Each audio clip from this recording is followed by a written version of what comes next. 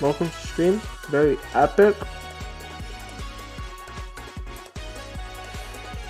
Okay.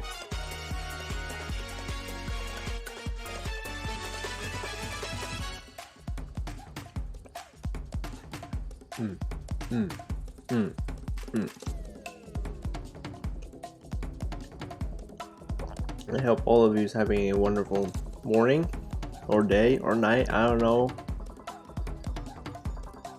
For me, it's a wonderful morning. I managed to wake up without like struggling to get up. I finally pushed myself to actually be productive and actually stream on the time that I wanted to, which was 8 o'clock. I was planning on doing it earlier, but I don't know. I think if I did do an hour earlier, I'd struggle to get up. I would just fall back right to sleep and it's not gonna help.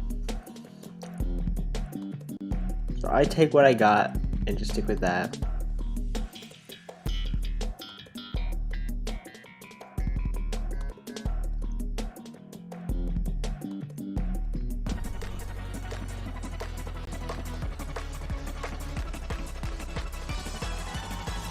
I don't like this level. I don't like the ice ones. I never did. I never liked the winter ones.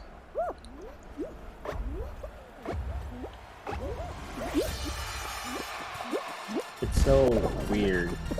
I don't like it. Oh my gosh. Oh my gosh. Oh my god. Oh my gosh. Oh, he's dead.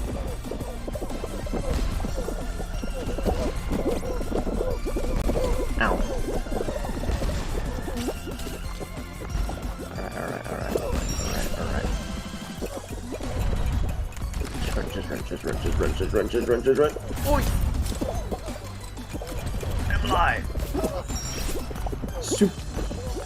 Oh yeah, I can fly. They're all falling down.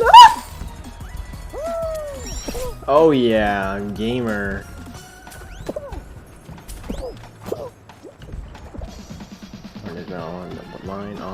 On the line. Eee. You bastard, how dare you? Yeah, I'm a gamer. Alright. Eating some nice bread, that's epic. So if you hear chewing sounds, I'm sorry. But I need my breakfast. Breakfast is important. Any of you who are watching that they have not eaten any breakfast, go eat breakfast now. Very important, very important.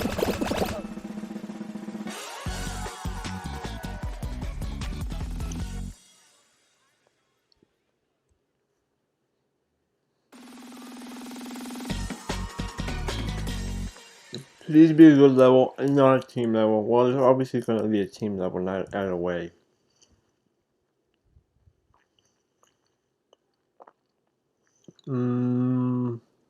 What level do I want? I have no idea. I don't know the names of these. This is a good one. This is a good one.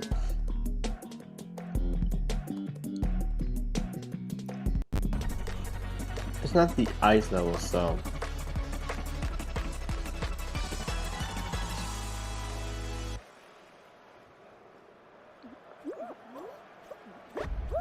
Beef.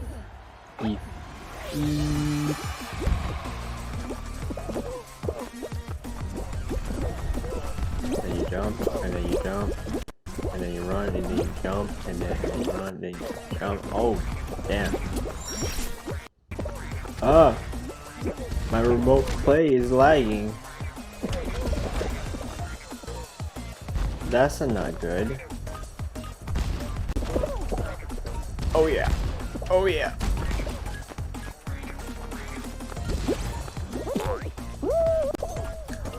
can actually get up there and do things?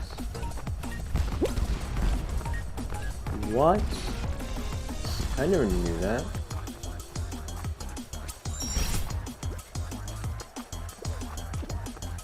Oh, it doesn't matter, they fell anyway.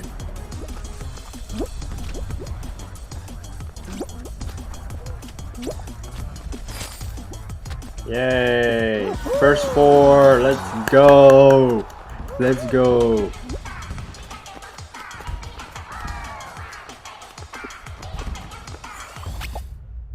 Top 20%.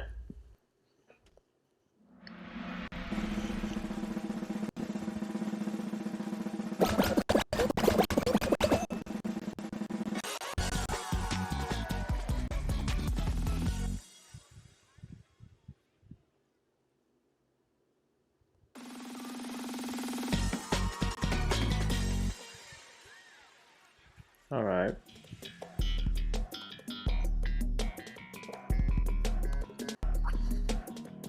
Oh, it's a slime climb. This is a good level. I like this one. They should make more of these.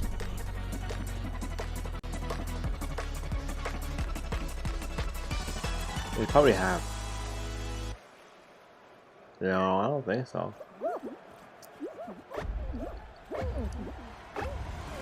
Yeah, no, they haven't made more of these.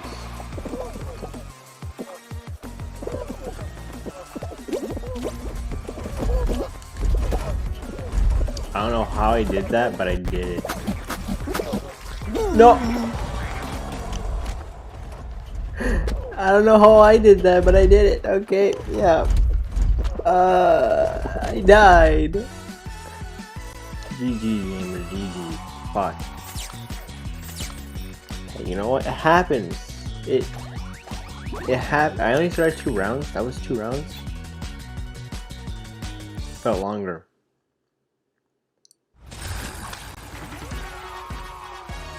It felt longer to me. I don't know.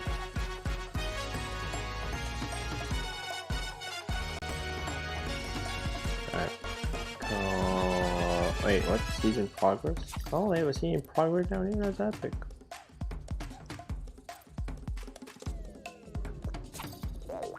That's not important right now. It's important that I'm a gamer and I need to win. Okay? I need to win.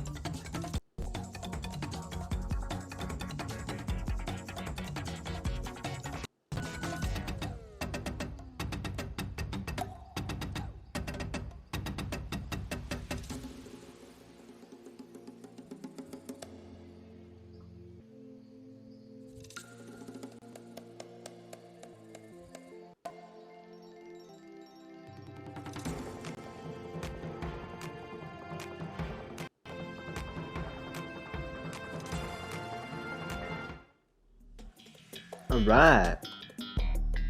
That took a bit long.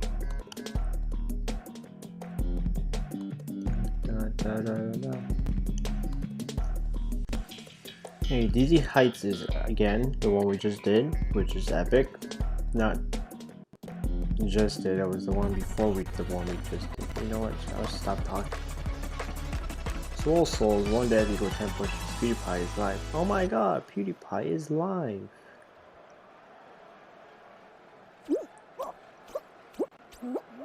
Oh, okay. That was weird. I don't know why that was just there. Can you stop grabbing me, please? Okay, personal space, man. Man? Oh.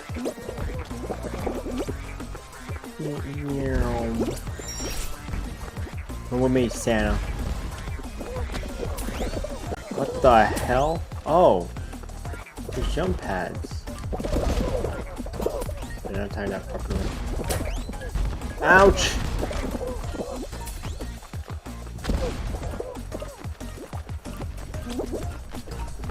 Yum. Yum. Oh, damn.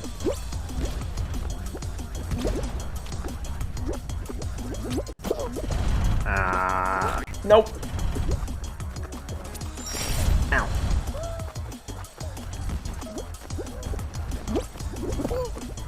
Keep.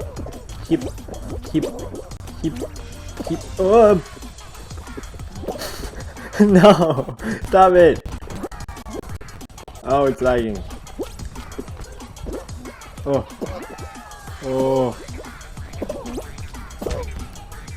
Move out of my way, crocodile. Oh, I did it. That was so. No, what's this person doing?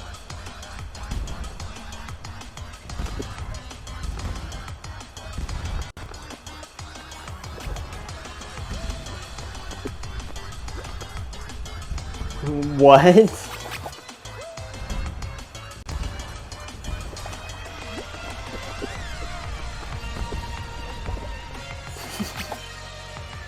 I think they're lagging or something because they're falling through the floor. Unless this is how it usually is.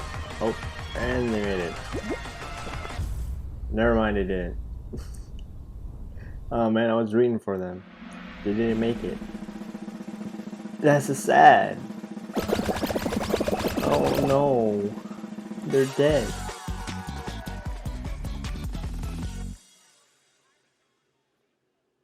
It happens. It happens. It occasionally just happens.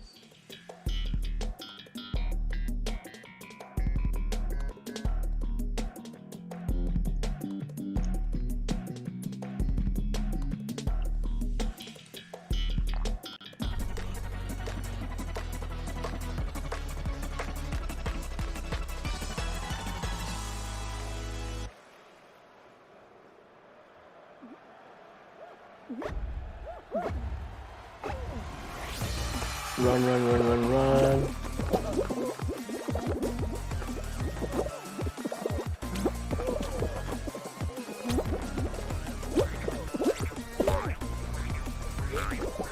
Wee. Oh yeah, massive boost.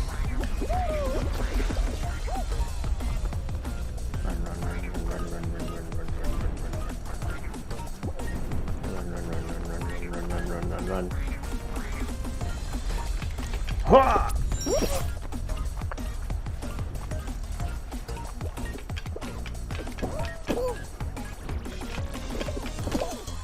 Ouchies.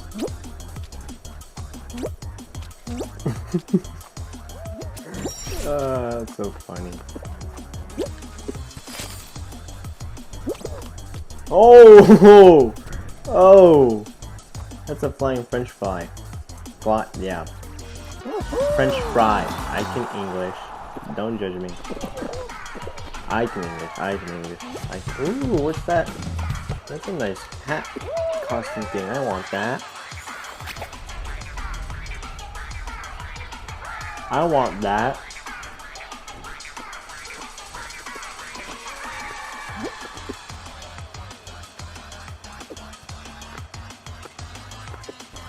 Come on, man. You can do it. You can do it. You can do it. There we go. Never mind. Why is it always the ones I root for that don't make it? Look at Axel bottle skin. Damn, our Axel sure are popular nowadays.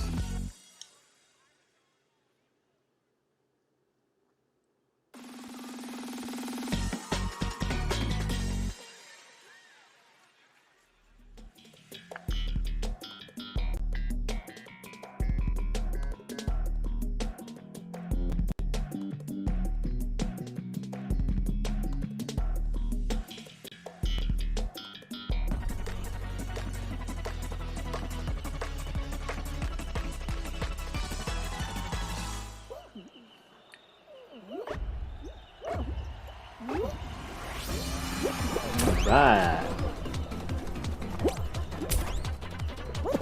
I need to find Pengu. Pengu, come here! No!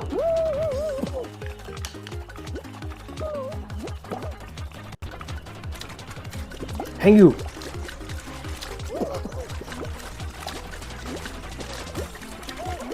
Come here. No, my Pengu! My Pengu, no.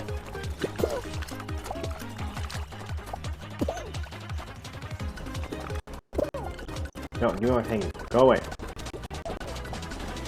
Where the fuck is my Pengu?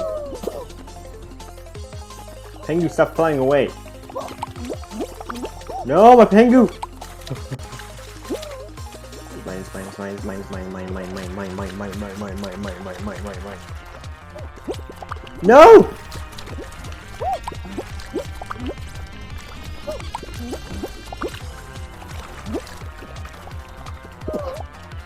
No, my Pengu!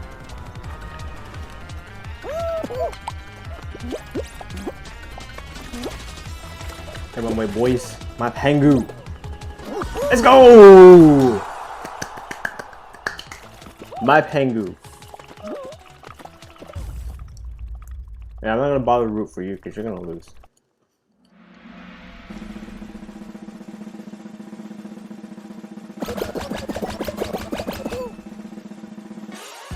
Nice. I'm pretty sure the next one's gonna be a team battle. 9v9 since it's like 18 because I can math. Okay, I bet you didn't know that.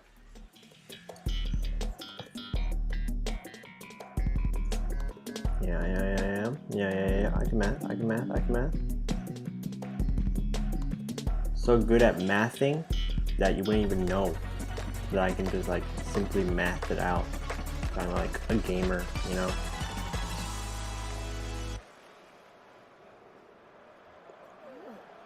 This is not a team battle.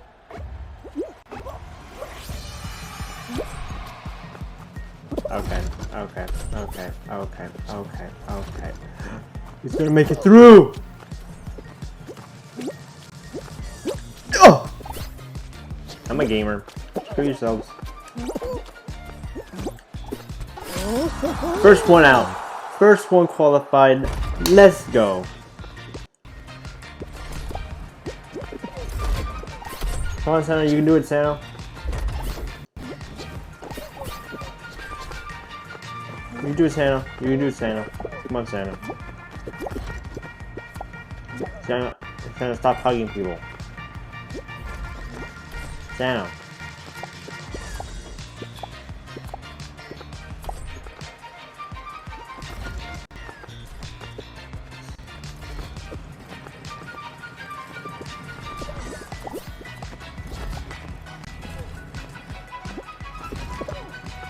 Santa, what are you doing?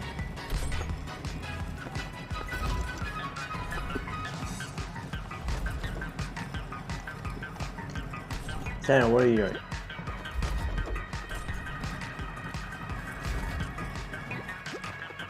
Are you not allowing people to get the thing? What are you trying to do, Santa? Santa, what are you doing? You're sabotaging the game. He's not allowing anyone to use the ramps.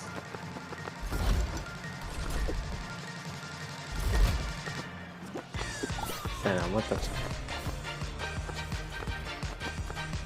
Santa, you're too late, man. You're too late. Santa, what was that?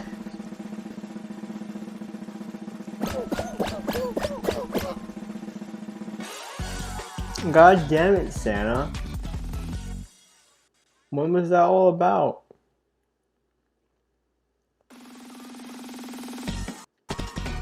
Completely unnecessary, Santa. Just saying.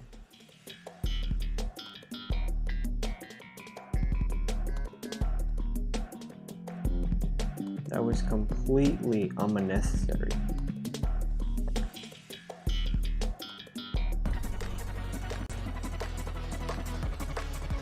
Here we go.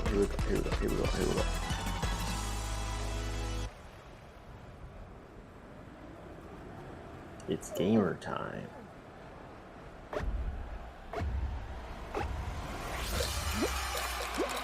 Eee.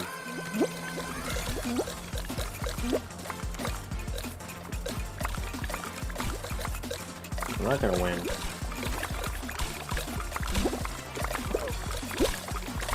Winning something's not gonna make it. I can already see it happening. I'm going to attempt my winning streak. What am I talking about? I don't have a winning streak. Jesus Christ.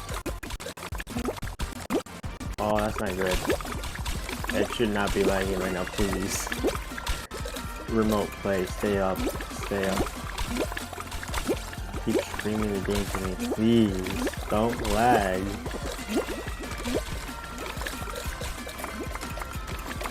Please don't lag.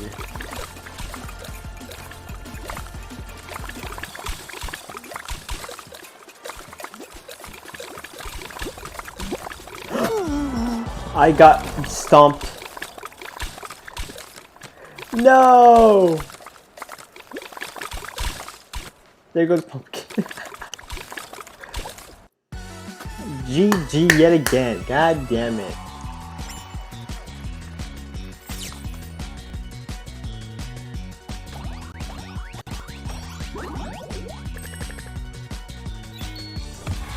I either got 2 crowns. Let's go. Let's go.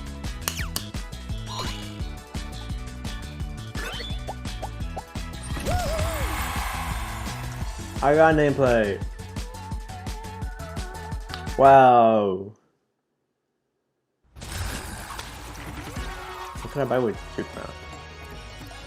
Billy the Fall Kid. This is like a Woody type skin because it looks that coat right there reminds me of Woody. Just saying.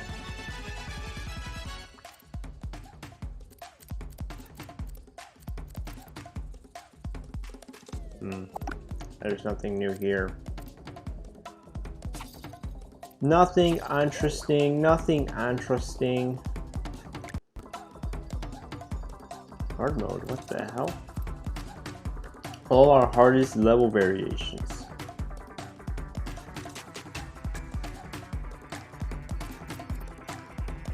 Yeah, let's play hard mode. I don't mind a challenge.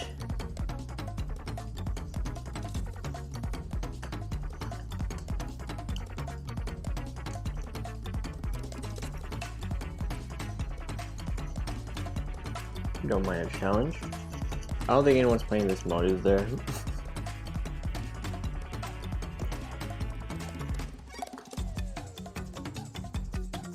We don't got anyone playing this mode, do we?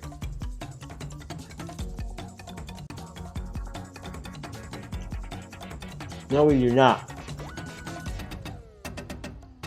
Never mind, we do.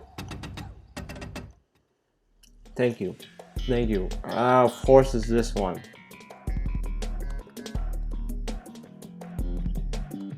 Now, I would say that this is obviously not hard. I'm not going to say that because obviously that's going to jinx myself. I mean, I feel like it's not really hard, but I should just leave it at that and not question it anymore.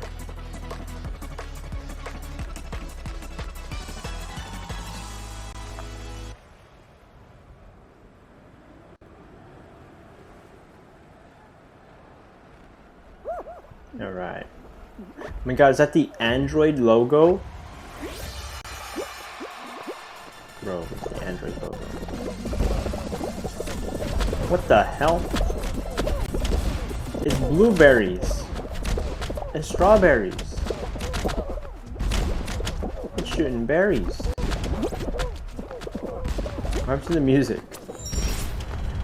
It's awkwardly silent. Ooh! Ah. Superman fly. Is that a Bomberman skin? I want a Bomberman skin. Oh, that's epic. I used to play Bomberman when I was little. It was such an epic game. I was such a gamer at it. I thought I was gonna die because of the goddamn spike was there. Got banana can. Come on, banana can, do it. Do the banana can. Do the banana can. Yeah! See, that's what I thought was gonna happen. Is that a black bullet from Enter the Gungeon? Black Bullet. That's an anime, I believe. I know this because I kind of watched it. I didn't finish it. That's why I said kind of. It is a Bomberman skin. Oh my god. I want one. Oh no, he's dead.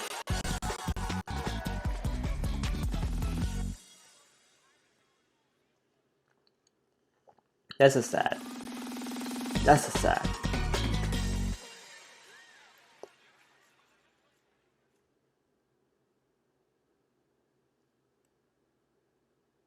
What's next? What's next? What's next? What's next? What's next? What's next? What's next? Do do do do do do. Hit parade. Alright, I can do that. This is something I can do because I am a gamer.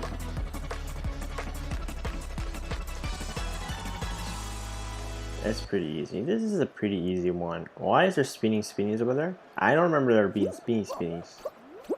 That's not the usual thing.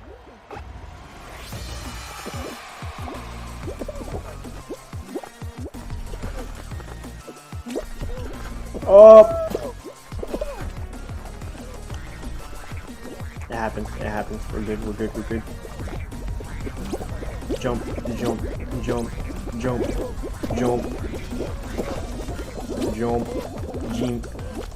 Jump. Jump. Wow. Get out of my way.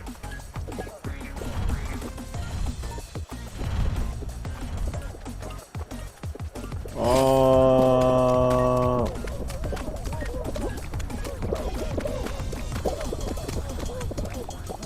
Nice. Let's go.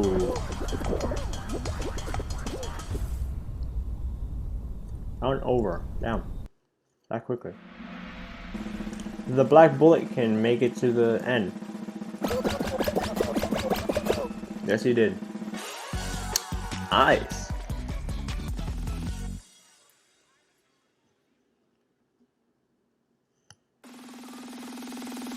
That's an epic.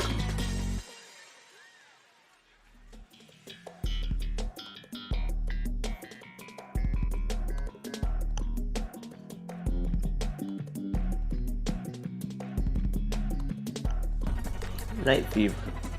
What's this one? It's got topsy-turvy plates. And then what are those candy cane looking pads there? And probably launch pads. Is that a Kenna skin? That's a Kenna skin. That's cool.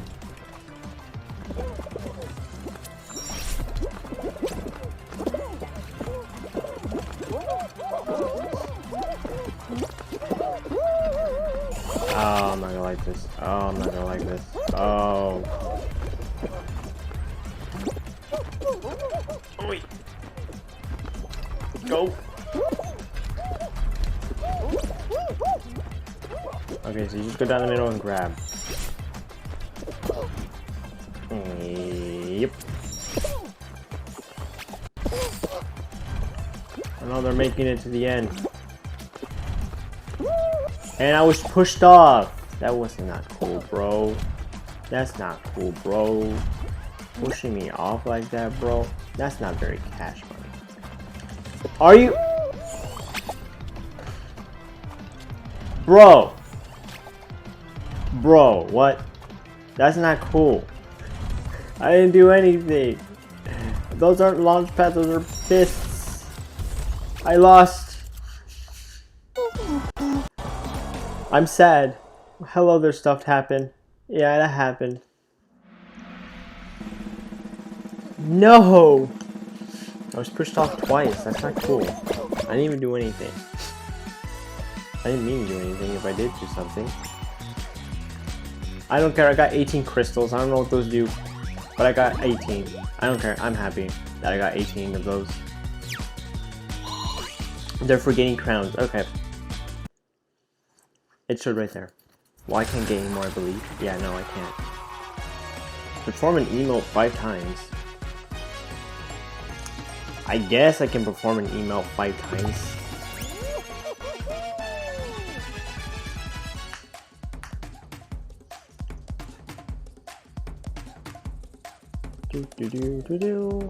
Now for the long waiting time, because obviously it takes really long to get into a lobby. Like about a minute or 2. That's epic.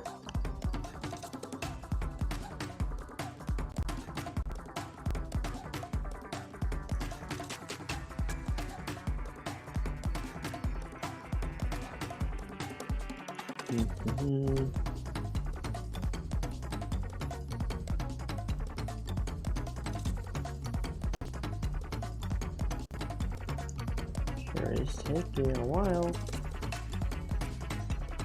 I don't like these loading times, it's so awkward.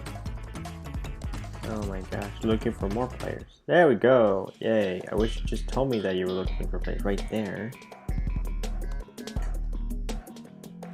Now show me at the end, please, that'd be cool. Alright, we're playing Big Fans. I don't want to play Big Fans though.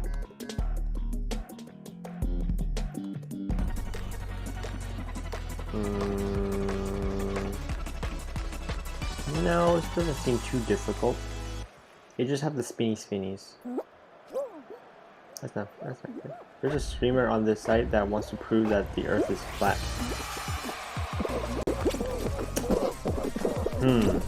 I don't...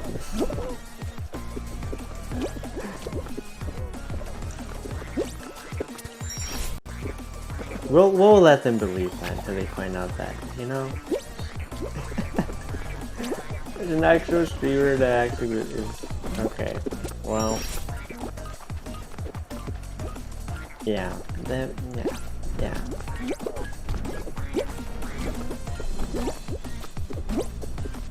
I wonder what evidence they're portraying. Not portraying, displaying. That's the right word, I can English. I wonder what evidence they're giving away to show, to prove that the earth is flat on stream. I'd like to see that.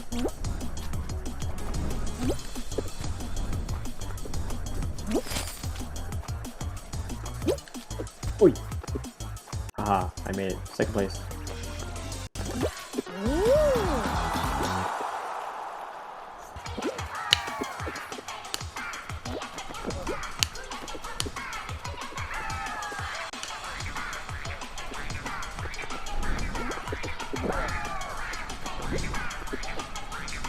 Come on, man. You can do it. You can do it. Jump. Go. What are those guys doing in the middle? What the hell? Is that a party over there?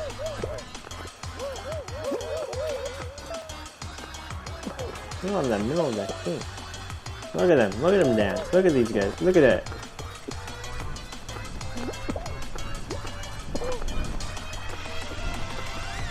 Bro, they just be partying here. Oh my god, is that a golden chicken?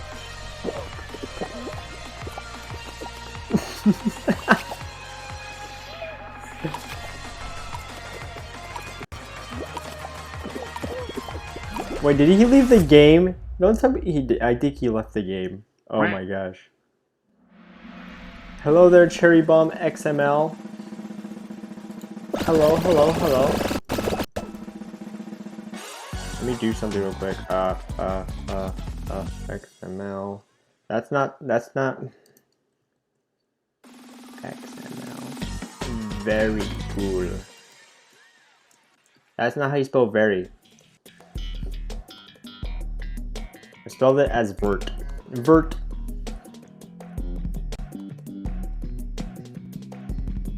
I spelled it as vert. I can spell. Oh my god.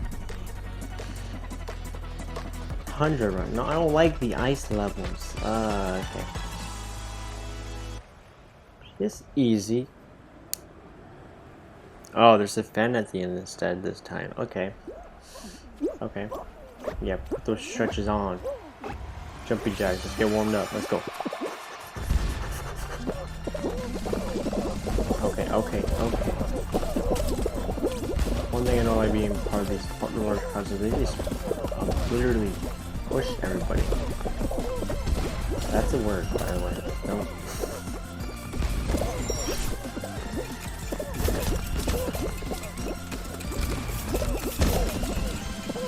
I don't like the ice ones. Ow. Okay. We're on solid ground. Like, really gripping solid ground. Okay. Don't be lagging on me, please.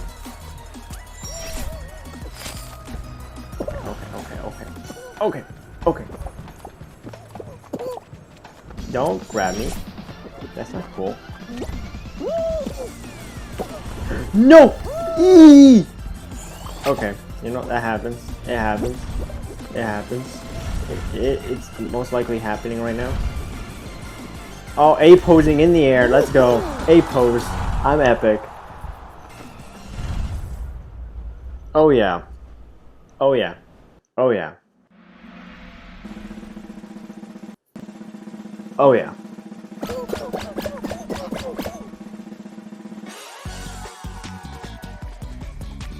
Such an epic A poser.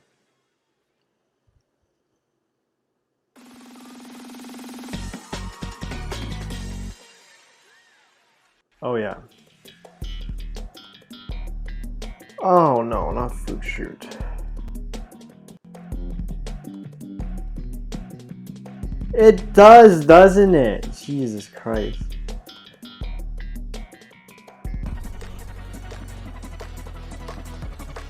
I'm having a good day. Indeed. Yes. Thank you for the follow. Thank you. Okay. Oh my god, it's the hammer thingies. Can I use the hammer thingies? Okay, you know, I'm gonna attempt using the hammer thingies. Alright, I'm a gamer. I know what to do. Stop. Okay, you know what? Screw the hammer thing. Yep. So are those golden eggs? I don't think I've seen those in any sports. Is there a sport that uses eggs? No.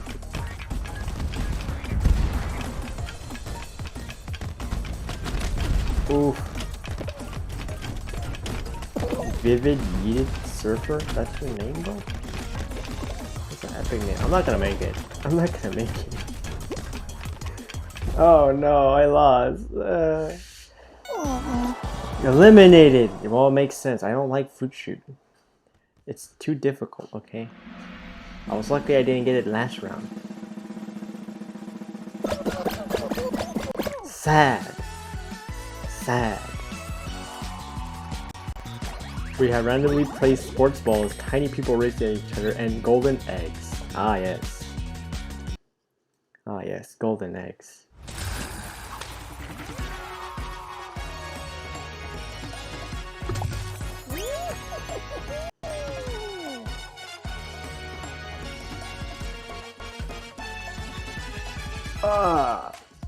Looking for players. Yes.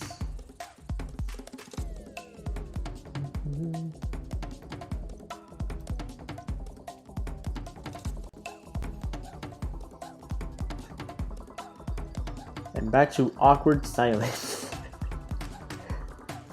Like I said, I don't like the long loadings in this game. It's just awkward.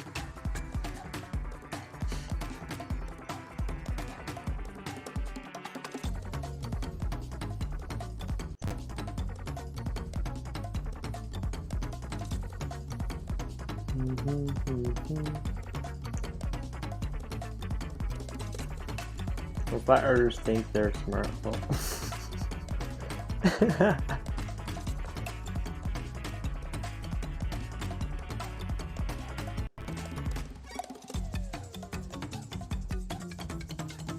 Wonder what evidence they're trying to show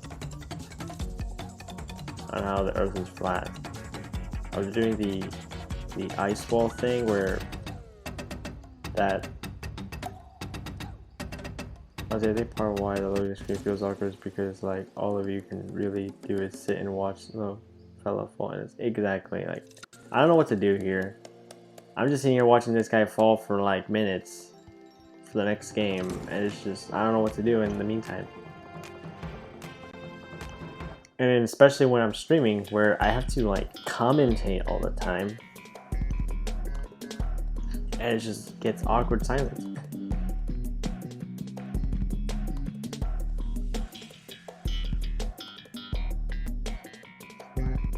Flat, flat.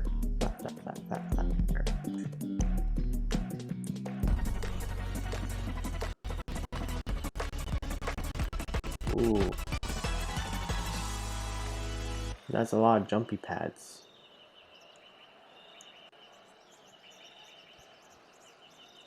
Okay, finally a jungle level. Actually, no, I actually did do a jungle level with the penguins.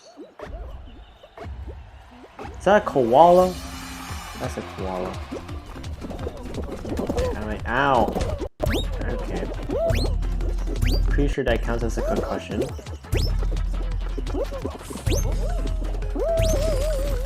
Yeah, I reckon running commentary over a bowling bean ain't very easy. Yeah, it ain't. Because I don't know what to like bring to the table. Like, what do I talk about when he's falling?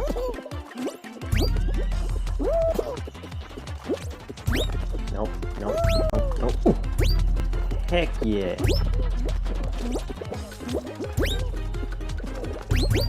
Oh yeah. Oh yeah. Oh. Ow. Oh yeah. Oh. Oh yeah.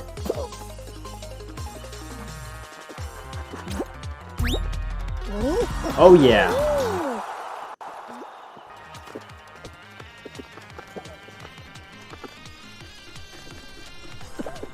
Oh. That's a long fall.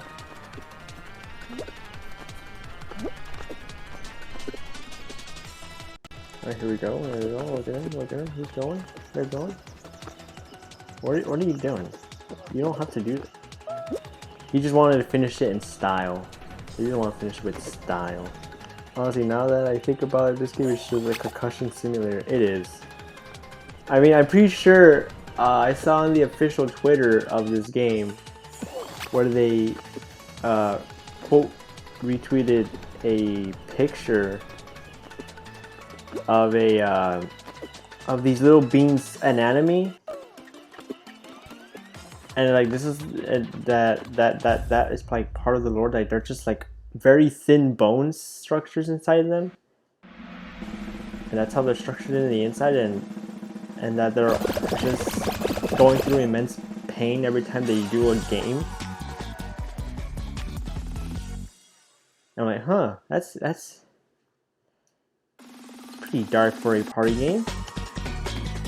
Bonked by sports balls, bonked by hammers, bonked by people, and they're like, yeah, oh god, them having bones like this is a lot more dark sided. Yeah, it pretty is. Yeah.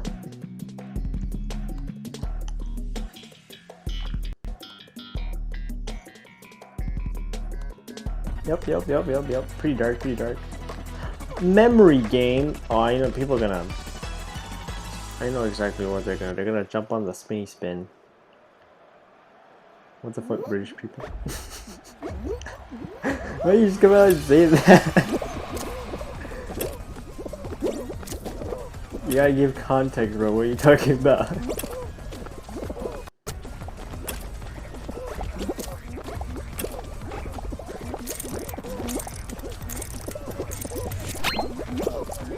Is that apple? I think that's apple. I don't know which is the apple. That's not apple. I thought apple was there. It would have been nice if they gone with gelatinous substance route for the anatomy, but they decided no. They have bones. Yeah, they have like these thin, fragile bones where they just go through immense pain every time they bump into anything. Why you gotta make everything so dark? I didn't make things dark. Okay, tell the developers of this game that They said that's official lore, so I just mentioned it. I just mentioned it. You can get me for that, okay? But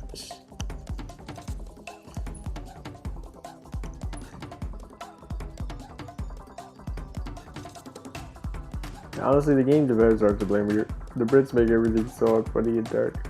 Aren't the game developers Brits? Are they? I don't. Are they? I don't know. Brits makes everything so unfunny and dark. Well, if you live in a country where it's usually gloomy, very cloudy all year round, then not sure what you're expecting.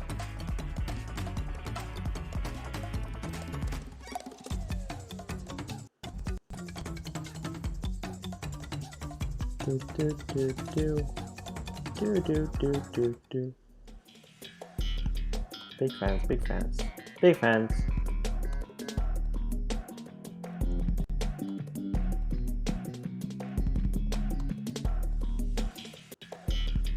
What's gonna be in big fans? Are we gonna have spinny spinnies? I think making things unfunny and dark is just part of human nature. Chemical imbalances in the brain, or even just a dark-sided mindset. Pretty much, pretty much.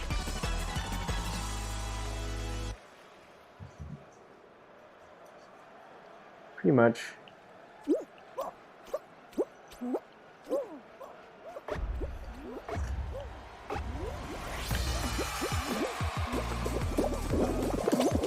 We should have British hate month. Jesus Christ.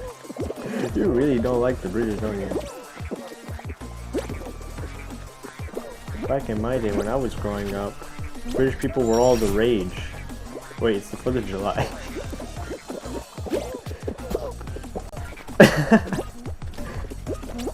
Of course it's the 4th of July. Never mind. It's not the entire month, just the entire day, really. Yeah, but back when I was growing up, British people were all the rage, okay? Everyone was like, oh my gosh, I wish I had a British boyfriend slash girlfriend. Like, oh my gosh, they're so amazing. And like, now they just became a joke for some reason. Weird how things age like that.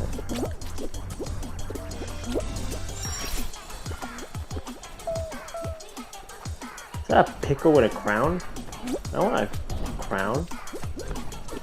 Oh my god, is he supposed to be, is he the guy from that SpongeBob episode? I think he is. I believe he's dressed up as that pickle from SpongeBob. Oh my gosh. I don't remember what his name. But yeah, he's a pickle who's wearing pink shorts, I believe, and he's wearing a crown. When I was a kid, everyone was always bickering to see who could best replicate a British accent because we all knew we weren't British. Yeah, that too. Pretty much everyone tried like mimicking British culture. Be like admiring to the British. Not admire to British things because I don't know. The appeal of British were, like I said, all the rage back in the day, and nowadays it's just hot British water. Yeah, that's all they do now. They just mock them now. I don't know why.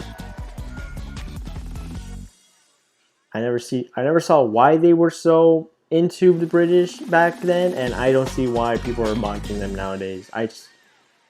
I'm just confused. I just like, all right, you do you guys. I don't know what you guys are doing.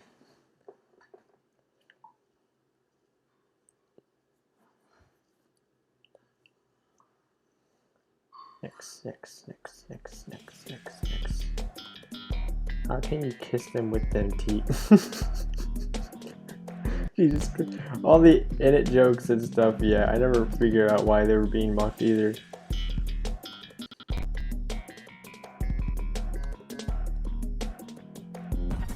In it. Yeah, I never understood.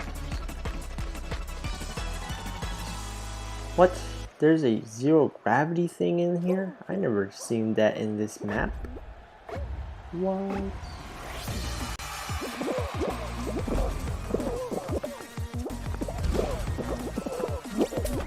But one thing I do understand when walking the British is the food, okay?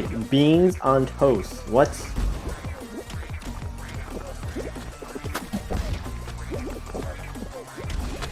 That's something I'm never gonna understand. Why you put beans on toast? Tell me it is so funny to see so loud. Whoa, whoa, whoa.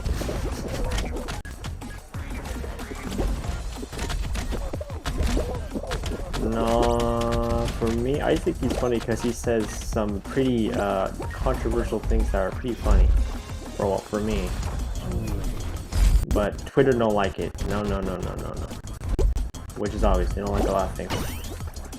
And he's very loud. Oh no! He's very talented, though. Very.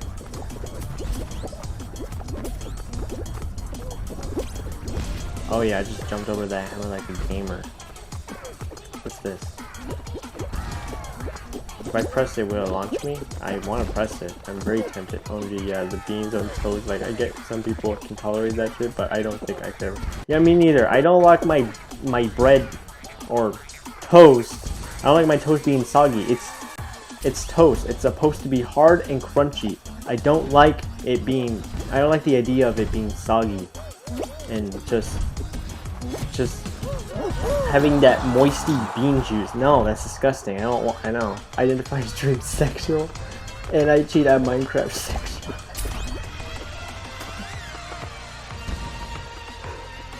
Yeah, look, yeah, the skin. The skin is referencing that dude. I don't remember his name. It's from that SpongeBob episode. I don't remember.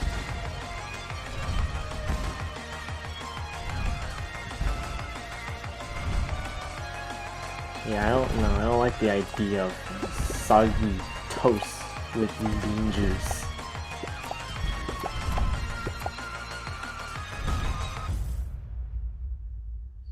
Oh, that's disgusting.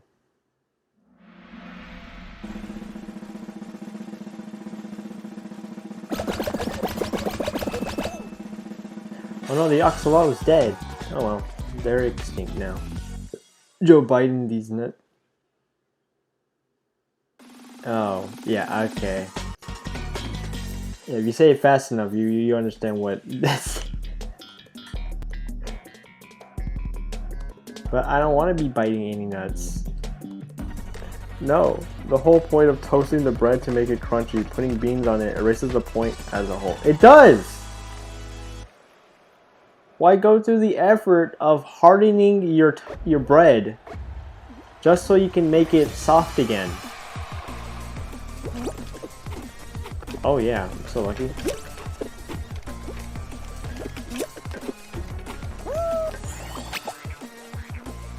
Use that and you'll get the whole squad laughing.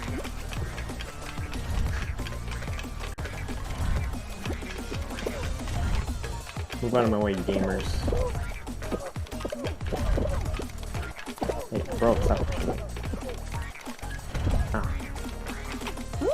Because people are gay.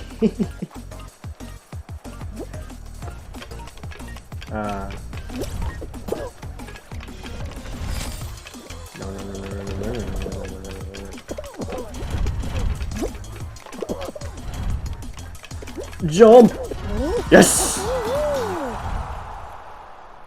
Let's go. What would you make something hard soft? That just sounds like a confused erection. That's what it sounds like to me. That's what, like, when I hear hard soft, it's just a confused erection. Yeah, I don't know why you want to make something hard and crunchy as toast and then make it soggy and soft when you put the beans on it. Now, if you're gonna put beans on toast, if you're into that, don't make sure not to put the bean juice. Just have the beans itself just on the toast, and there you go.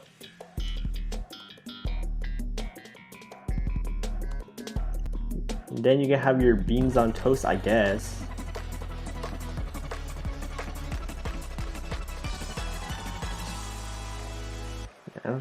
I don't like the idea of beans on toast. What the hell is that?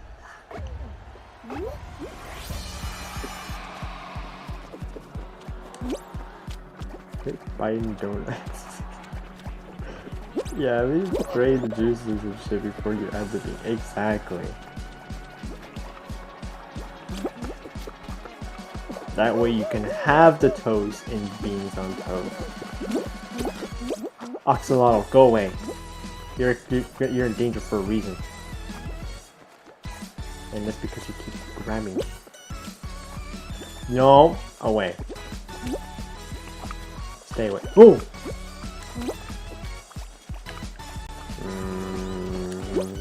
Oh! Okay. Okay. I don't think you should be lagging right now. I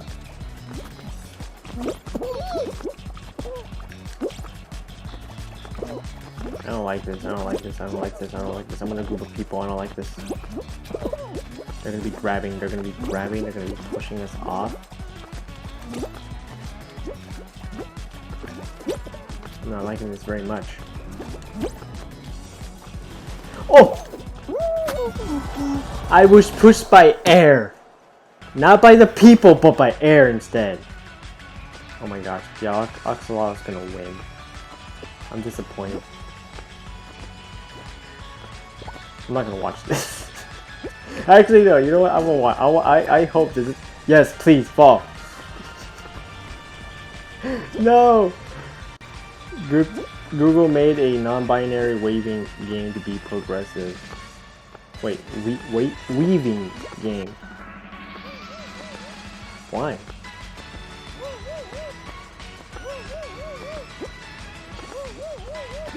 But why, Google? You have billions of dollars. Can you just let, I don't know. These... No, that's Google's like has $1 billion, and instead they make a game about weaving to be progressive.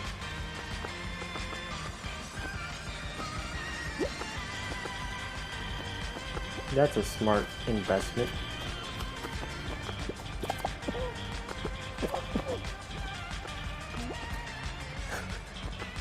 No, he won! That Oxalotl won! Because they care about indigenous people.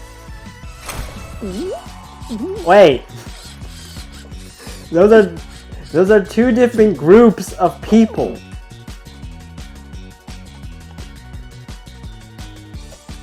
What?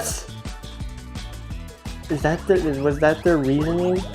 That they care about indigenous people? Is that the reasoning? So you made a game about weaving for non-binary because you care about indigenous people. That's two different people. It's two different groups of people.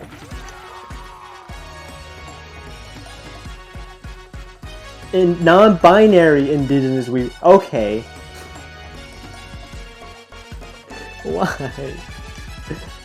Why? Why you do that? Why? Google, why? Google, there's better ways of representing people. There probably would have been thousands of better ways to do it. Play it right now. You want me to play it right now?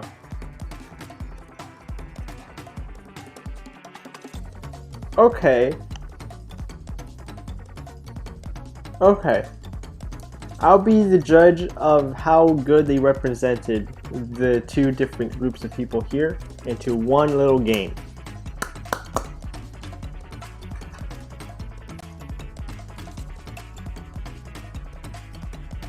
It's a Wee Whoppers? What?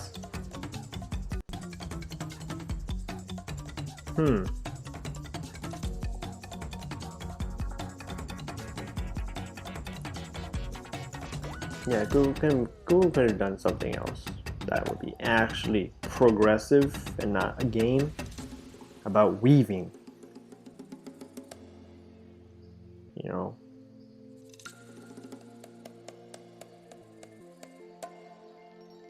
But I have to see this game for myself to see what they actually did with the game. I don't know, they probably might surprise you. I highly doubt it, it's Google.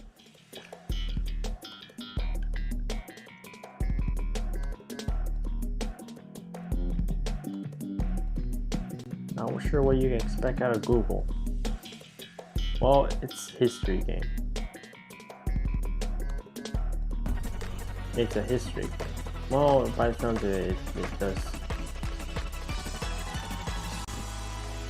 Yeah, by the sounds of it, it would be a history game. Alright. I'll try it out. I'll try it out after this match. We'll see what Google has done with a game about weaving that represents. Why am I lagging? Ouch! And there's chanting in the background. It sounds like monkeys.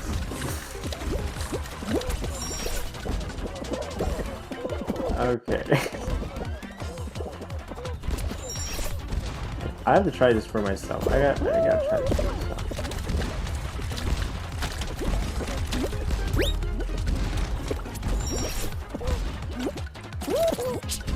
Ow!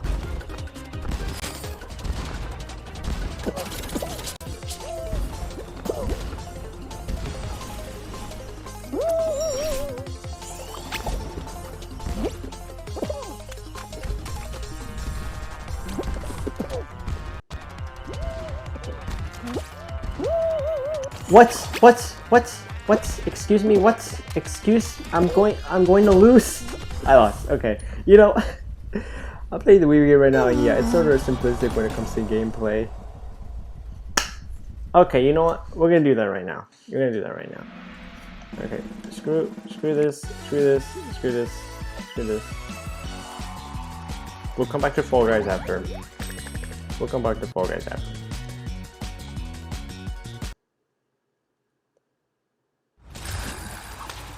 Okay, let me just get rid of the audio, and we're gonna. Okay. Go to Google basically. Weaving game. All right.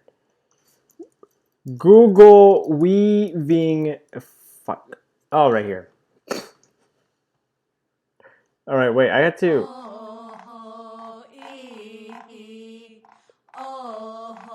This is gonna be strange.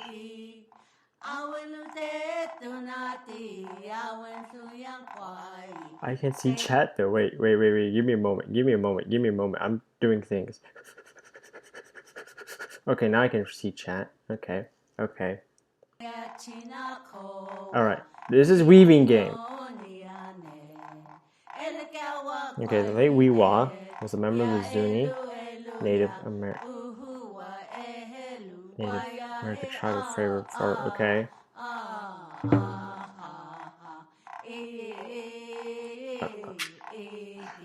Oh. Oh yeah, look at. Oh yeah, I'm such a gamer, guys. Hold a second. Okay. Roll.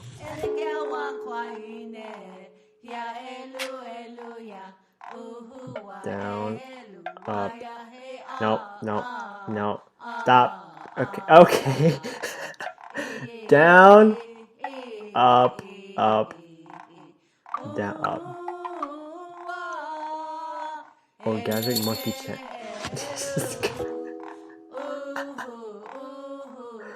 Okay. The late Weewa was an expert weaver, creating textiles with distinctive Zuni style, skilled as. Thanks for the follow. Thanks. Stuff happened. Very cool. I could just have a bot doing that, but I do prefer to do it for myself. Creating textiles with distinctive. Oh, thank you for the ice cream, man. Yes. Skilled at pottery making, the late Weewa was among the first Zuni to sell pottery and textiles outside the tribe. Down, up, down. I'm a gamer. What? Wait, what? Oh.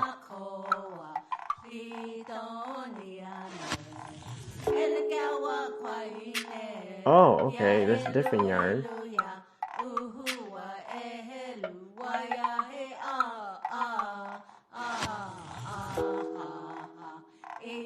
The late Wiwa was a tamana, someone born biologically male who fluidly took on gender roles traditionally performed by both men and women within the tribe. Basically, they were the first ones for gender equality. Let's go, let's go. Kazuma will be proud. Kazuma will be proud. Fuck. I find the yarn gameplay to be very fun, because look at it. Whee! Whee! Oh yeah. I did not mean to do that. Okay, let me go around. Let me go. Okay. Stop. Sacrifice people equally. Yes, as it should be. These people were ahead of their times. They were ahead of their time.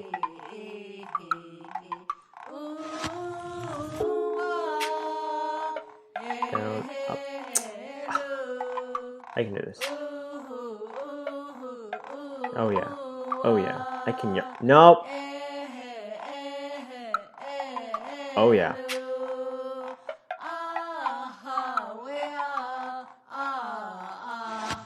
Oh yeah.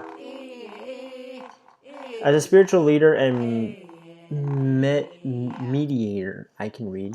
The late Wiwa preserved the history and traditions of Zuni people, including educating European settlers, missionaries, and government officials about it too. Wow. I don't know what that all means. Oh yeah.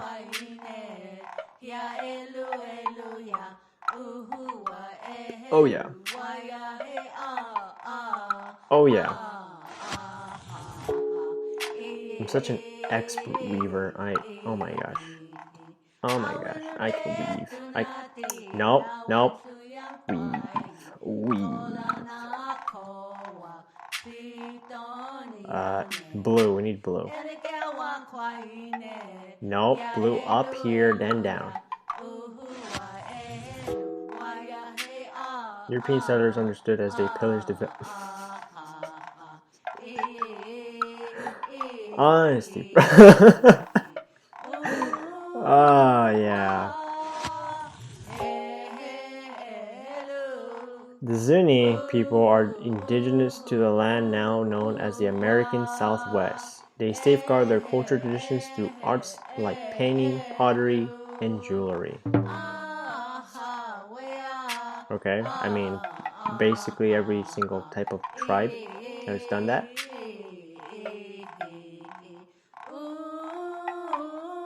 If not through pottery and jewelry, they would have preserved their history through buildings. What am I missing? Oh, I got a roll thing. It's more enclosed sediments and shit living conditions.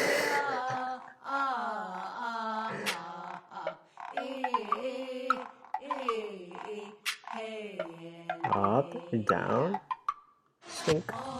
Oh yeah. Oh yeah. Such an expert weaver. Down. There we go. Yes. Thanks for weaving with us.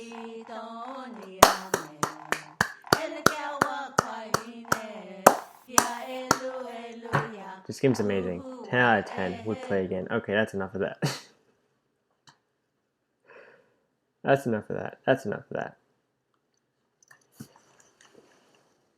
I just speed ran this game, and honestly, it was satisfying. I enjoyed the weaving part. The weaving part was actually pretty epic.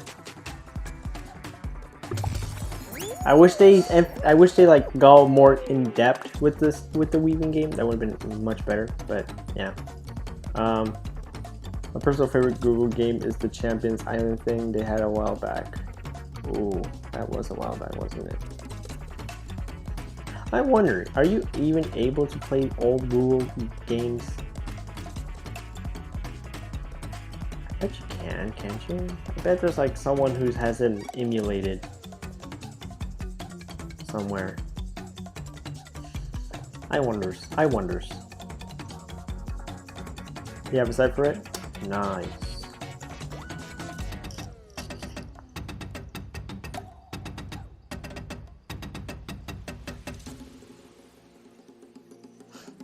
Well, that was an interesting weaving game. I can see what they were trying to do there. So yeah, they were trying to explain about the Weewa, the tribe, what they did. And they're very ahead of its time. Gender equality, which... congratulations. You now completed cultural appropriation, the game.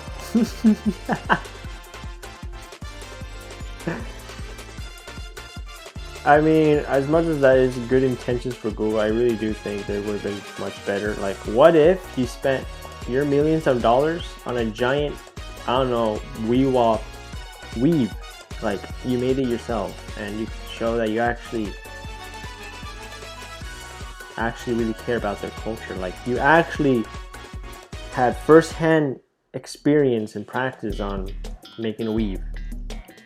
I don't know. That would be cool. See, like you have like a giant weave and you could just display it on your headquarters, you know?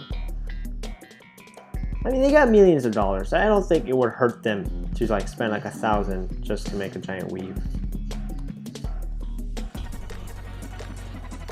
I felt like that would have been much better than this game. But then again, if I had played that game, I would have been an expert weaver, so I can weave. Yeah, but I see what they're trying to do. The representation for a native tribe that was ahead of its time when it came to gender roles and whatnot.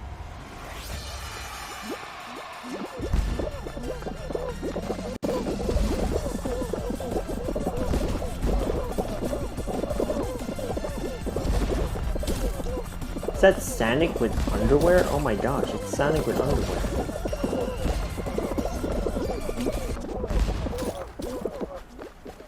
And there goes the music. The music just gone.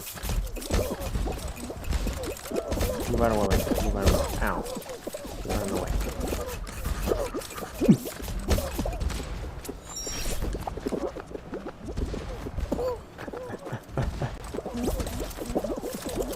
Why people with dreadlocks cultural appropriation? Then you look back, when you look at Greek history, little statues with dreadlocks. Yeah. Yeah, but yeah, as you know, kids don't pay attention to their school, so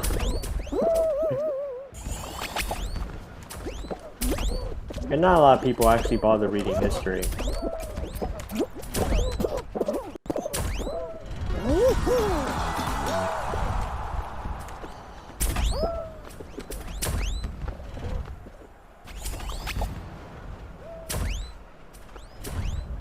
Honestly, I don't get the whole gender appropriation bit. Like, honestly,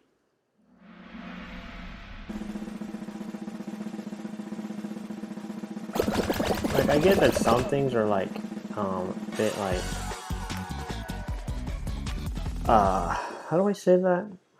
Like a big taboo, I guess. It's taboo that some things might be, I guess.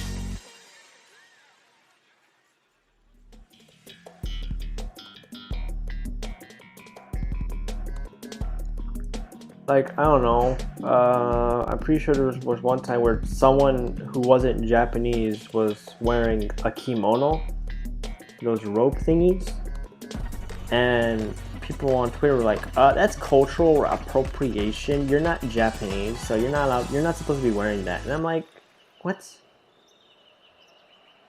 wrong with wearing a kimono? They're cool. I want one. Can I not have one because I'm not Japanese? Explain.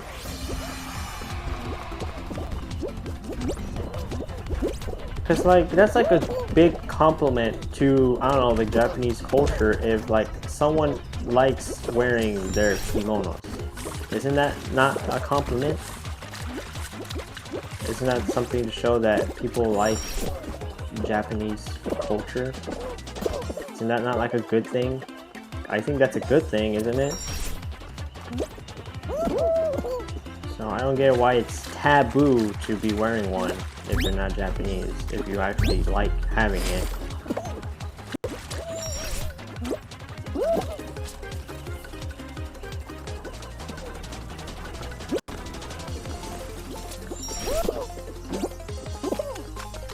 I mean, if someone were to do like, I don't know, like participate in their own what's a culture of from mine ethnicity I don't know. The thing when BLM founder openly told me is with friends and dictator and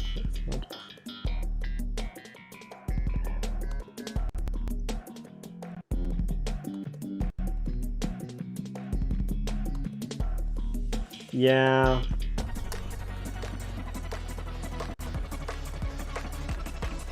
Oh shit.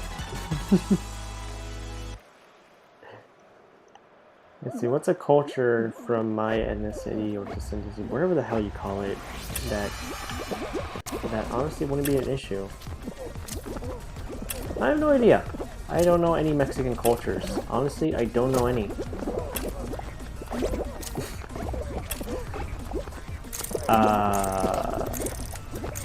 I mean, if someone were to, like, I don't know, have a quinceañera, I would not give a care. Like, if someone who's not Mexican has a quinceañera, I really don't care. Honestly, I don't care. Why would I be so offended by that?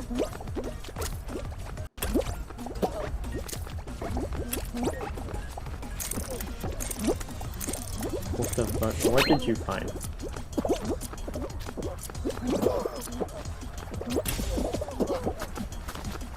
Okay, give me a moment. Let me finish this round, match, whatever you call it. I did not do that on purpose. Okay, let's read what you found here. What did you find here? Me who supports BLM and then sees this. Okay, what's this? Redirect notice. Yes, redirect. Twitter. Okay, what's on Twitter? Just for good measure, here's the third BLM co-founder, Paul Zanetti, posing for a photo with Venezuela's communist dictator, Nicolas Maduro.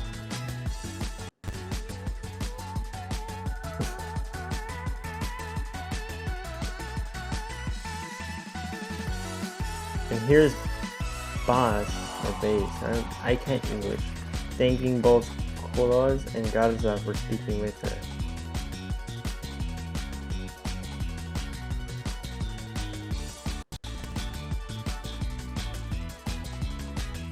As Congressional Black Caucus Chairman at Karen Bass tweets, if given her long-time support for self-described Marxists, she would publicly disavow Marxism. She refused. She missed the premise, laughing off the Marxists as a hashtag Black Lives Matter chapter that I'm surely not a way of. Pretty sure that's aware. But it's not just a chapter, it's the national leaders, and she's aware of them. Leaders again, I found her describing herself and co-founder.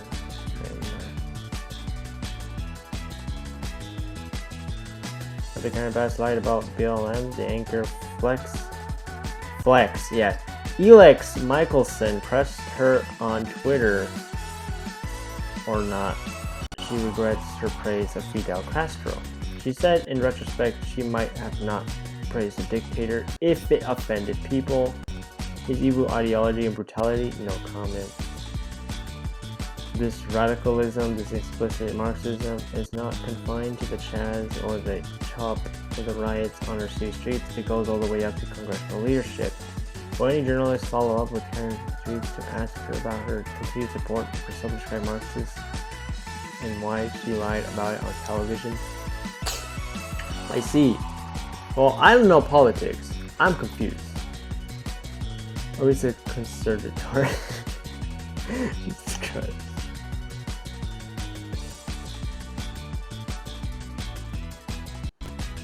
honestly, you don't have to go into such depths to understand that most of the time BLM, the whole thing about BLM is the idea behind it is something obviously you'd support because I don't know, because it brings equality, yeah, but what I don't approve of the BLM to be the BLM to be doing is, I don't know, the riots they did, the vandalism of private property, harassing people.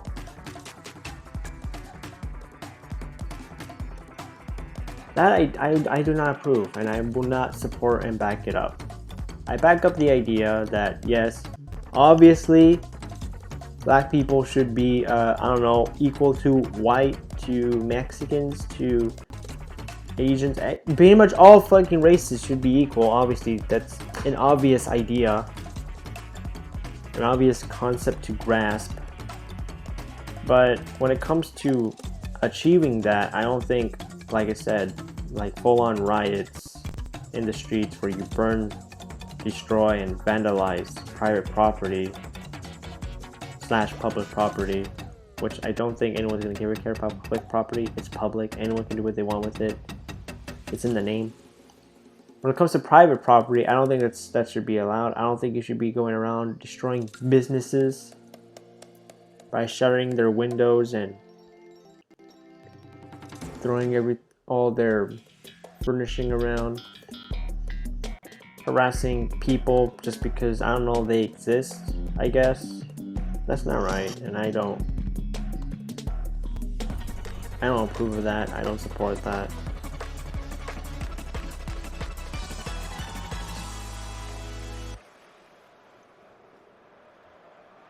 I mean, whatever happened to the days of, yeah, the rioters who used violence as a means to end basically gave the movement as a whole as a bad rep. Yeah, it's like, no, don't do that. I mean, you didn't hear Martin Luther King, a very, very key icon to black civil rights. You didn't see him going around rioting. Man's had a whole peaceful march up to what was that place again? I don't remember, but he did a big march. It was very important.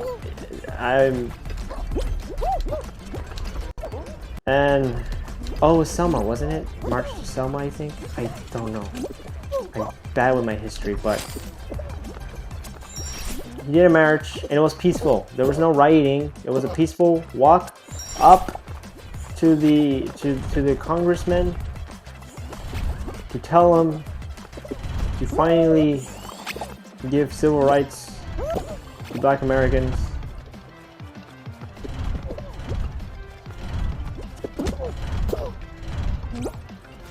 The media shouldn't have to ask how many people died during this protest or how many people were injured here, because then that takes away from the point of protesting. It does. Protesting is about killing people.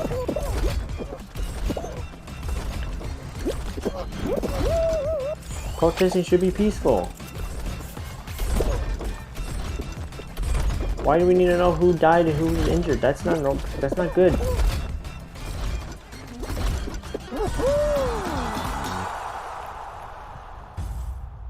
I just told that Pineapple's place. I'm so sorry, Pineapple Mans. I'm so sorry. Everything should be peaceful, but unfortunately people don't think that. They rather think with their emotions and just get Protests are all about spreading peace and equality, but some people just can't help but take the law into their own incapable hands. Exactly. They get so pumped with like power, I guess. They get stuck in the moment and just do stupid things, which is not cool. How do you call yourself a protest when you're a riot? That's not protesting, that's just civil dispute.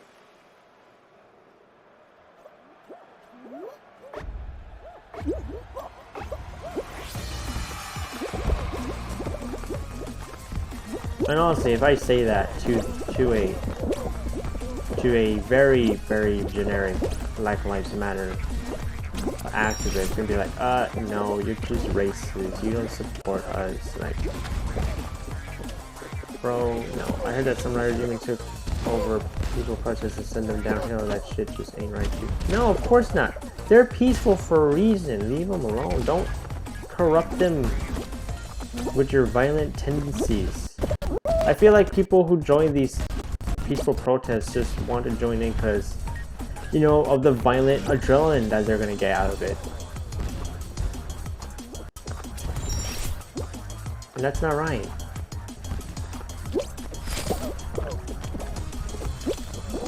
I feel like they're just using BLM as their little shield, as their moral shield, I could say, so that they don't get any flack about it. And everyone's like, oh yeah, you can definitely break down businesses and stuff. Peaceful protesters just want to spread their message, meanwhile the writers are literally just vigilantes. Of course, yeah. Not even vigilantes, they're downright criminals. Of course they are. They looted private property from small-time businesses, and like, bro, what the hell? And like I said, they're hiding behind a moral shield.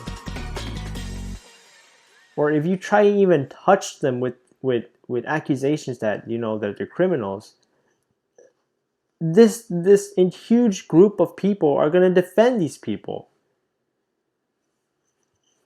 And it's like, no, that shouldn't be the case. No matter what you support, you should be held accountable for your actions.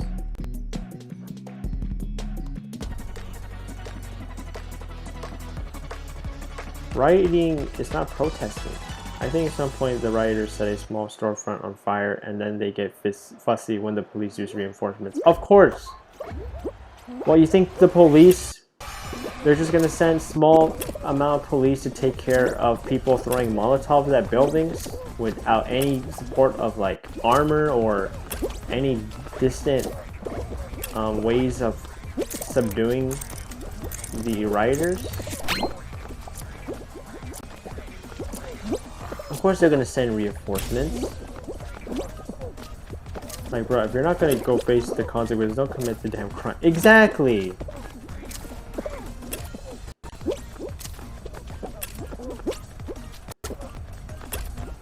Like, damn.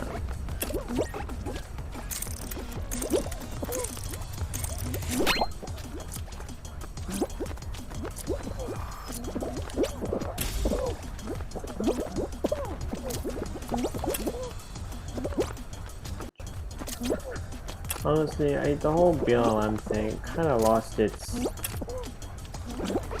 charm when those riots happened. It's very unfortunate for those who actually are trying to do something good with it.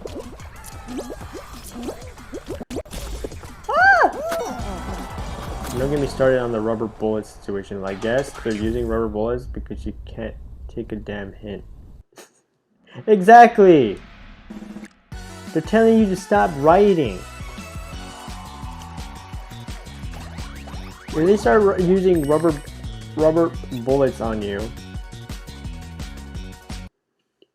and there's a few buildings on fire, then it's probably because you're the reason. Because you don't see the police setting on things on fire. Okay, that's like an instant lose your job type of thing, and I doubt anyone in the police wants to lose their job. Honestly, yeah, the message got lost behind all the bad media reps. Yeah, it did. And it's unfortunate for those who actually take the BLM thing to heart and actually want to bring good peaceful protests, you know? The cops are using rubber bullets for a good reason. Like, they're not standing against your protest. It's just that you're committing a crime. Exactly. Burning buildings and public vandalism is not protesting.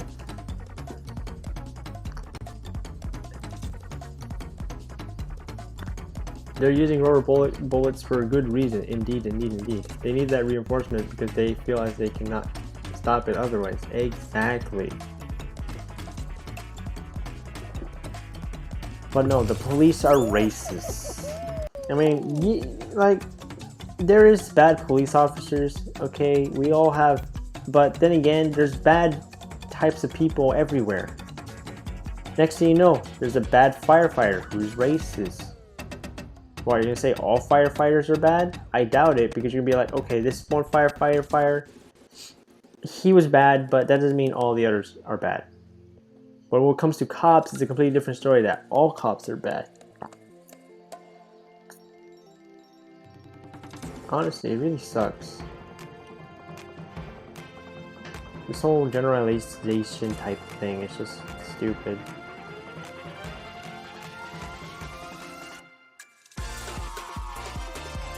Bad people are all over the world. Some people grew up around racism. Sure, that doesn't make it right, but it gives a reason for their ways. Yeah.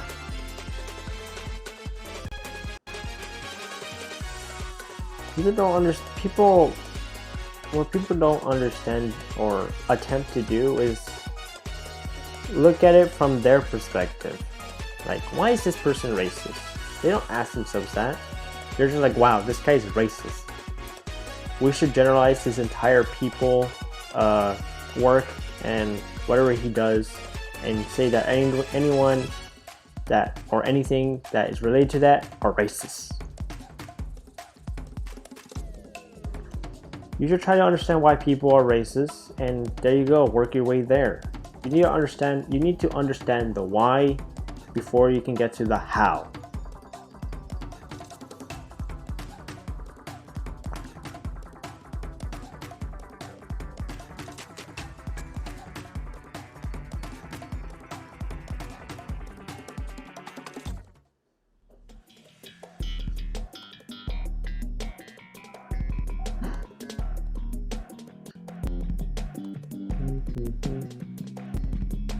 In the note of equality, I have a fiery hatred for people who throw out the term racist, ableist, or homophobic for no reason.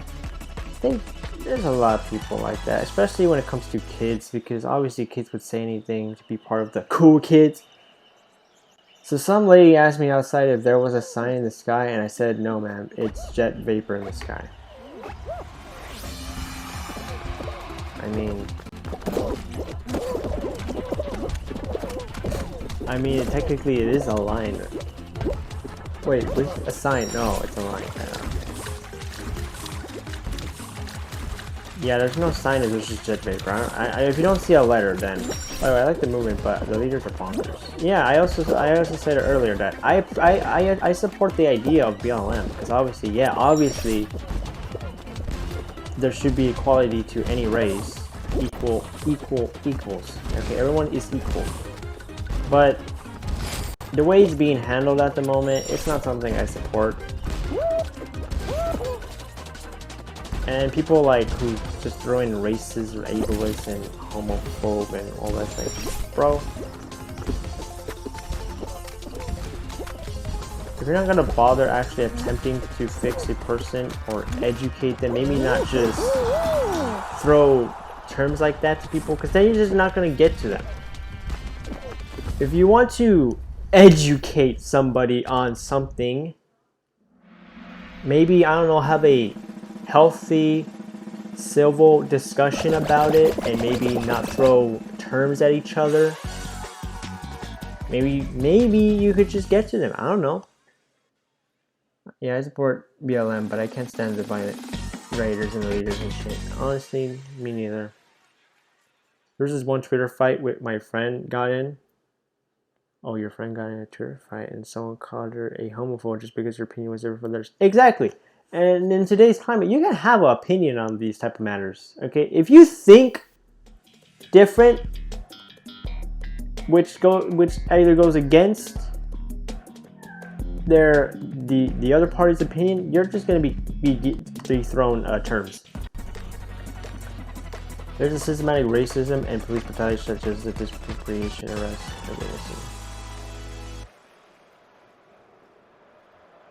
Indeed.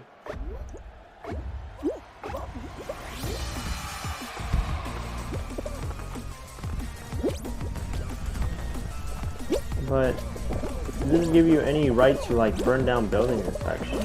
There are some people who just don't not share their opinion because it's like walking on eggshells. I used to be one of those people and it sucks. Yeah, it does suck. I mean, for me, I don't care what my opinion does to people.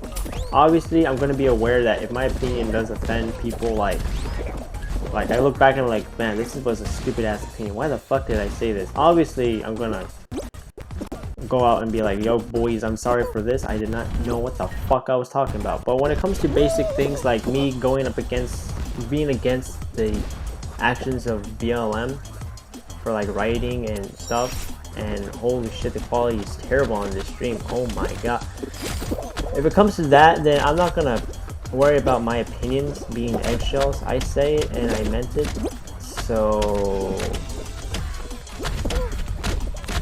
but damn, if you support violence to spread a message, it doesn't work. It doesn't work. The majority of people who support BLM are peaceful. When I was a kid, we lived on a hierarchy, and anyone on the lowest part of the pyramid was just not allowed to have a respective opinion. And that sucks. I feel like everyone should have an opinion.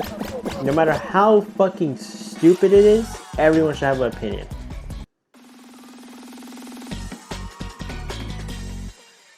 Everyone should. Growing up on that shit gave me a toxic mindset, but I eventually moved past it. Good, good, good. I'm glad you moved past it.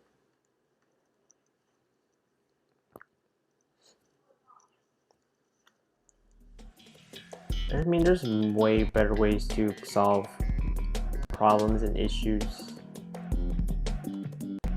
without being so violent and mean to people. People who cause violent shit are crazy. Indeed.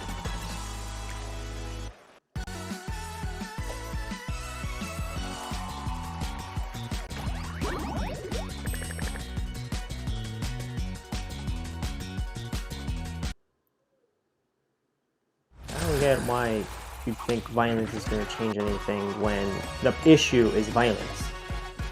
If the issue is violence, I don't think violence should be the issue to solving it.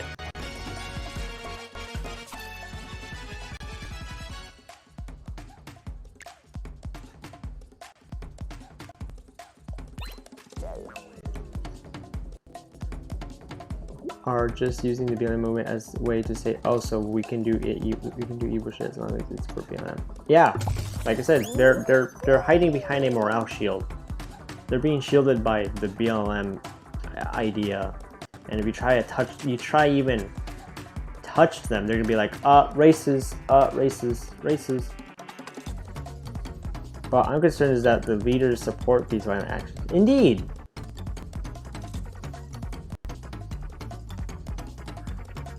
It's like, what? Why are you supporting that? That's not something you should be supporting.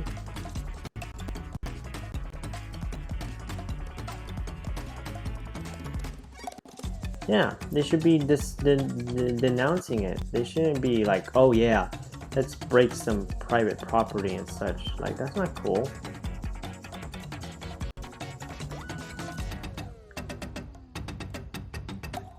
Early Malcolm X ideas. Jesus Christ. Didn't you know that those ideas didn't work out in the end? They did not read their history. Yeah. Early Malcolm X ideas.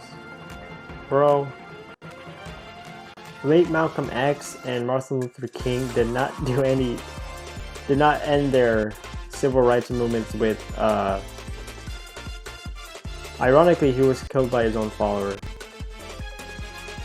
And that's why you don't use violence as a way to go up against violent issues, because you're just gonna get backstabbed by people who want the violence. Yeah, see, right there, because he betrayed his past ideals. See? So yeah, if you're gonna make a protest, make it peaceful as possible, because if you even show a hint of violence, I sense a disturbance in the force. A snowball doth stream. Oh my gosh, what's up, Grayson? Nice cat gift, nice cat gift. Greetings, humans and other such creatures. Indeed, greetings. But yeah, if you're gonna do a protest, don't be violent with it, because then you're gonna bring the crazy people in. You do not want to have the crazy people in there. Not only will they be doing violent things to the other people, they're going to be doing violent things to people who didn't ask for it. Okay, which is peaceful bystanders or the other fellow followers. And that's not cool. So if you want to solve your issues, solve it in a civil manner that's respectable, that's peaceful, that does not harm any of the parties involved in it.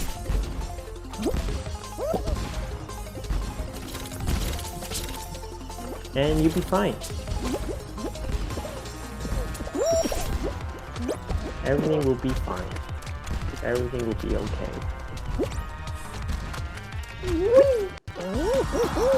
The writers need to get a grip on how to handle strong situations like protests and shit. They should. Because right now, they have a bad reputation.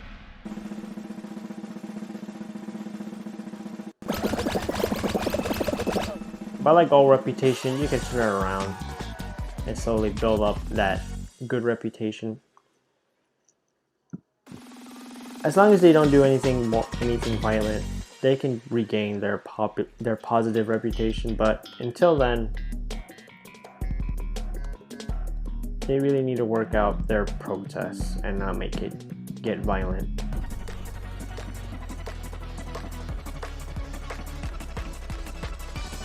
The leaders can move on. I hope that the leaders, like, I don't know, or just change their mind about the bad issues and just like go up against it.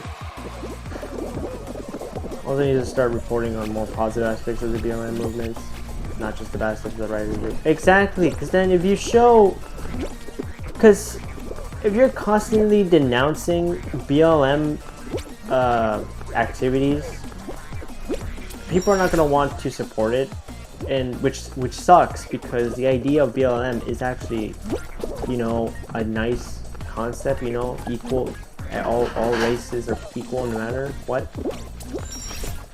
So if you at least show light to actual positive work that the BLM is doing, then it will show that people that they should be doing this, and that more people will be joining it and supporting it and stuff. Yeah, because then people will think all the movement is violent, and when it's just like you. Yeah.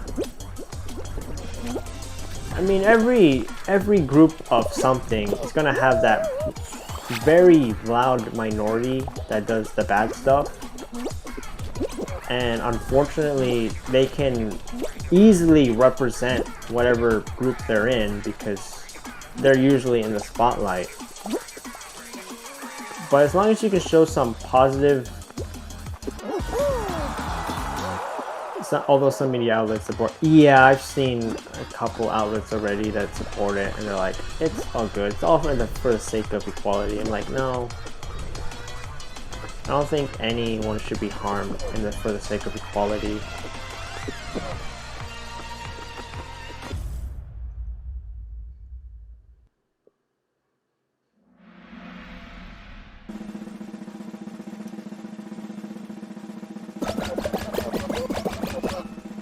It really does suck.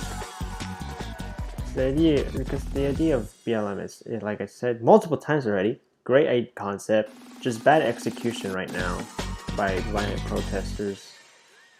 And even though they are the few minority of the group, they're still in the spotlight all the time because they're the loud minority.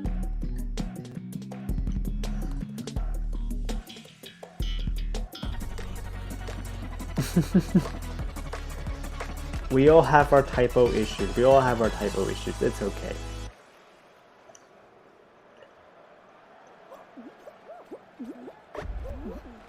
Although I'm really against for far right ideas. BLM is not evil. Thanks, Grayson. Thanks, Grayson. Very epic. Very epic. Thank you for the ice cream. Yeah, BLM is not evil. It is a great idea. That's been made under good intentions. It's just that a very select few people just make it look bad because of their actions. Lurking. Alright, Grayson, you lurk.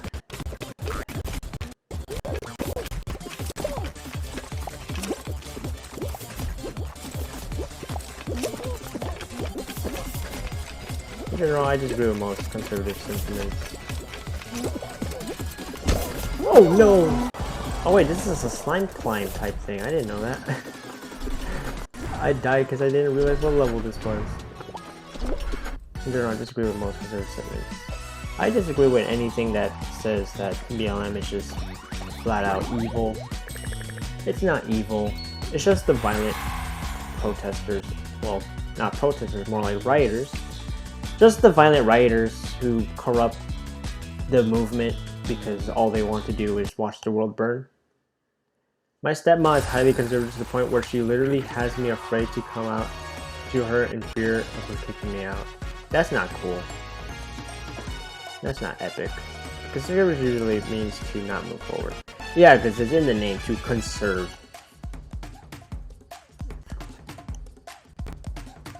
It's not very changey. It's more like a little baby steps for them.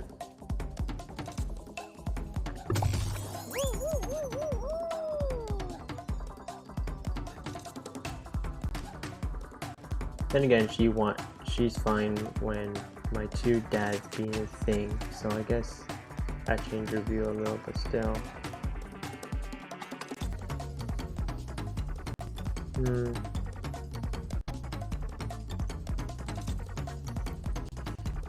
Well, that sucks that it's scary to come out. That's not very epic.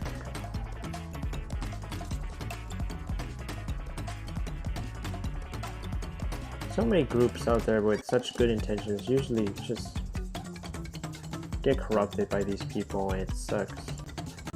Because yeah, we've said that they're like a few. They're like a few small numbers of them that actually like do this type of thing, but when they're constantly being shown in the spotlight, it doesn't really help for the entire thing. The way she actively is against the trans bill being spread about is kind of concerning, given that I identify as a trans femme.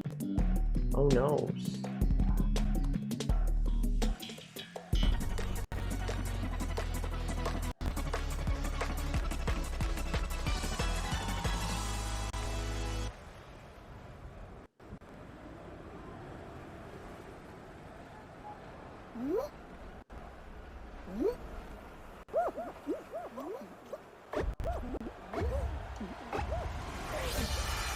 That sucks.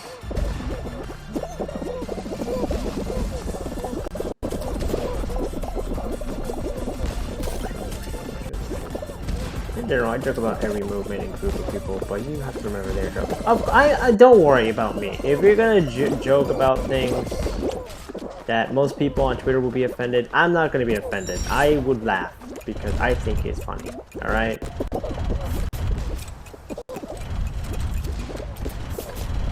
I recognize that they're jokes. They're not really harmful. They're just jokes. I mean, they're not like really out there type of jokes, which I don't know, could be if. Yeah, I joke about a lot of this stuff happening right now as well, kind of like a way to lighten the situation, kind of like Dave Chappelle comedy special. I don't really use /J or /HJ tags though, so I make it clear that the jokes. Yeah, no, don't worry. I have the common sense to understand that what certain things you guys would say would be a joke or not. I tend to be very controversial with my jokes, which if you do find them offending, I do apologize in advance. There's a Dave Chappelle comedy special. I need to see that one. I heard that a lot of people did not like that special, and I want to see for myself as to why. Because if they're complaining about it, it must be very good.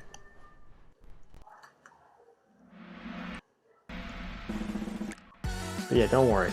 No worry. I understand the big joke, and I hope that you guys will understand the things I say will be jokes. Team Turf Law.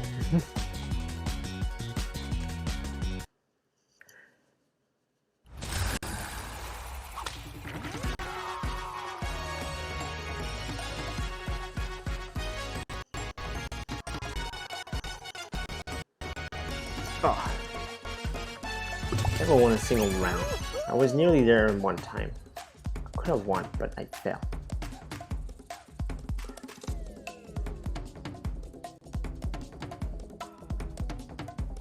Honestly, my jokes kind of linger on the LGBTQIA spectrum.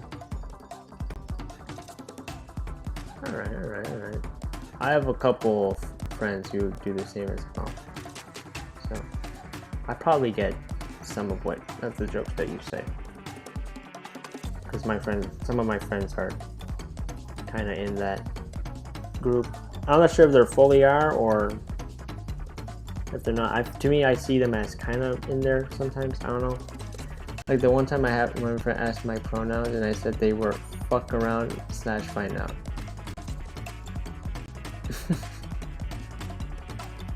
That's pretty funny.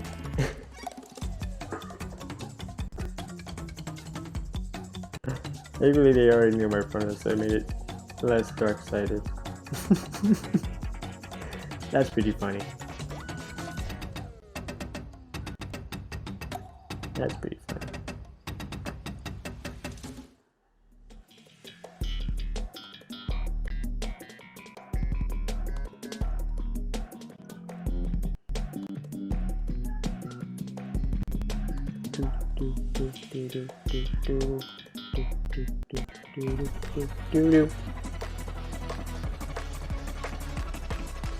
I don't know what the gays calling them.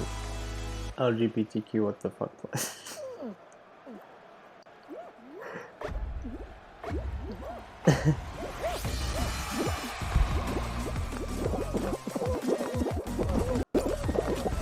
I'm also the kind of person who says vague or concerning things and puts a heart at the end of them. Ah, I see, you're one of those people. Okay. I know what you're talking about. I see. I have a friend who does that too.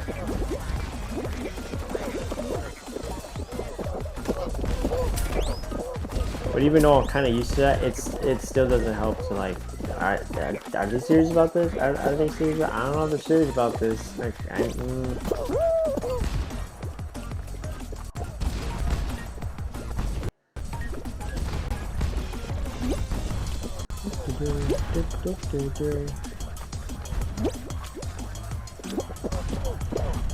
oh wait. I'm too far behind. No. Jump. Ooh. Oh look, I went over the rainbow. At the Netflix walkout, some guy was holding a sign saying that the day was funny. If you broke the sign and shouted that get away. I heard that one. My brother told me about that, and I'm like, bro, what the fuck?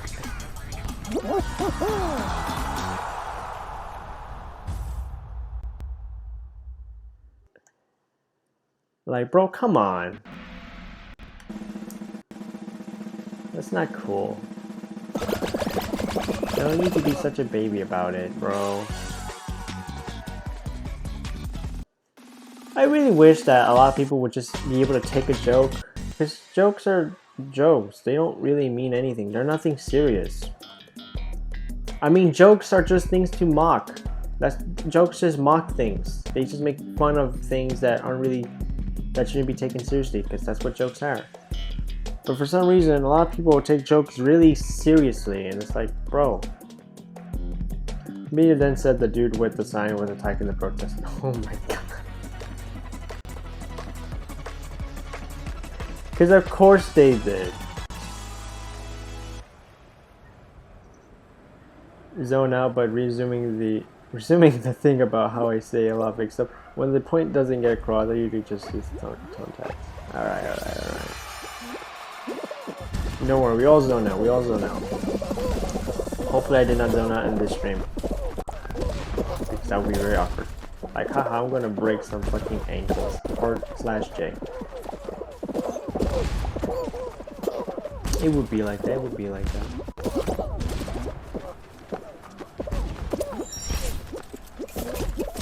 I might stream soon on GTA 4 Online. It might say really offensive things, but in the end, they're jokes. Of course. I mean, all the things I say should be taken as jokes and nothing serious, unless I'm like, as long as you know that it's a joke, it's okay, guys. I don't mean it as a serious thing. It's just a joke. Haha, very funny. And if you don't find it funny, then just...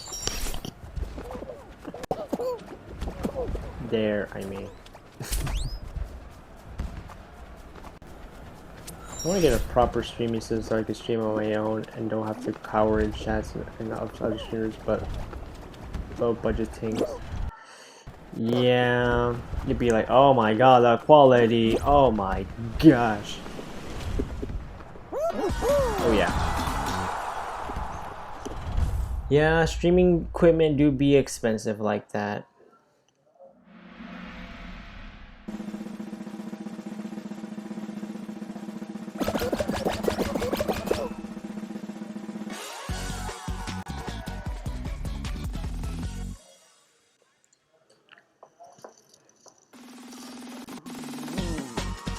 What the fuck? The hammer's massive. How is it? I don't know, bro. That hammer pretty big.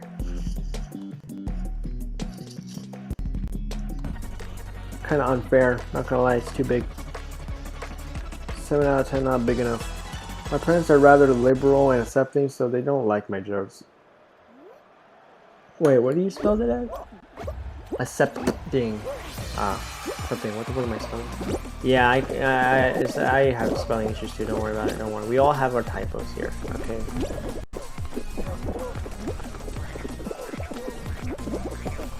They don't like your jokes. I mean, I don't get why.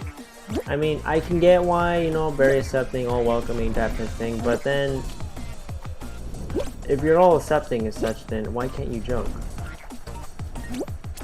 Something so tough and for what? Also, about impulse, so it gets me in trouble in school. Impulsive. Ah, it's okay. It's okay. We all have our spelling issues. It's okay.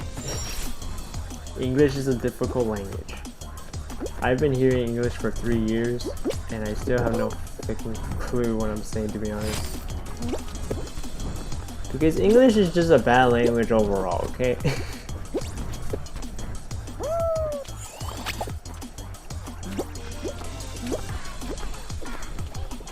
Some things in English is like, what?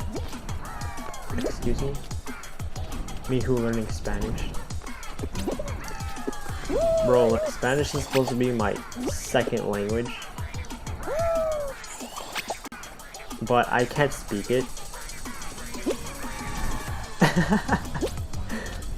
I can't speak Spanish. I mean, I can attempt to, but it's not going to be good. All I can do is understand. I can understand Spanish and translate it, but I can't speak it. And I lost again. Well, I'm losing because I'm not concentrating on the game. I'm concentrating on the conversation. The game is just background noise. It's just visual background noise. I'm natively Italian and having to process all these words I've never heard before, it's literal hell. Oof. Yeah.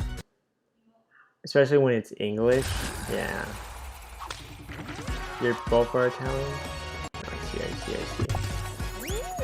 Yeah, if you're like, if you've never learned English as your first language,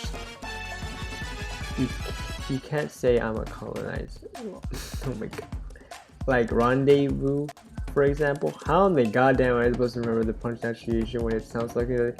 Yeah, exactly. Like growing up learning English as my first language, they will have these stupid exercises where If you want to learn how to spell or pronounce the word, pronounce the letters within the word. And you have rendezvous. The pronunciation and the spelling are two completely different words per se if you look at the word. Okay, if you're trying to pronounce it like proper pronunciation, it'd be rendezvous or rendezvous. I think it would be rendezvous. Yeah, I think it would be properly pronounced as rendezvous. But no, it's rendezvous. Ta-da! Yeah, right there. That's how you would properly spell it by its proper pronunciation, or I mean, official pronunciation. Rendezvous.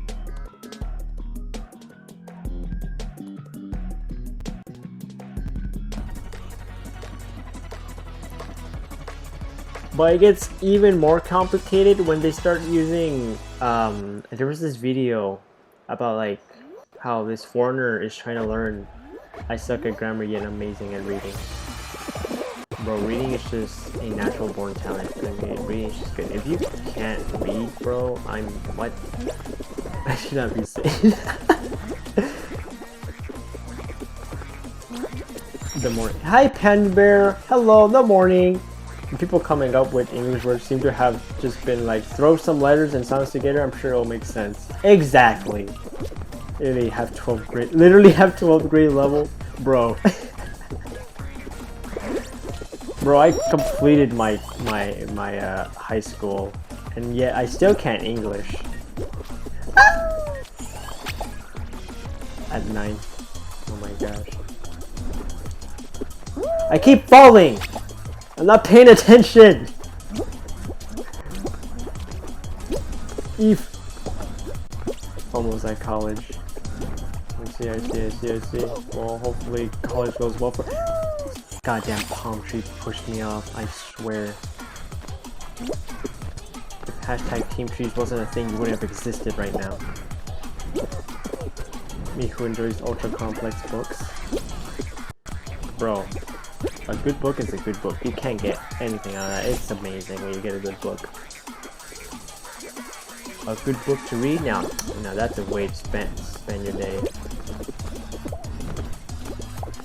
To be honest, yeah, when they start using those big words, when they start using like big complicated words to emphasize certain things in those complex books, it's when like, how do I pronounce this? I mean, even though I've been growing up with English for like 19 years, there's some words where I have to like pronounce it because I don't know it. And even then, I feel like I'm not pronouncing it correctly. I might be reading Gravity's Rainbow soon. Oh, okay. Like once in a while, I'll pick up a hefty Stephen King book like It or something, and it will have a full attention to my full attention for days. Like I said, a good book is a good book. I don't really read often because we don't really often collect books. So a lot of the books that I have currently are books I've already read.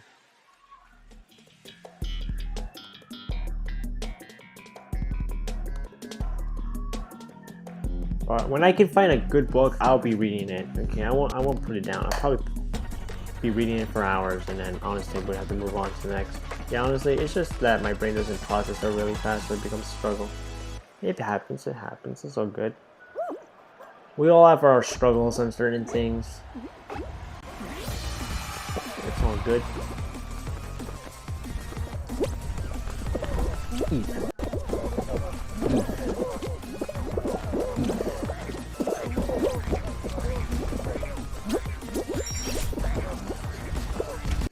But yes, English is a terribly made language. Although the kid theme was, what the fuck? Wait, kids have the segs in the It book? What? I didn't see this in the movie. What the fuck?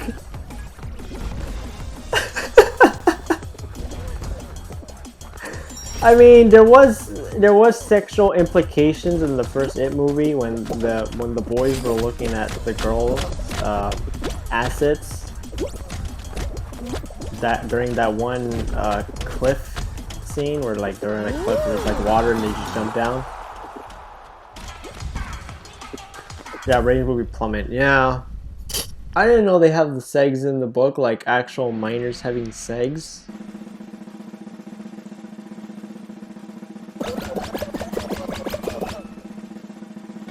That's weird. Cuties did it. Cuties did it. Yes, yes. Obviously, Cuties didn't have a single sexual implication. Nah, bro. Nah, you probably watched the wrong Cuties movie. Sexual implication, oh my god. What the hell are you talking about? Cutie? What? Oh god, I've heard a lot about Cuties but never watched it. Don't watch it. Don't watch it. You're gonna be on the FBI watch list. People are gonna be spying on you like, okay, we're gonna... I like transgressive films, but Cuties was fucking awful. It was. I know the whole thing was about women empowerment and, you know, women can do whatever the fuck they want because epic. But don't put little kids to do sexual things. Especially when it's little girls. Like, what the fuck? What the fuck? The message you're trying to throw to the audience, it just gets lost with, what the fuck am I watching? Is this okay to watch? Is it? I watched a few videos about Cuties and yeah, it doesn't really approach the subject of girl power very correctly. Yeah, it doesn't. And you're trying to show empowerment through TikTok dances is also what you're trying to do as well. Which I'm like, bro, there's better ways for the little girls to watch this movie and feel empowered with better ways. Yeah, the plot, I heard the plot. It's a basic, the parent doesn't like what the child is doing with their life, and it's like they go against it. But in the end, they'll support it, and it's like everyone's happy. The end. It's pretty basic plot. There's been tons of those already.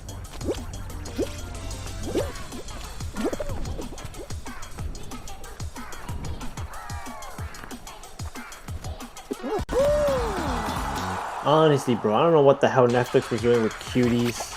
Honestly, don't know. I've been texted. I gotta wait. Let me check my texts. Transition.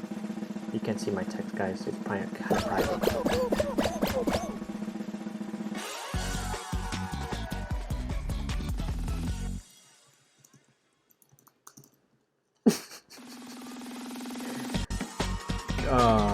That's funny.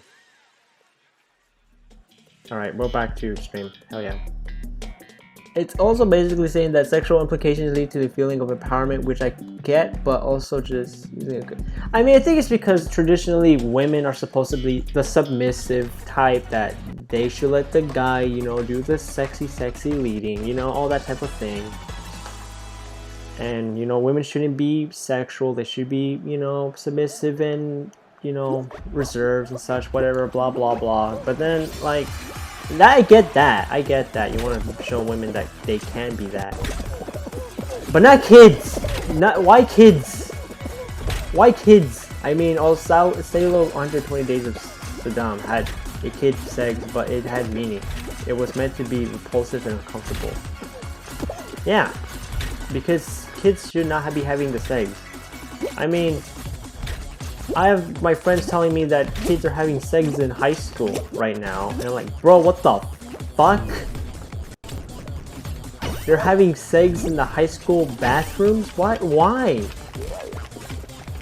I'm just like, what the fuck happened to... Where are the parents? Yeah, media has a lot of portrayals of women just being submissive and breedable, but there's so many women that aren't like that. Yeah, there's a lot of women out there that can be very dominant and such. And yeah, that could be empowering, you know? Like, oh my god, women can be dominant in bed? What? And that can't... I died. I don't even know what the hell was happening. But when you're trying to do a girl power type movie. Also, yeah, that was better take on kids having cigs. It's a good way to say, hey, these kids are doing this, and it's very unsettling, isn't it? Like, isn't this uncomfortable? Are you uncomfortable? You better be uncomfortable. Watch very closely and be uncomfortable. That's what you should do to your audience when that happens. Your audience should not be enjoying that. They should be repulsed by it. The whole movie was meant to represent Italian fascism. Oh, I see. But yeah, if you're gonna have like a sex scene that involves kids, or anything that involves kids that should not, obviously not be a thing, it should represent a way of repulsing you, that's saying that this is uncomfortable, that this is a bad thing. And then you have cuties over here saying that no. Sexual implications empower little girls to do great things. And I'm over here like, no.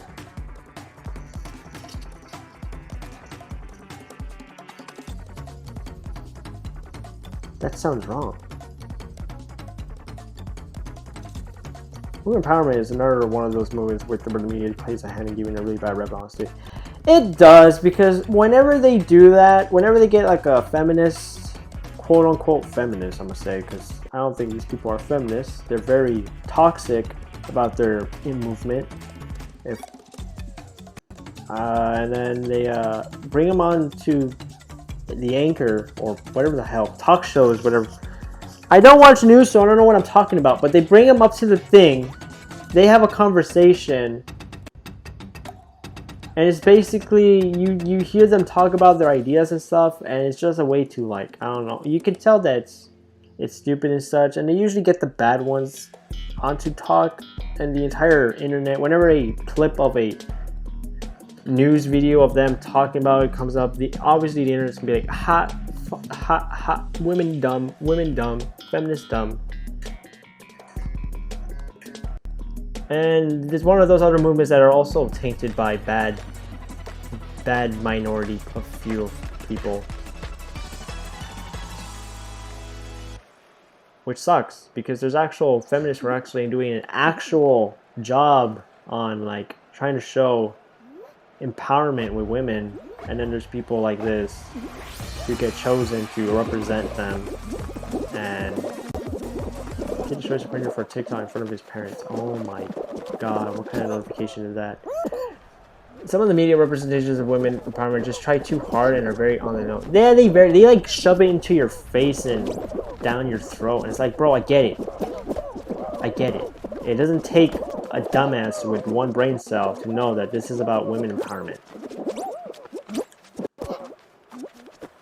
I get it, but they tend to shove it down. Like they make you sure that you know that that's the message they're trying to send. Yeah, it's just so stupid. Like, I get it. I mean, at least be subtle with it.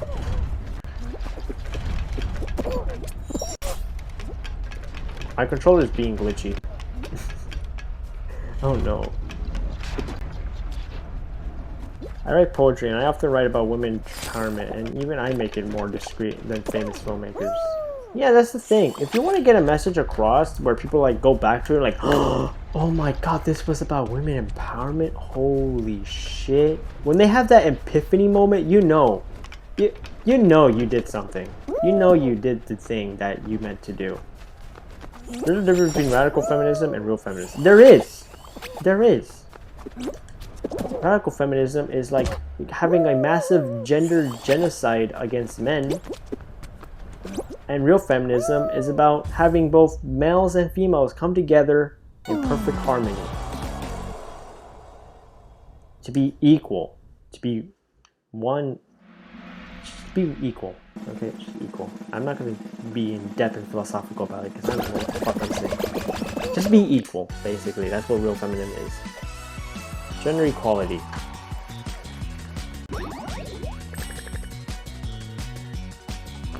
But idiots out there just make commercials, movies, shows, statements, stuff that just, OMG, the I want men dead feminists are such a big part of why women's empowerment movies get bad rep. Yeah, that's what I mean. They always get the stupid feminists to like that to talk on news anchors and such give their opinions, and it's usually the most stupidest thing you've ever heard. Like, there's no talk of equality. They're only one-siding with women, and it's just toxic as hell. It is. And people say all men should die. It's like, bro, so you're saying that your fathers, your grandfathers, your brothers, and your sons should die? Is that what you're trying to say here? Because that's what you're trying to say. If you're saying all men should die, then you're basically saying that your grandfathers, your fathers, and your sons, and your uncles should all die. If you think about it, that's kind of fucked up, bro. That's... I say, if you're gonna root for a side, at least understand the other side instead of trying to get them all killed. Exactly.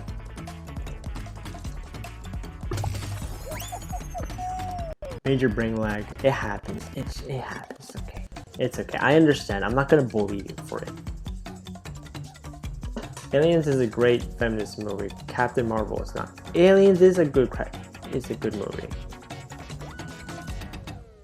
I didn't really like Captain Marvel except for the soundtrack. The soundtrack in that was actually good. All those old songs, rock songs, amazing. But with Captain Marvel, I didn't really feel interested in the character except for Aliens. Because with Aliens, I actually gave a shit about whether or not that she was gonna die by an alien, you know? Obviously she did it, obviously. But if you watch Aliens for the first time, like, oh shit, she gonna fucking die? These aliens are overpowered, holy fuck. And then in Captain Marvel, they literally gave her the most powerful abilities ever, and like, why should I worry about if she's gonna die? Why should I care? I don't know, you use the strong female character as a plot device later on, and I'm so pissed. Like, if you're gonna spread a message, just fucking stick to it. Like, damn. Like, yeah, if you just take Captain Marvel as a character and not because she's a woman, okay, just an actual character, doesn't matter what gender they are.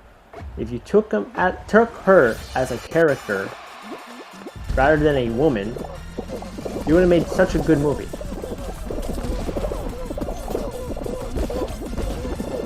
Basically, any movie that has a this person's a woman and you should enjoy it type thing is not good. You should replace that with this is a character and they're cool, I guess. I don't know.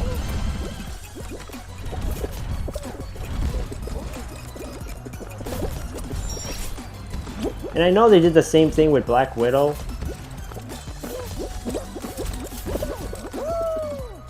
Because she obviously didn't get a movie before anything that happened. So they just gave her a movie, I guess. And I believe that's the same reason.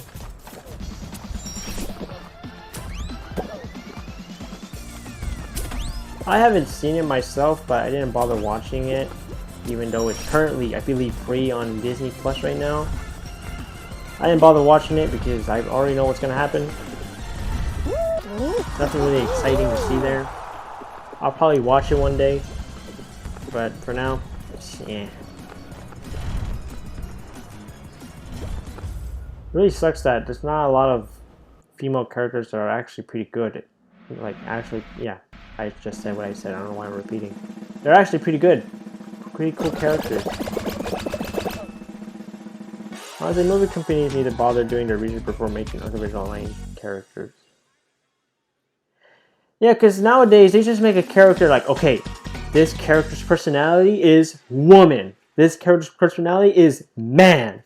This character's personality is the gay. It's like, bro, can't there just be like a normal character who's coincidentally a guy, a woman, gay, lesbian, you know? Like a good character who just happens to be this. Okay, no one, I'm not one to find a character who's like a guy, because I'm a guy, okay? If I'm guy, I should look for character who's guy. No. I look for a character who's like an actually likable character that I enjoy seeing their struggles, their ambitions be fulfilled, you know, that type of thing. movie companies try too hard to make it relatable to the point where it gets lost as a whole. Yeah, especially when that new Netflix show, Q-Force, I saw the trailer of it, I'm like, holy shit, this is just stereotype after stereotype after stereotype. What the fuck?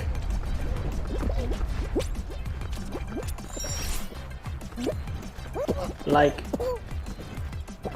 I'm not part of the LGBTQ, like, I identify myself as a straight person, yes.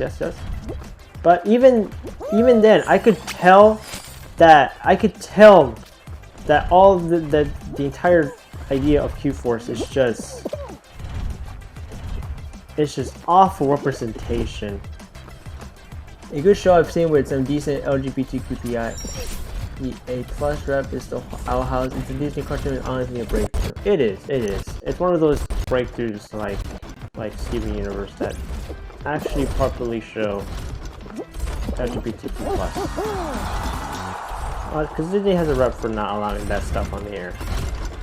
They do. They do. They're pretty iffy on that. As to why, I would not know.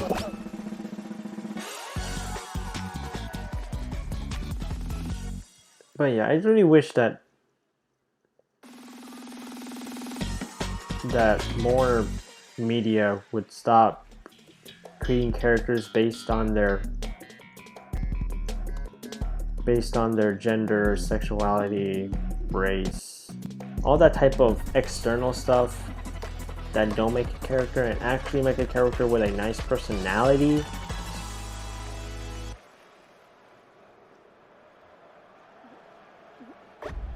Which is why I enjoy watching anime, although Steven Universe is a good show.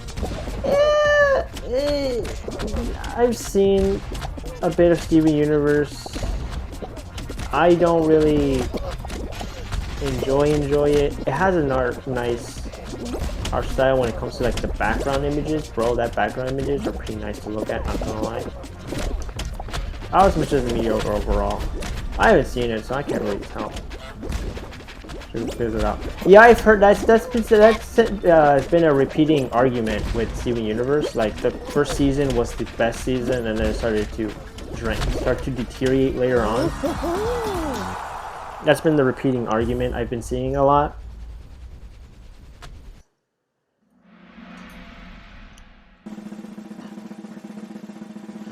Personally, I think the reason for Disney allowing Owl House on air could be very dark-sided, but I like to think they're being supported and such. I see.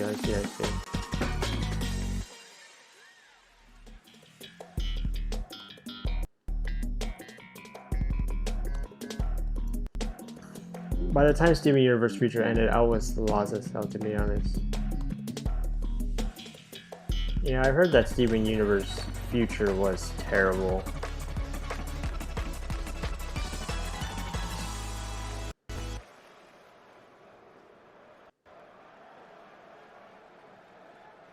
I watched a couple videos about it, and I'm like, holy shit, how did this happen?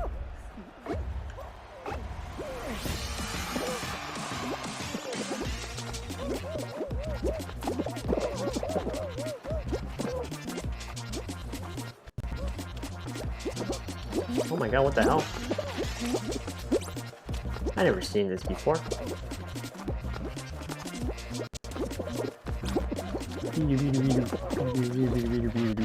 I'm being featured? What?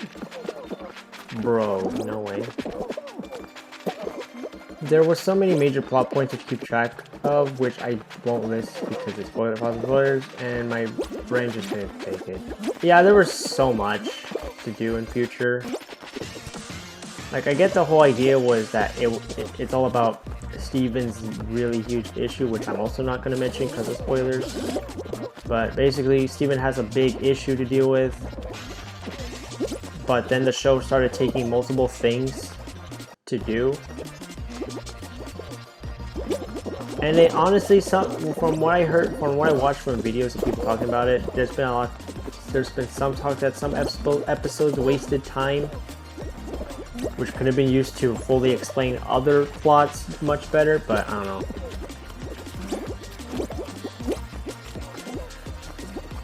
universe otherwise. It was. I think like, cause like in the show he's like a kid, all right, and like all kids later in life, certain aspects are going to be are going to turn out to be an issue for them in the future, which is a nice idea to take for a show. Turning away from the perfect protagonist trope. Yeah, because I like it when protagonists are like have issues. Like they have their own issues to deal with. It makes them more relatable. I mean, obviously, I'm not gonna have the same issue as Steven because I never dealt with like universe-ending type adventures. Obviously, I don't think anyone has. But at least you can understand that they're going through some issues and troubles and all of that, and I'd like to see that in protagonists a lot. And then you see them fulfill, like, get over their issues, and they're like, they triumph over it, and it's like, it's just like a great clap gamer moment type thing. It's like, damn, that was fun, that was epic. Person like got over their fears and problems and flaws, and it's just so epic to see. I love flop protagonists, honestly. It allows the character to have more depth because then they have their own issues to face outside the plot. Yeah. And then when they fulfill them, it's like an epic thing to happen. It's like, wow. You did it. You do your thing. You deserve to be happy. And honestly, it's pretty cool. Where's that thing? Oh no, I'm not getting any holes.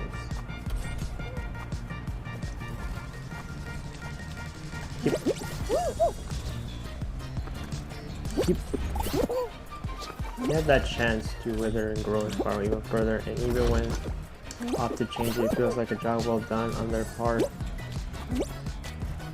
Yeah.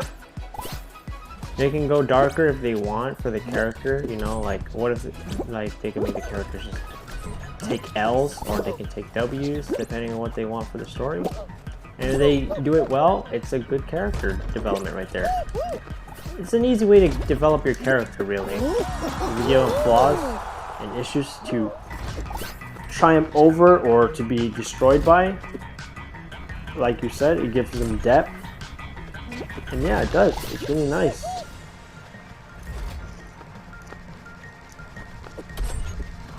I would love to see characters like that.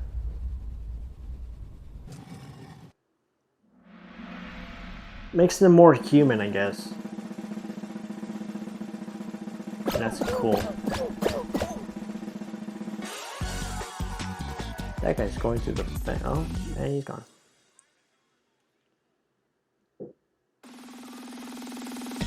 I love when a series gives the depth and development to their main antagonists, like allowing us to see their life in their ways. Yes, that's how you make a good villain. That's like, if you can make a good villain, then damn. But then again, not all antagonists are villains. Like Arrival, you know, that can be antagonists too. But yeah, if you make a good antagonist by, you know, showing why their life is, for example, Yoshikage Kira from the JoJo's Bizarre Adventure, yes. Araki gave Kira so much depth just by letting us see his day-to-day life. Exactly. Because in the end of the day, antagonists are just people, too.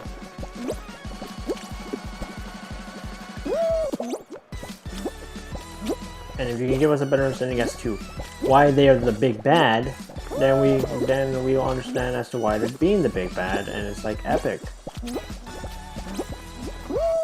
I'm losing. That's real hard. I'm losing real hard.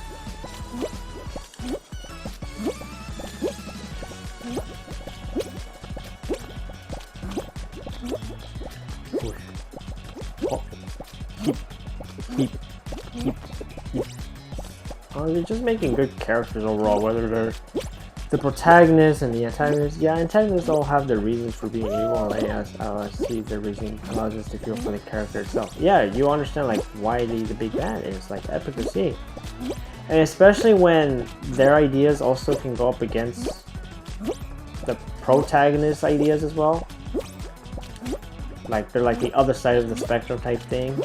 You know, that's also nice to see, because then it also enables a discussion about whether which character is, like, you know, in the right and which character is in the wrong, and you know, who would you back up, who would you not back up.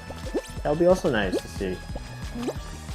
You see the spiral and we understand why, rather than being left in the dark. It's like, no, they're just bad because they're bad, and that's all you're gonna get most of the time. Which, yeah, you know, it completes the quota that, oh, there's a big bad in the movie or story, game, whatever.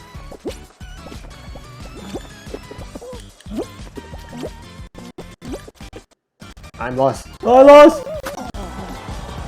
Eve.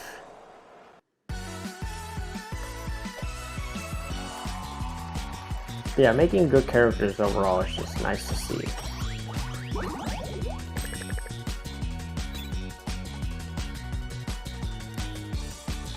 See them grow, see them have depth, you know, see them fail, see them win. It's just nice to see characters have that.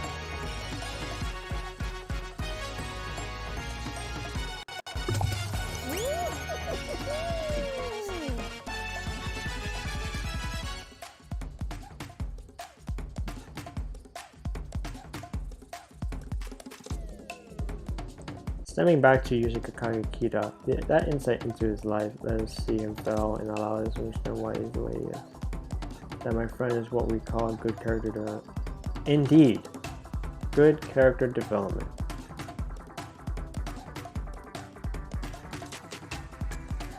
Now, obviously, your character doesn't have to fail all the time and stuff. I believe we should have the ability to sympathize with the attack. You should. I mean, in the movie, what was it? The Suicide Squad, the new one, by the way, not the other one, the new one. I mean, you see them having a good time and stuff, like having a party, and it's like they're all having a good time, and you're like, damn, they're epic people. Yet they're criminals who kill a bunch of people and murder everybody, and are very, very bad for many reasons. Yet you're like, damn, they're having a good party. They're all having a heartfelt moment right now. It's pretty epic. And I think, yeah, we as a viewer should have the right to feel bad. Yeah, like the new Joker, yeah. Avatar, yeah. The ability to feel bad for an antagonist simply because they're at the dark place of the dark. Yes, you should feel bad for the antagonist. Just as you feel bad for the protagonist and the friendly side characters, you should also feel bad for the main antagonist and his opposing side characters.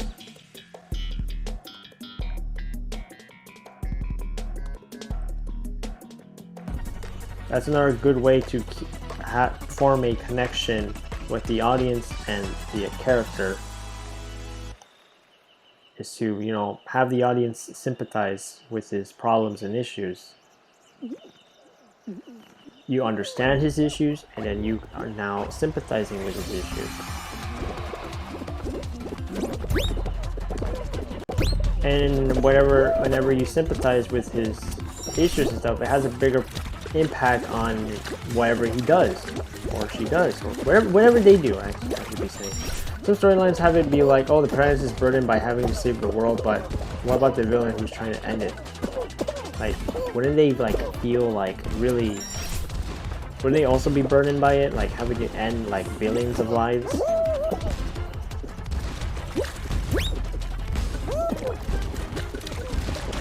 Like Thanos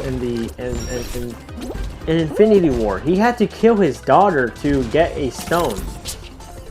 He didn't do like yeet and that's the end of it. No, he fucking like took that to heart like fuck.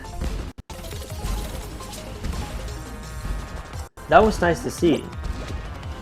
Like a villain be like, oh shit. I have to do this to achieve my epic world annihilation. fuck? And seeing that is pretty epic. Some villains do bad things just to try and reverse the world order as it is. Like, for example, Tsukasa from Dr. Stone. Yeah, you don't have to, and yeah, and that's another thing. You don't have to have villains try and end the world as well. You can have some villains try to reverse or like change how the world acts. Because in their eyes, that's more, it's a much better option for them to do.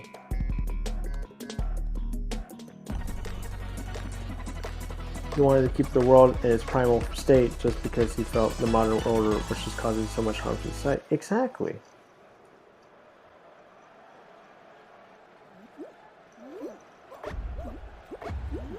Some villains who just don't end the world, you can also make them into villains without having them end the world. And you can make them like this, where they just like, they figure that this is a better way of living and such.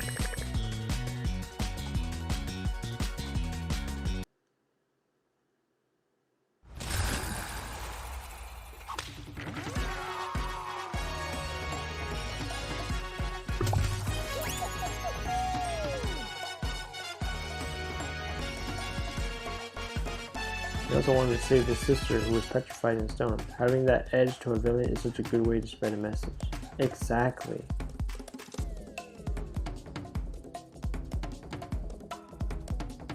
Exactly.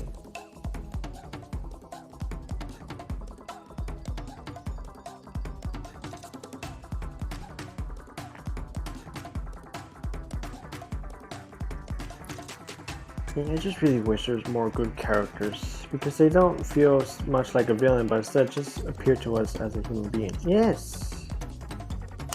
Because you also sympathize them, you understand them, you see why. We see neither good nor bad, we only see conflicts and resolutions. Exactly.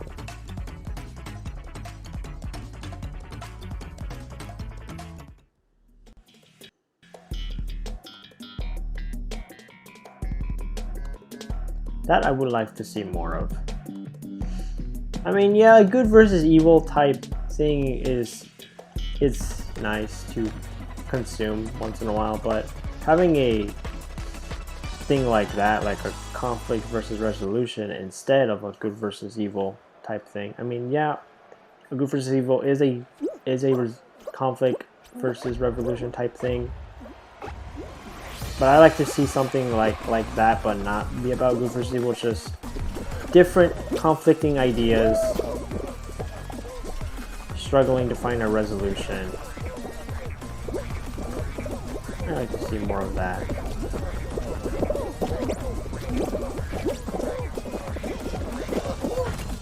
That'd be a nice change of pace to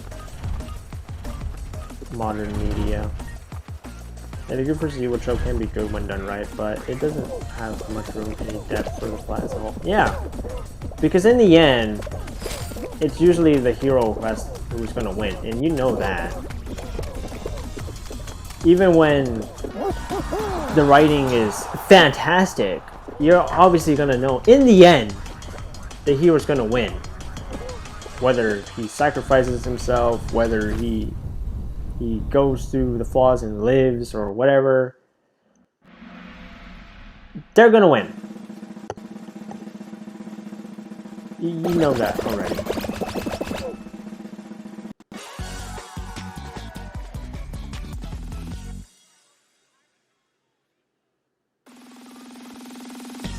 Yes, that'd be also nice to see. That a character's choice changes the plot. I mean, not just affects the plot and gives them problems or solutions and stuff like that. I like to see that.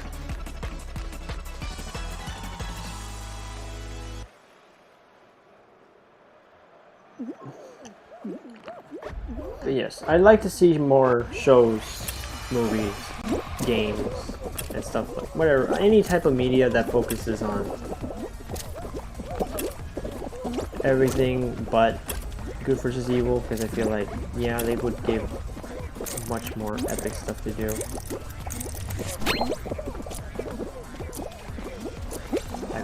bosses. Oh, there you go. Epic. There's more games like that out there, but those two do it best. Yeah, there's a lot of games out there, like choice-driven games. I believe there's a lot of those where your choices affect the story and such. There's obviously a lot of games like that. This series of the games that involve making choices that affect the plot are all good to tell and done. Yes.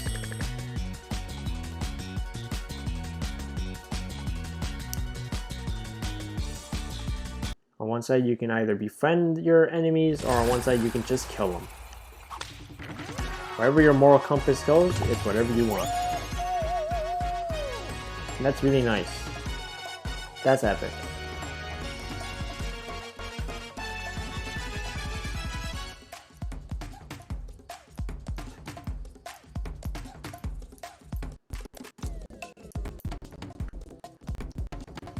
Yeah, I just wish there was a lot of that in characters nowadays.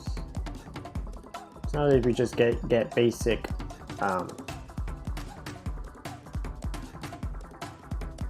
just basic characters really. They're like, oh, they're good, oh, they're not a good choice in character games. It flashes everything out very nicely. Yes, it does. And it also punishes you if you don't do it correctly.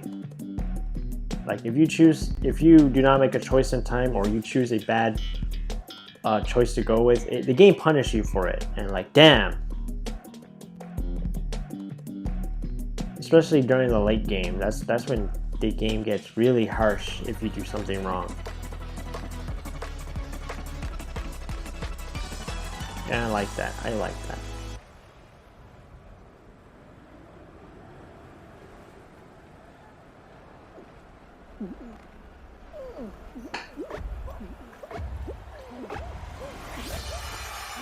Yes.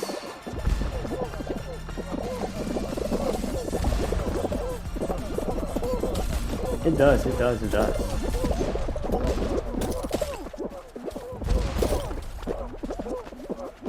I'd like to see more games like that too. I mean, there's a lot of games that do that, but they don't really do that effectively. Like where your choices supposedly matter. There's games like the Infamous series where you can be good or bad, and whatever you choose affects the story, when really it doesn't really affect the story, it just affects your powers basically. So like if you choose the good option in the story, you get more good karma. If you choose the bad option, you get more bad karma, and all that basically boost up your power. It doesn't really boost up the story, because if you play the good, all the way good version and all the way bad version of the Infamous series, you'd still get the same cutscenes. The only difference would be that your character is either looking healthier because you choose the good one, or they're probably looking more ominous and evil when you choose the evil path. Games like you said, Deltarune and Undertale, really do affect the story when you kill or befriend your enemies. That type of, yeah, those choices that you do there, whether should I kill this person or should I befriend them type thing, really does affect the story. Unlike the Infamous series. Flip Company is definitely like one of the most raw takes on the your choices matter trope. It's more open-ended in its ways. Yes.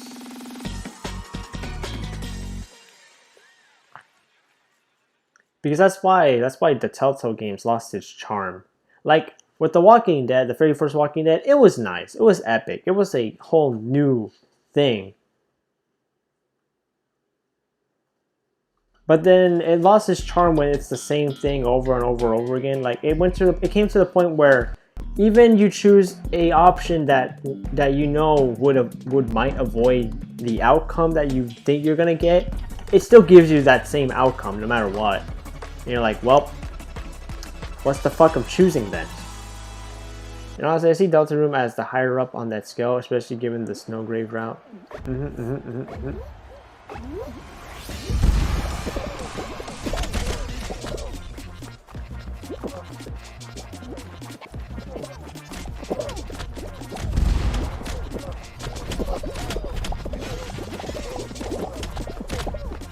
Intercept the genocide route. It's just that genocide. There are no real drawbacks. Yeah, it's pretty straightforward. Oh shit, I'm gonna die. Oh shit, I'm dead. Intercept, yeah, it's pretty straightforward. You either kill people or you befriend them. It's like it's pretty straightforward and such. When it's up to no great route, your choice to make in the world kill others affects how she sees you and how she sees the world. Exactly.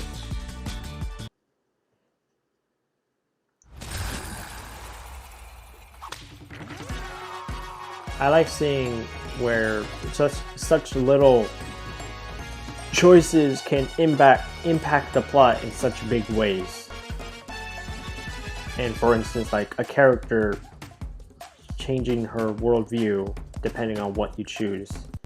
Her worldview shifts. She begins to see any crime as an okay thing to commit as long as it's demanded by Chris.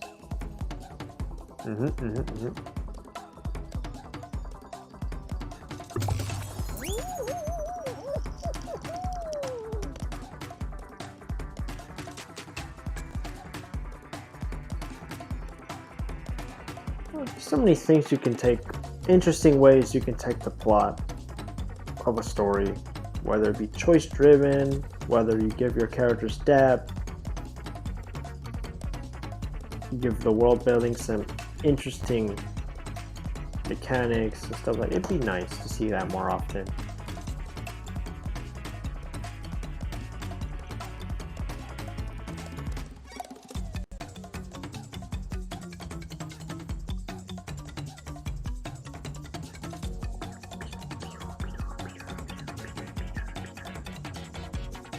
Yeah, no having that shift in Snowy honestly added depth to her as well. When she shifts like that, it becomes clear that something isn't right. True. Yeah, I like to see that type of character development. Yeah, word count limits be like that. It'd be honestly annoying. I wish they like increase it just a little bit, just like maybe 1-2 lines more. Just a little bit. I don't know.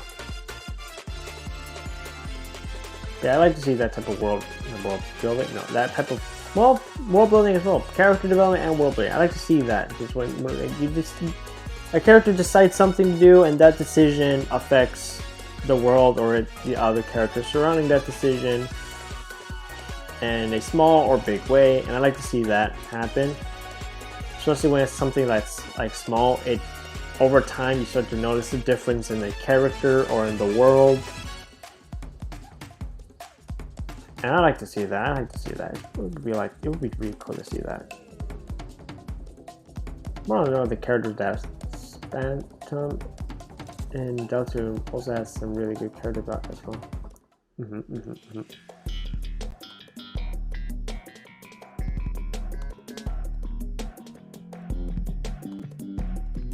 He comes off as a niche, shady salesman, but if you dig deeper, there's a whole different road to it.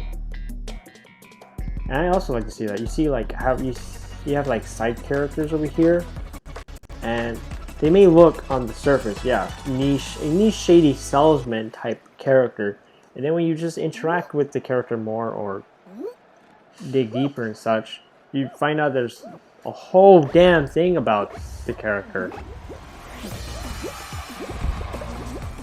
And in the end, it doesn't just become like a side character anymore. It becomes like a full-blown actual character in the story, in the world, and such.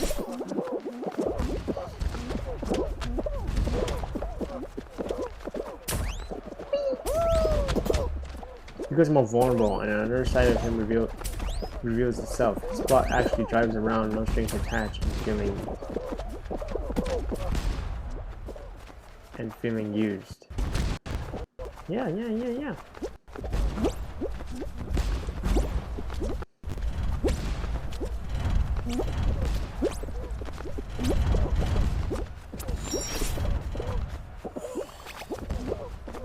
I like to see that in a lot of characters. Like, they're just a basic side character. Nothing too interesting to see. But if you actually put in the effort to actually get to know the character and interact with them more, you find out that there's a whole thing going on with them, whether they're suffering from a huge issue, or they have this whole interesting personality to them.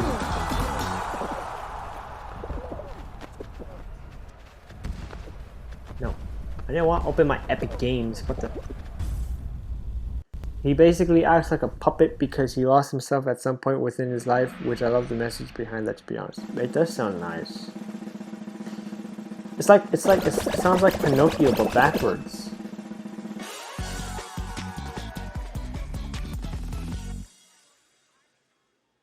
Yeah. That is a nice way to send a message. Very, very creative.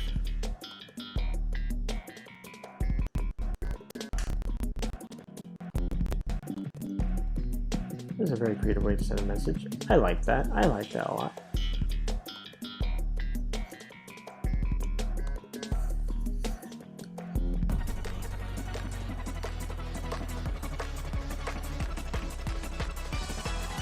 What I send this whole message is don't let anyone else control you, and don't lose yourself because only you know you best. A beautiful game is Night in the Woods. And I've heard about that game. Night in the Woods. I've heard about that game. I think I've seen some of it, I believe. It's been a while since I've heard that game.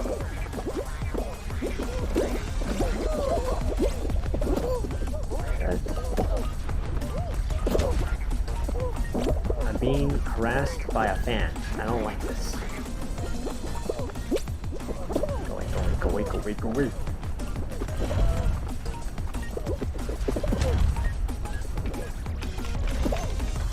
Ouch.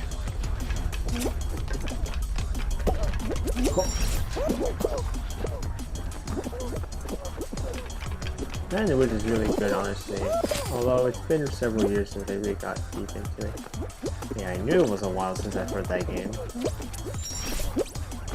Oh.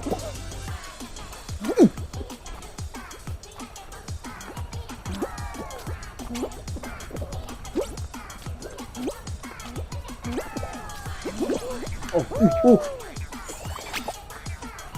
Fans and bullies confirmed. Indeed. Ow!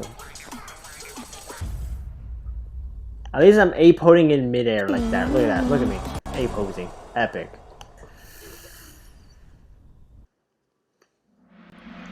Someone texted me on Discord 5 times. I gotta check that out. You know, let me check. Calling my server. Oh, Panda Bear's in the server. I gotta go with Panda Bear. Finally read your message.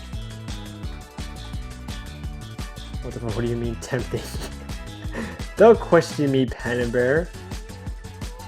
Like this is me. Ah, got it. Watch him there. No, I will. Don't worry. You got a mid-air A pose, you know. Obviously, you gotta flex your mid-air A pose.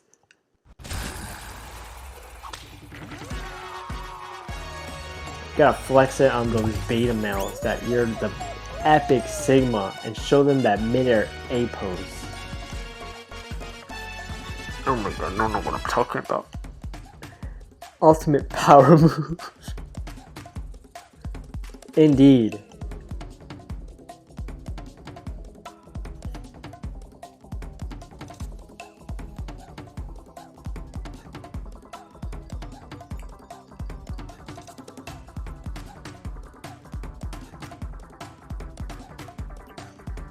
And now we're falling.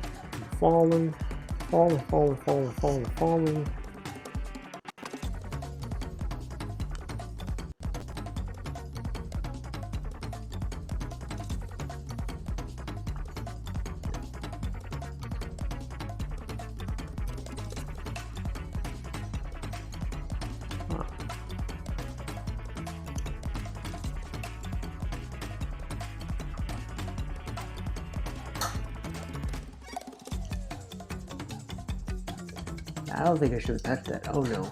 Okay. Let me fix that. There we go. Okay. But yeah, going back to the phantom thing, there's also this thing where he is freed from his strings, but then there was a twist. Oh my gosh. That actually sounds cool. Freed from his strings, but then there's a twist. Freeing him actually did nothing. He was still a puppet, left to be controlled by someone else. Damn. I guess you could say his strings was twisted. Okay, I'm gonna stop right there.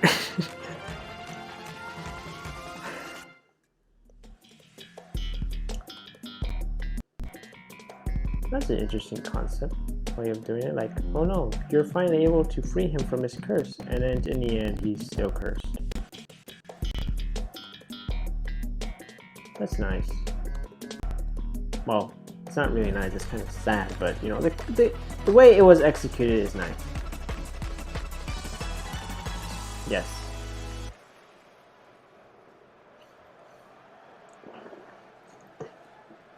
It sucks for him, but it makes for a good story.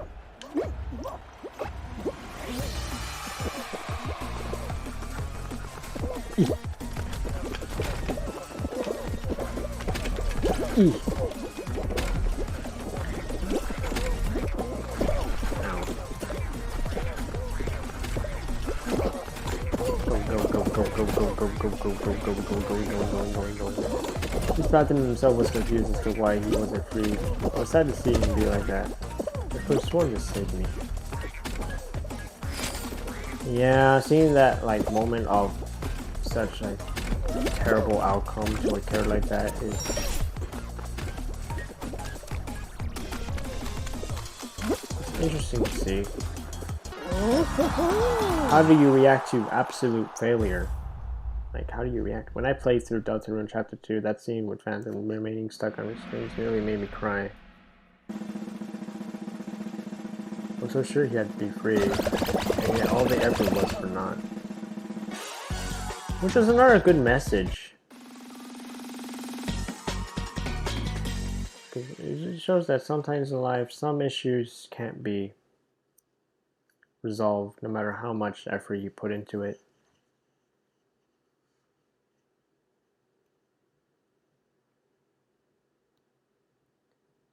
And that really sucks.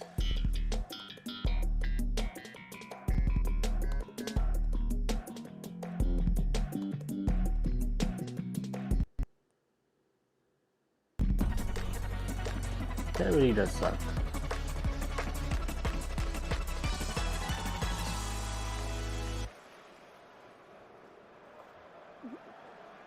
It shows that not all problems can be fixed instantly.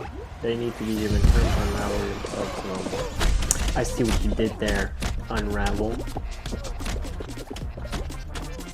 But yeah. No matter how much effort you put into solving the issue right there and then, it's not, it might not solve it. It might be best to just give it time. And hopefully that it solves the situation. Unintentional Tokyo Ghoul reference. Real.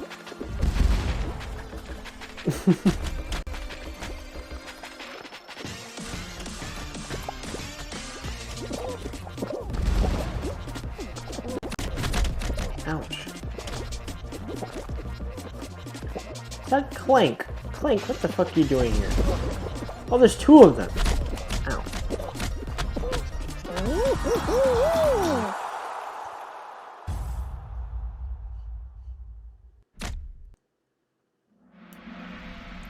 Someone texted me.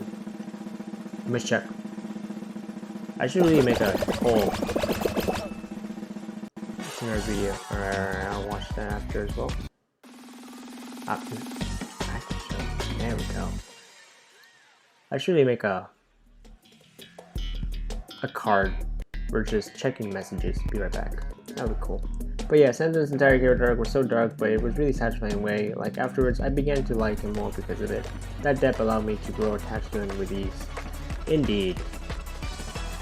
if you're gonna make like a sad moment for a character which you want your audience to feel for, you gotta form a connection, an attachment to the character. It'll be more effective. See, whenever an emotional impact happens, and for this case, a sad moment. Eve.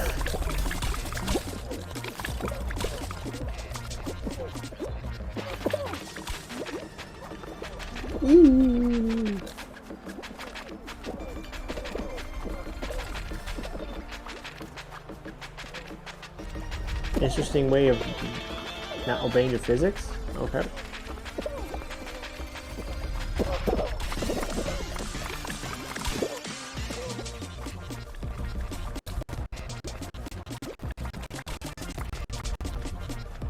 Yeah, and for the events of Spamton's final battle with he himself was written really well. Alex simply added more to it in my opinion. Yep, if you write the character well, that also helps a connection. It's like, damn, this character is actually cool and stuff, and you actually form more connection to them as well at the same time. So, oof, oof, oof, oof, oof, oof, oof. I couldn't jump. Oh, I was just 3 seconds off. I was 3 seconds off. That is no fair. I was targeted. I was targeted. Okay. I was targeted. Okay.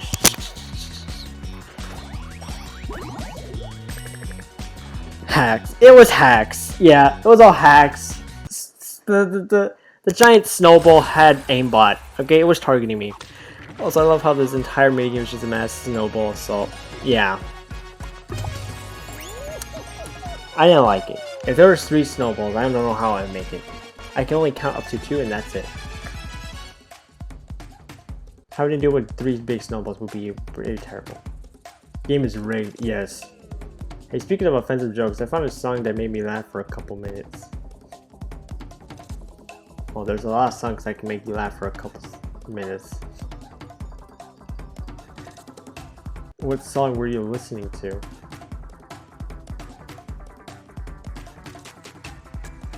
I'm quite intrigued. I'm probably not gonna play it on stream, but I would like to still listen to it maybe after it.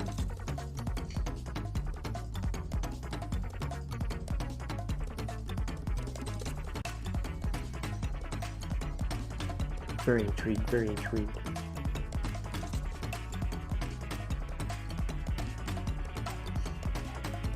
It is extremely offensive. It's a text-to-speech song? Oh my god.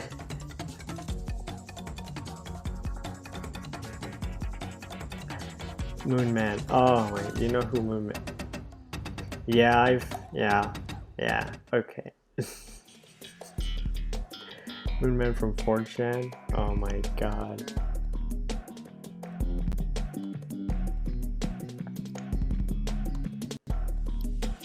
I see where this is going.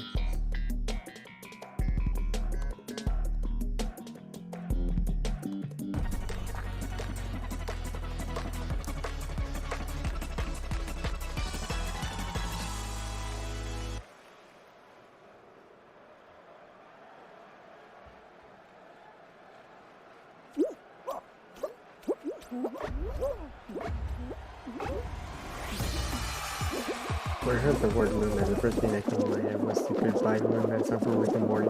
Oh my god. But that's such a banger of a song though, okay? You can't... That song is so good. I have the remix of the song from The Living Tombstone in my Spotify playlist. It's that good for me. In my opinion, that song slaps, bro.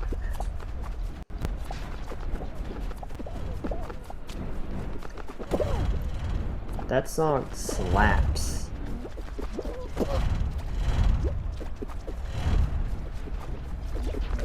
Yeah. Yeah.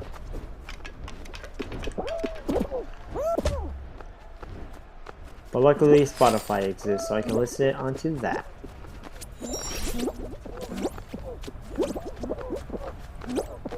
It's that hard. It's that SoundCloud, Edging, oh my god! Individuals that were paired with the Goodbye Moon Man song, Chef's Kiss. Oh no, I'm gonna get banned.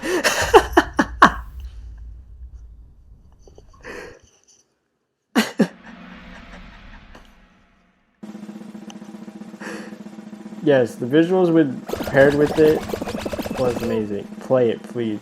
I don't know, man. I don't know. Ooh. I'm probably not gonna play it on stream because it already has a very naughty F word in the title. Holy shit! My man just got yeeted off the whole map. It's text to speech. Okay, okay. I'll play it for a bit then. Yeah. Oh no, I already finished it. It's quite easy. Why? Oh, yes. I'm finishing it up. I'm almost done with the parts. I just need 2 parts. I need the power supply and the GPU, which is going to be hard to find. Because GPUs are hard to come by. No, GPU. It's a graphics card, you know, so you can see things in much better resolution and stuff. Oh, that's not bad. The G4. Yeah. So I'm trying to find one that's like a good one that with a good price. I'm probably not. I'm not gonna aim for the newest one because that's obviously gonna be overly expensive. Because I also can buy just tower with everything on it. So I need to compare what is best. Buy the one that already has it, because we also need to buy the new one. True. Yeah. That's gonna be like.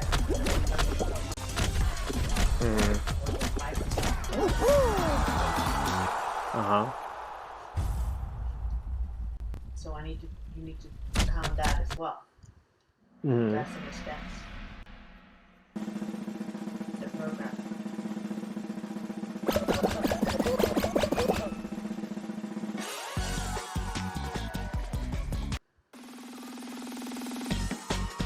Alright. So wait, the tower has everything? The tower you said has everything except for the operating system, right? No, that's what I want to compare. I mean, I want you to give me a list. Okay, this is all the stuff that we need to build the computer. Oh, you want me to give you the... Okay, yeah. I can give you the list that I've made so far. And then look up how much with the Windows operating system costs. Usually, when you buy the computer, it tells you like there is like 100, 150. Yeah, it's usually 100, yeah. So, get that. And then I can compare it with another computer cost. Got it. Because I'm also going to buy the monitor. That's also another I think it was. You know what I mean? So I need to compare that and see what it is. Because I can buy a tower, not an HP, but I can buy a Dell. Dell is $60,000. It's going to be a tower. It will last you the same 5 years. But it's a tower where you start to break down, you can change what's part. You know what I mean? Because when you build it, I mean, it's also going to break down. Forever. It's the same thing. It's also going to break down after 5 years. So that's what I need to see, what is best. What is more cost effective. Got it, okay. I'll get the list done and... Today's November 1st. I need to... Yeah, it's gonna be 24 days, right? 20. Ah, 28, okay. So we have 19 days. Got it. So I need to find those things. And gonna get the list this week so I can start talking on weekends. Okay. Just in case we do go with the bill one, you need to order it this weekend so you have time to get it ready. Then you're gonna have 10 days To build it. to build it. Where are we hiding it? Where are we hiding it? She rarely comes here. Ooh, but they... I know Vanessa... Okay, yeah. I mean, she can really come here. No, she doesn't. Only, yeah, Vanessa the only one comes here. So you're gonna have to go over here. Okay. This part right here because it's almost cool. It is a tower. Mm. Not as complicated as the mountain. Alright. So I'm gonna say I need to get all get it ready this week so I can Saturday, start. If you can find me the parts and the price. And then on Saturday I look for a Dell tower. That it compares to your list with the components, and then I can see what would be cheaper. Got it. And then I can order the parts. Either order the parts or order the tower. Got it. Come on. Go, Ranger, go. Go outside. Go.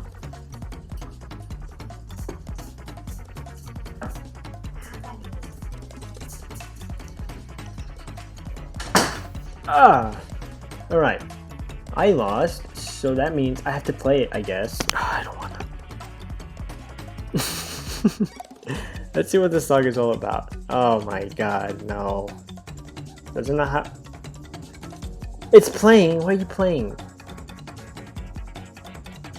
What is this? No! What is that?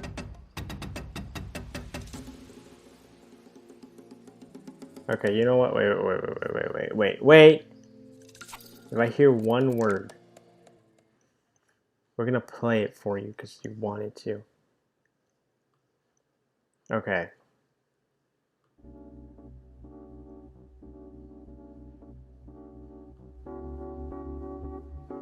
When a gator kills a baby, no one calls it a... Okay, you know what?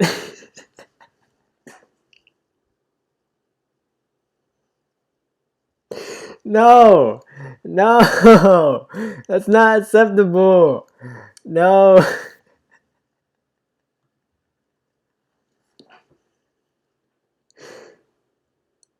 That's the first lyric?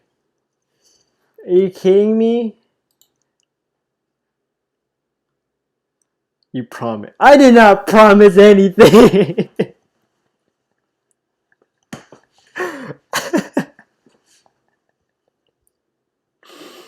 What is that song, man? It said a gator kills a baby. I'm like, why? Why? Oh my god. I don't care if it's an ice cream. I'm not playing the rest of the song. I don't want to get banned, bro. What the fuck? This is like a borderline controversial, but not forward enough to be very sensitive. I see. The first song, when a gator kills a baby. Jesus Christ. My god. What time is it? It's 11 a.m. I'll stream for another hour. Like you heard earlier, I'm building a PC for my sister for her birthday that's gonna come up soon.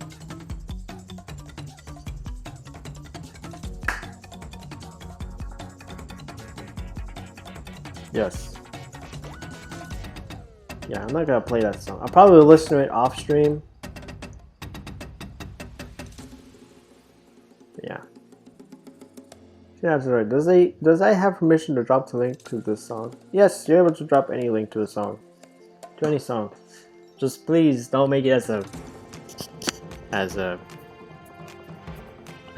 when a gator kills a baby type song. Here you go then. Alright. Spotify. Okay. Wait, go back. Cancel. I need to mute the game. Mute the game! Mute. Okay. So what we got here? What we got here?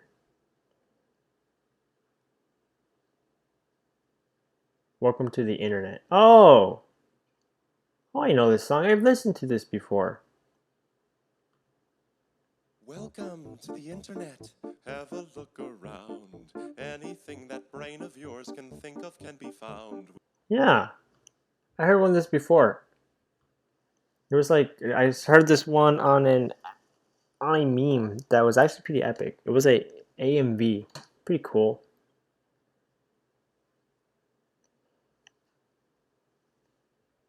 That's a nice one. I like that one. That one's good.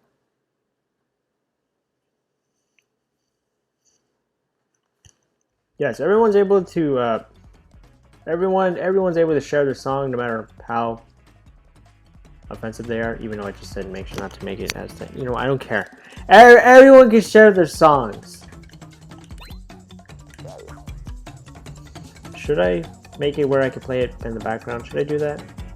Should I play music in the background instead of Fall Guys music?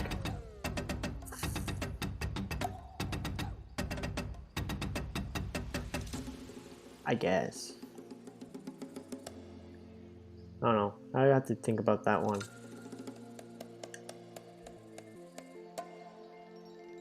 Should I do that? Should I play some music while I play? Because I'm not playing it like a story-driven game where there's gonna be cutscenes and stuff. Like, I don't think there's there's not gonna be anything serious with that. I have a few songs I would probably recommend. Draw Peach Hill. Alright. I need to make a stream playlist so I can put songs for the stream. Or should I just play my regular playlist? I don't know.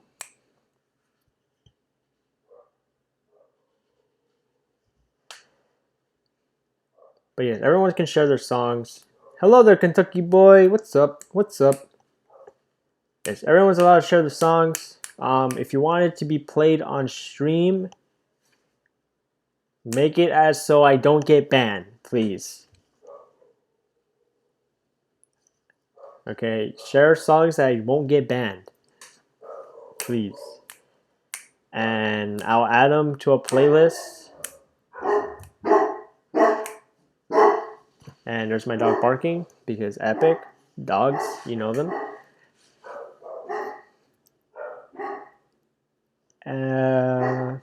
Here's a good non-bannable song. No, that's not what I want to do. Oh, this song! Ah, I see you have great tastes. I see that you have great taste in music. Listen, oh, I already have a stream playlist. What am I doing? I don't have that song anymore. That's my song that I do not have access to. I need to make a new one. But yes, no, go back. Go back. This is a good one. Now this right here, this is a good one. I hope you guys can hear that. Can you hear that?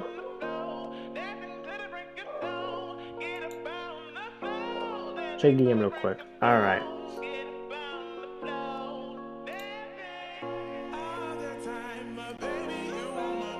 Check the game real quick. I don't know if you can hear that.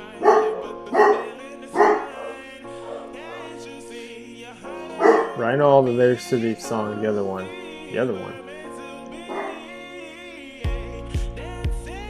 Let me check DMs. I really hope the dogs will stop barking, please. You're getting featured, so someone could have seen this song. Oh yeah, featured hype! Yeah, I know. That's why I don't want to get... That's why I'm telling everyone to recommend these songs. Not recommend.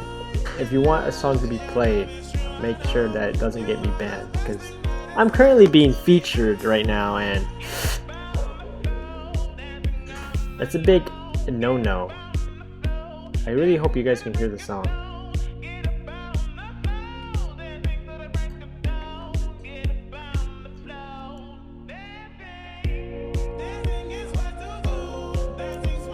what I should do. Popping in another good track from one of my daily playlists. Alright, what's this one? In the Garden. Alright, we'll play that next.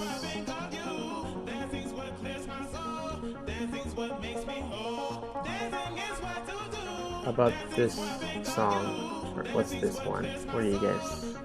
Yeah! Yes! Yes! Yes! We're gonna rickroll everybody who comes into my stream.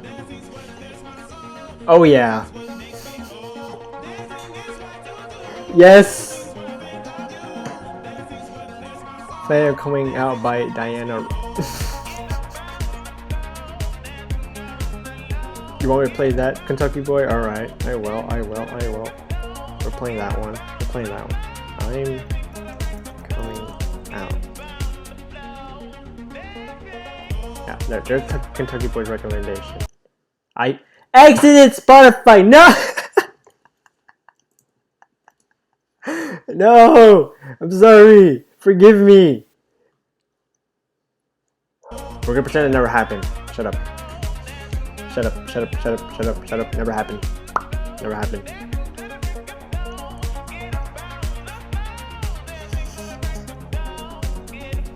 Never happened.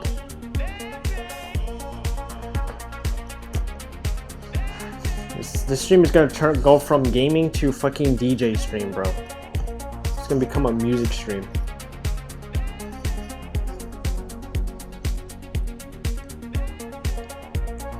Looking up the queue some more. Let's fucking go. Yes! Give me all the songs, you guys. Ooh, Snell's house. Yes, I see you have more greater taste. Nice. 10 viewers, dang. Dang! Haha, those 10 viewers don't know what's coming. They don't even know what's coming.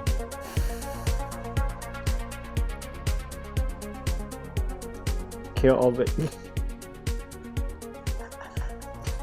Why? No, I'm not playing that one.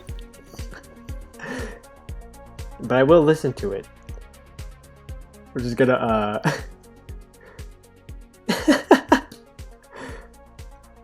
Everyone's giving me... I feel like I should delete. It's fine, Pamber. It's fine. It's fine. It's fine. It's fine. No. It's fine. I'm not gonna... I'm not gonna play it on stream. Don't worry. It's fine. Don't. It's all good.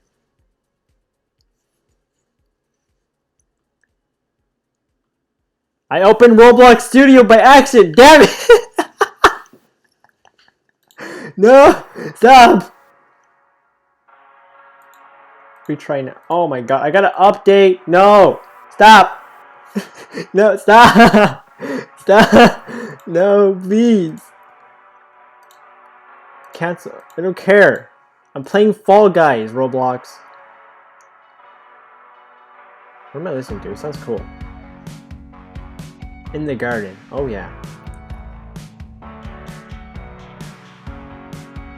Oh, that's a nice guitar riff. I like this. I like this.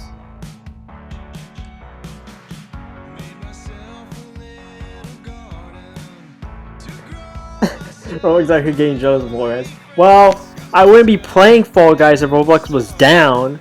So, suck it, Roblox. I moved on. Is that the monkey from the Jungle Book? It is the monkey from the Jungle Book.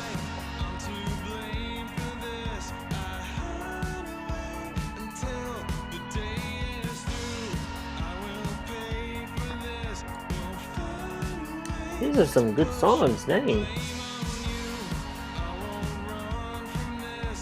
Yes, everyone. Any song that I enjoy listening to, that you recommend me to for the stream, I will make a stream playlist for all those songs. And whenever I'm playing a game like Fall Guys or something similar that does not require full-on silence for like cutscenes and reading lore and stuff like that, I'll play it. I also forgot his name. I don't know who that monkey was, but I know he's in the Jungle Book, and then his name, I don't remember his name. Yes. Yes. He's gonna be 12, so I'm gonna have lunch soon. SoundCloud. So it's world peace. I don't know. Care to explain what's in that song stuff?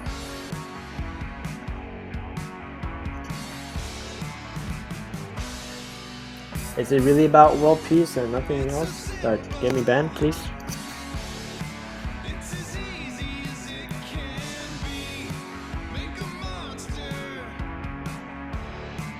Electronic music. Ooh. Okay. We play that after the cues. It's songs from a show.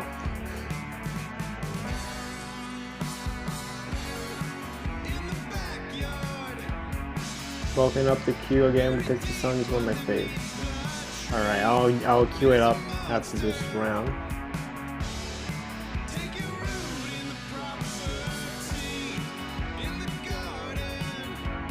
I'm good at this game. Oh. It's a playlist. It's a playlist of songs? Oh, okay.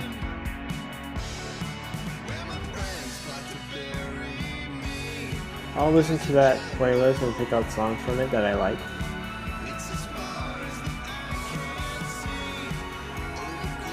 Jesus Christ. Let me in!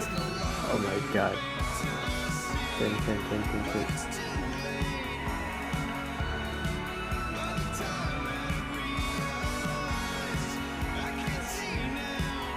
Well, there was no point in timing that. I fell to it anyway.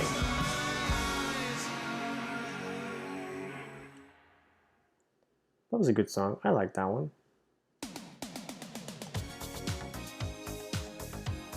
Oh yeah.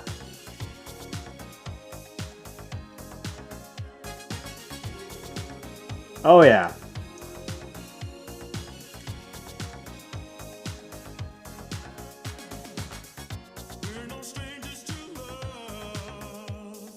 Now this is a jam. Oh yeah.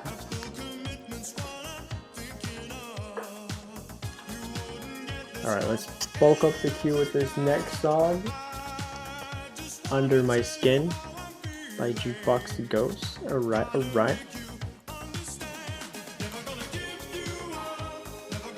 Oh yeah. This song better be played at my funeral or I'm not gonna go to any one of yours. You hear me? Alright.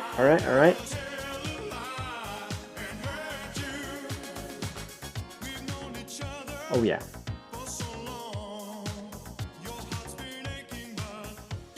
Better play my song. I will play your song. When did you put? You put SoundCloud. Okay, when is that? Okay. Because since it's a SoundCloud, I gotta make my own playlist in my head to find out where your songs are gonna be played in queue. At my funeral, I'll probably only have one song playing, and that be Evento Dodo by Yugo Ikano. Alright. Oh. Please don't let me be stuck here. I'm gonna die. Oh no. Damn it! Because I kept getting stuck at that one part. Oh my god.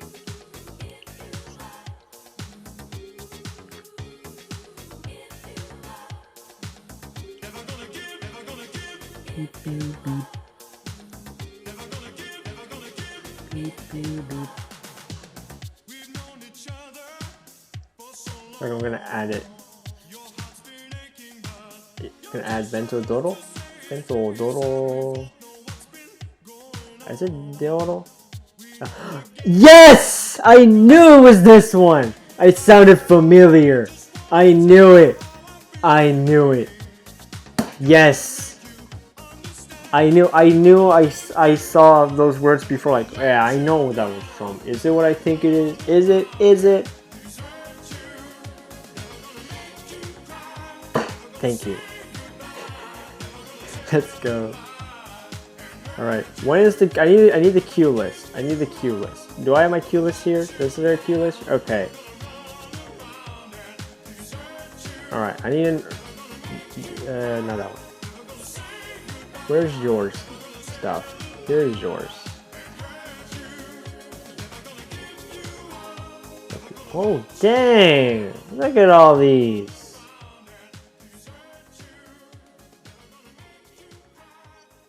Yeah, I'm definitely gonna have to listen to this on my own and pick out the songs that I like.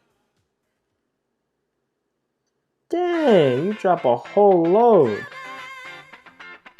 This is for you, Kentucky boy, this is for you!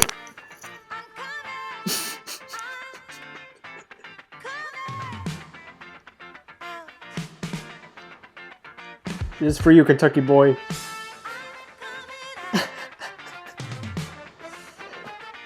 This is what Kentucky boy wanted. This is for you.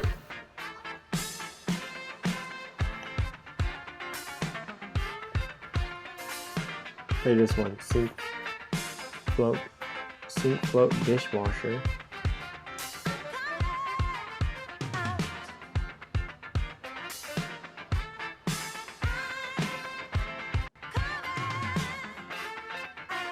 Alright, I'll play that. Don't worry, I'll play that after Diana Ross.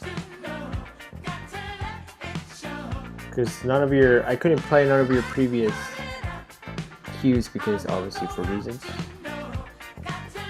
But I'll play this one after Diana Ross. Don't worry, stuff. You'll have your moment. It's okay. You'll have your moment.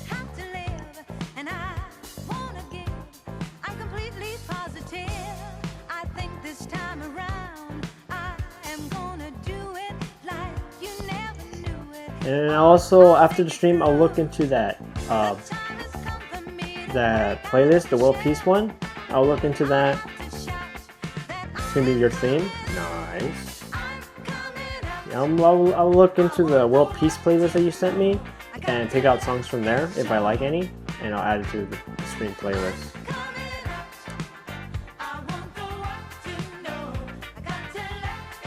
Yeah, they're funny songs.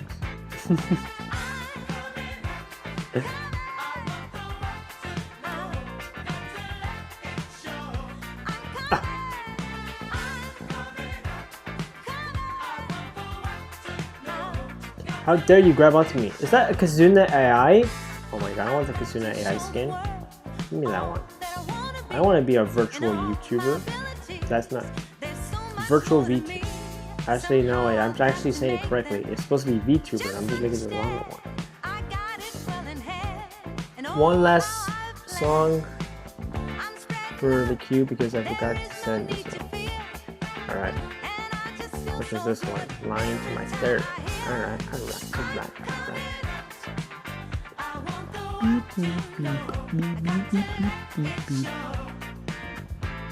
Bro, watch me become a VTuber? Oh my god.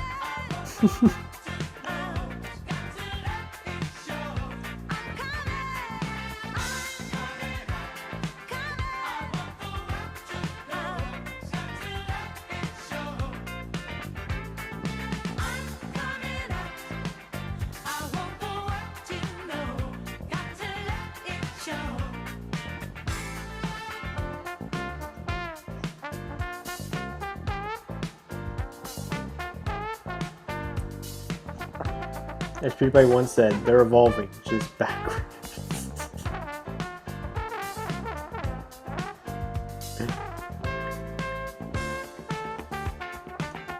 Ah, yes, the great PewDiePie. Oh!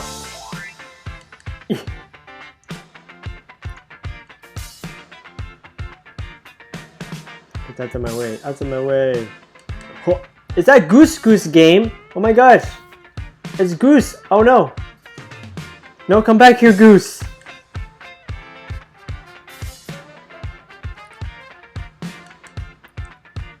Is that the Untitled Goose Game skin? Oh my god, I think it is.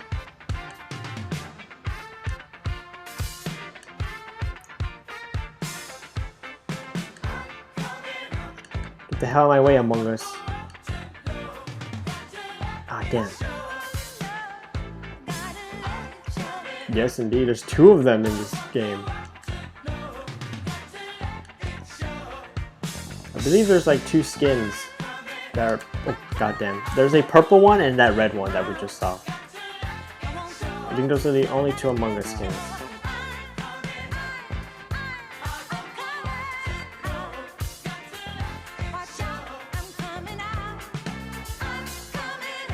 Yeah, there's 2 official Among Us skins in Fall Guys.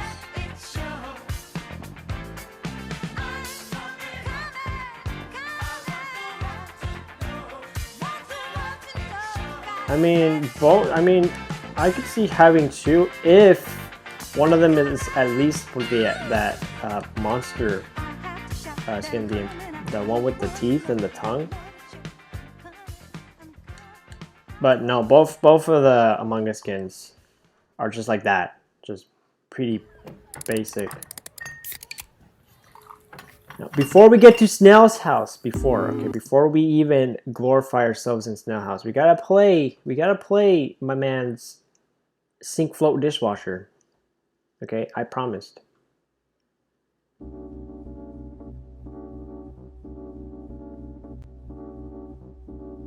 Oh damn. When a gator kills a baby, no one calls it.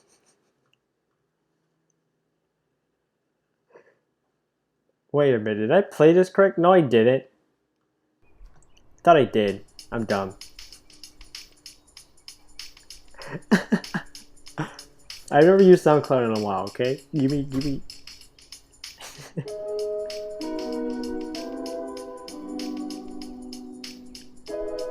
This sounds familiar. Oh shit, we're starting.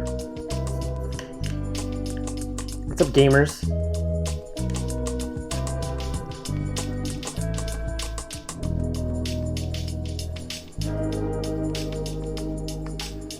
This is nice.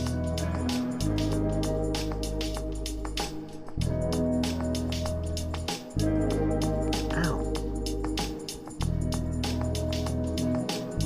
Yes, snowballs. Oh god.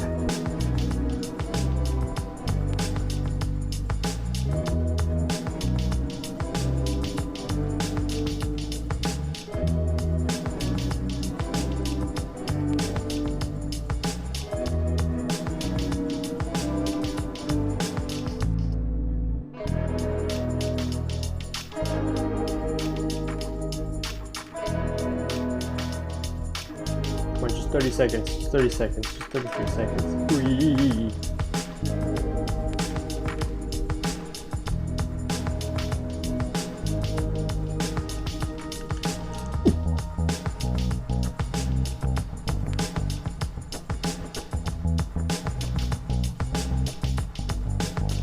In America, you throw the snowballs. In Soviet Russia, the snowballs throw you.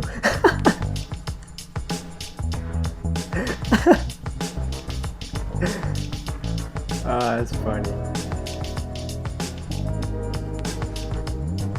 It would do, it do, it do.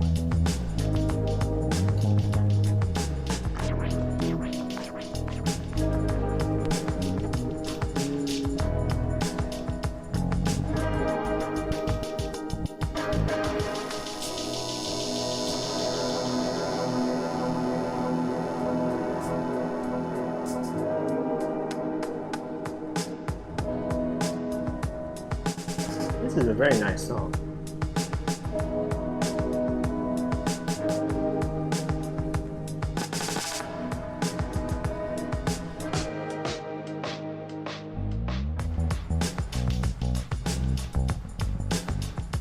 Okay, we're on the last round.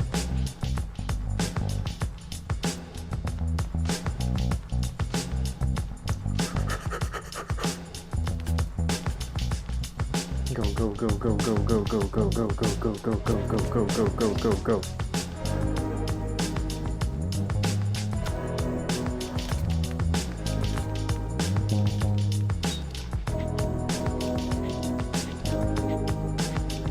It's gonna gonna be your stream theme?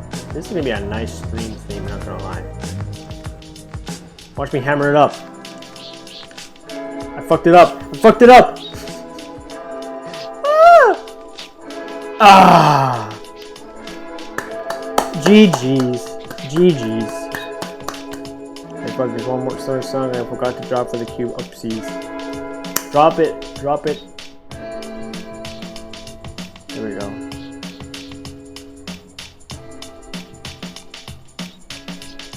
Kazuni. Ooh, another JoJo song. Okay, okay.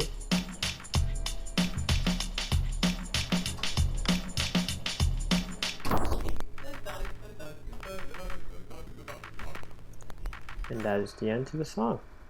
That's a good one. That's a good one.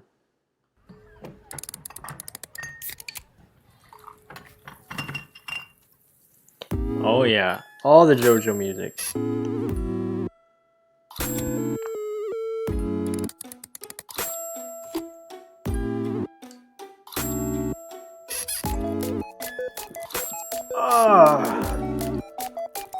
Unless you knew, I know a lot of songs. I know you do, because you've sent me a whole playlist of world peace.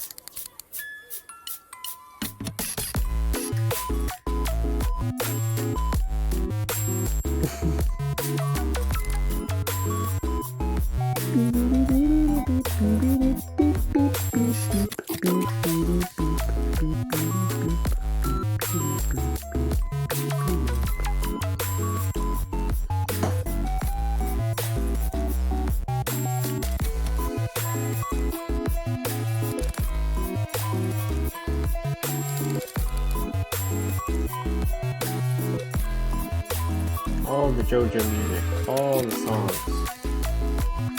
I'll make one huge playlist just for the streams.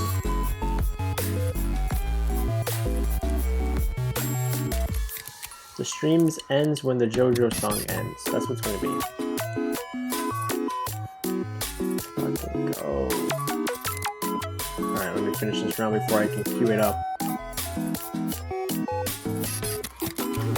What's up, gamers? Another Among Us skin? Oh my god. That's the same too! Oh my gosh. Both of them are here. Keep. Oh my god, he's up in front. Come here. Hey look, it's the bullet from Enter the Gungeon. That's epic. I want that one. I want Enter the Gungeon skin. They are here and they are sus.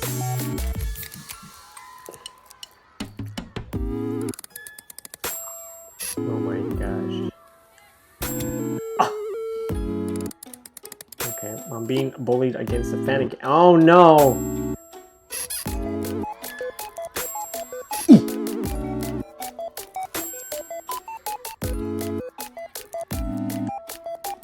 Oh, there goes Godzilla.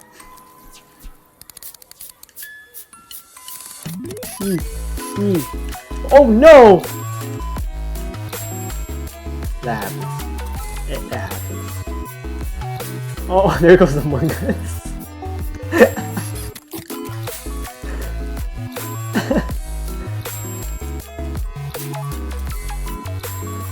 You're up the map again.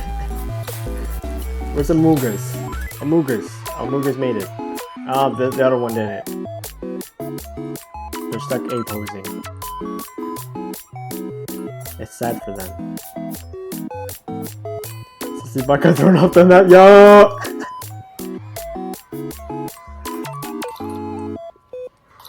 Yes. Oh, there's 2 Enter the Gungeon skins. That's epic.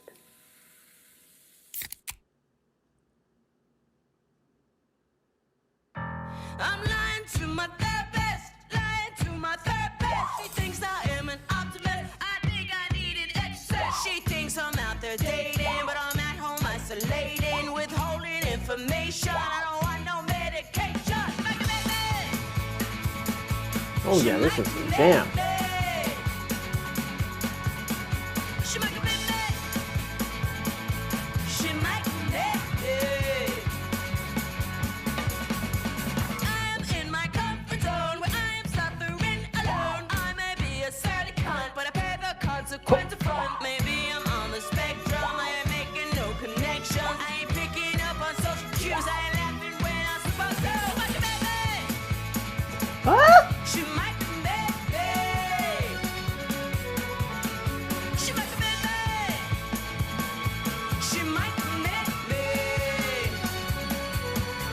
put this in my POV playlist I made a while back.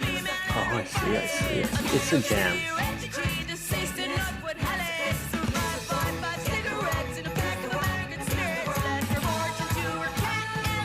I'll take that Among Us. Get bullied.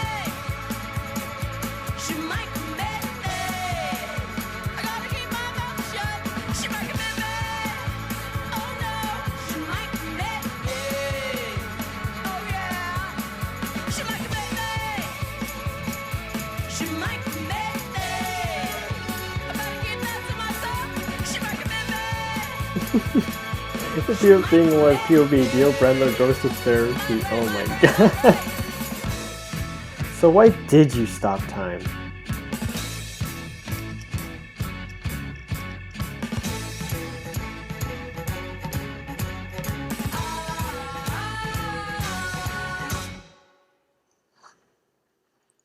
I'm stuck.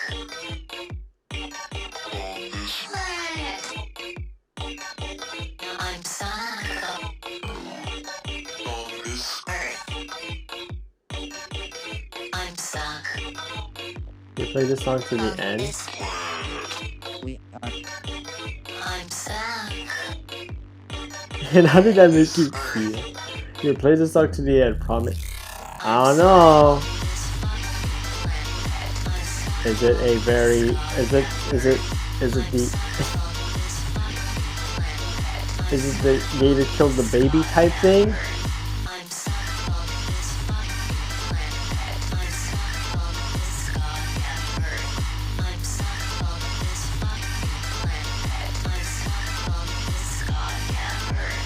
Okay. Alright, I'll play it to the end. The Rise and Fall of Book Nova, Section 1. Is that a text-to-speech of an entire section? Is that... No.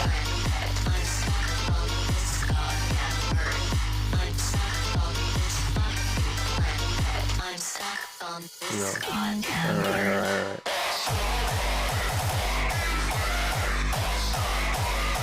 It's jazz, I think. Jazz? My god. I'll play. I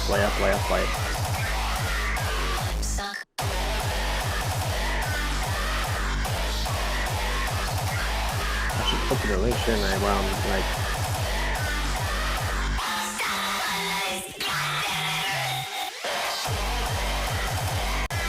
Wait. Is this 2 hours?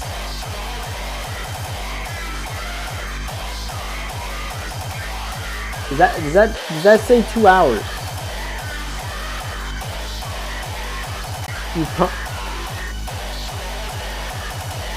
Oh my god.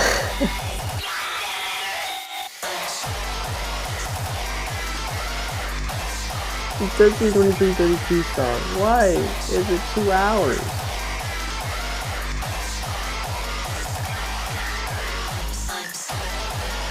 I once listened to this all the way. What?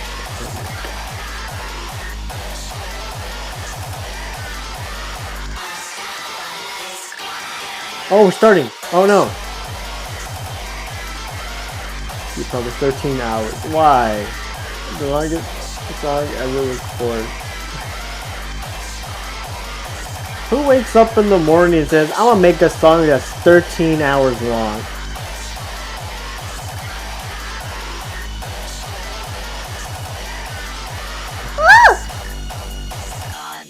Okay, you know, I died because it was lagging, so I'm gonna blame the lag. I'm stuck on this earth. I'm stuck.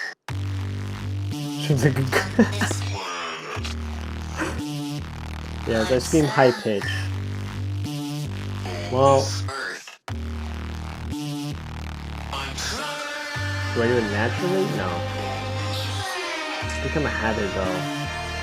So I guess, yeah, it is natural now. Damn.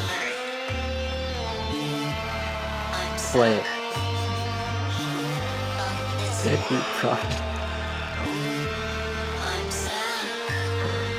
I'm not gonna play a song that's 13 hours. I'm not gonna do a 13-hour stream. I will play some of it. I'll play some of it. You Nah. Oh, wow. I'll play some of it. 2 hours. Alright, fine.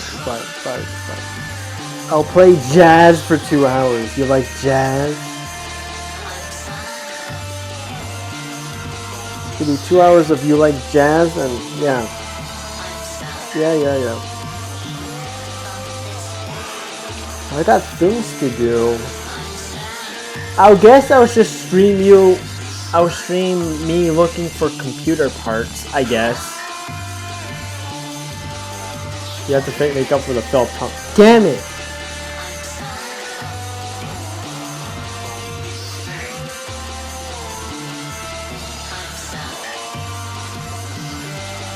Actually, 4 hours. Oh my god, no. Ultimate payback, 4 hours. Fine. I'll stream for 4 hours.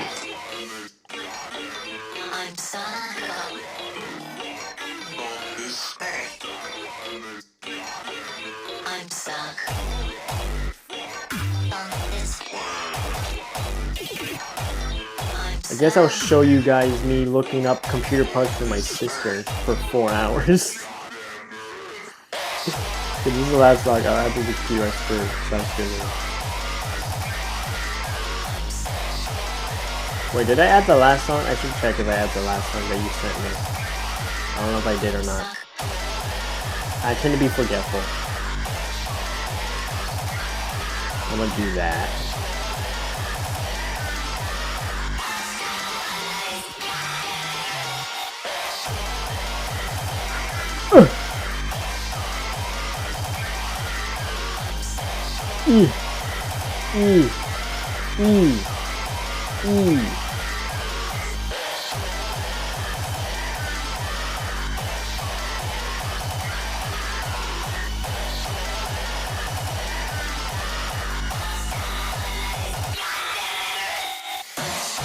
I fell. Stop jumping on me. Go away.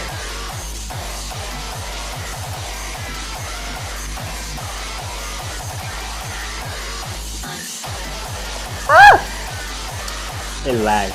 Okay, it was the lag. It was lag. Ow. Wait. Jump. Wait. Hell yeah. Alright, let's check if I actually... This one. Standing gun break. Yeah, I didn't add it, I believe. So let's add that. And then...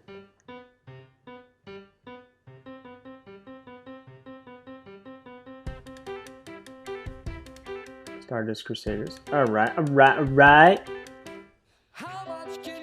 Hey, Fall Guys comes out when a JoJo Bizarre Adventures game will be the end of God. They better add a JoJo skin. I'd buy.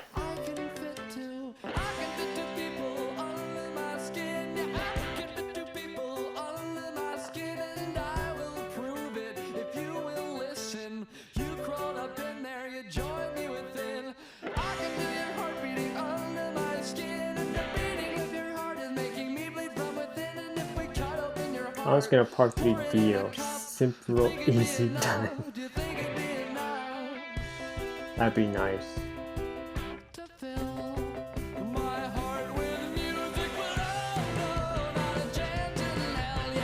Also, maybe Mob for Return Pro. No.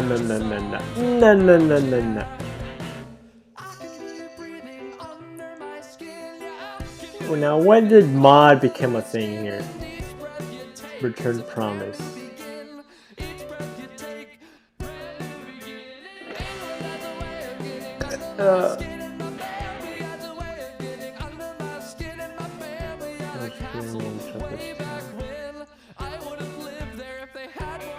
Personally, I think the 4 hours might be enough for payback.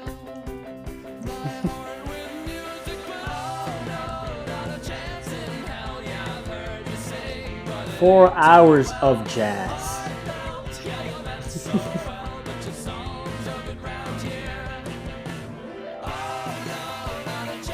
This be payback. 3 hours in mod.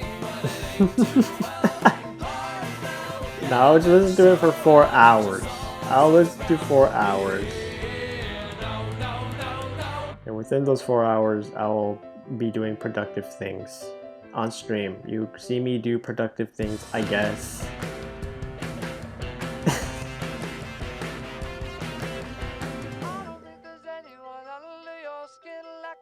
What would I be doing is the question. What do I gotta do today? Well, one, I gotta edit a video. The physics of the cannonballs coming out of the cannons is suddenly growing. It's driving me insane. I know, it's just weird. How does that work?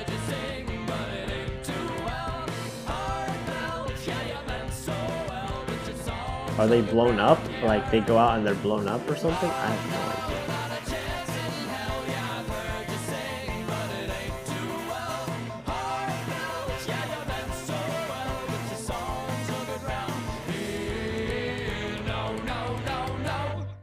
Then again, the Fall Guys of the physics of Fall Guys in itself is wacky, to be honest. It is. It is. It is. Oh yeah! Oh yeah! Oh yeah!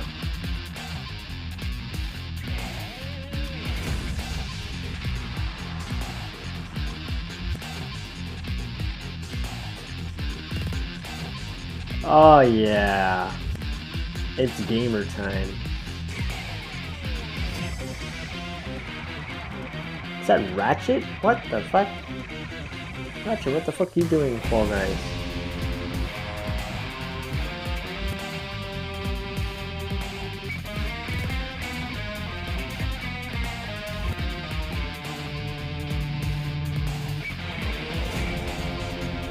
Right back on music for Fall Guys, to be honest. Oh yes.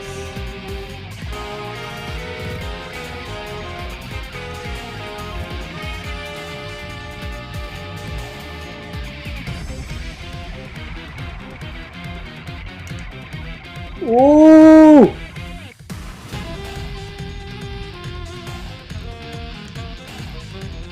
Ooh.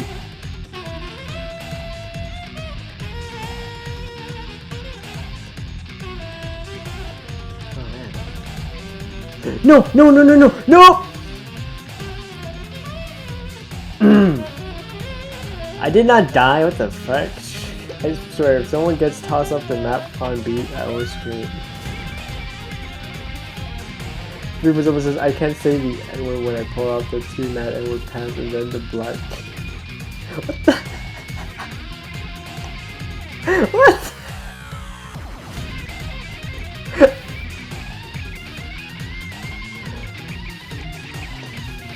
Let's try to get that tossed off of the map type beat. Let's try to get that. Let's try to get that. Let's hope we can get that.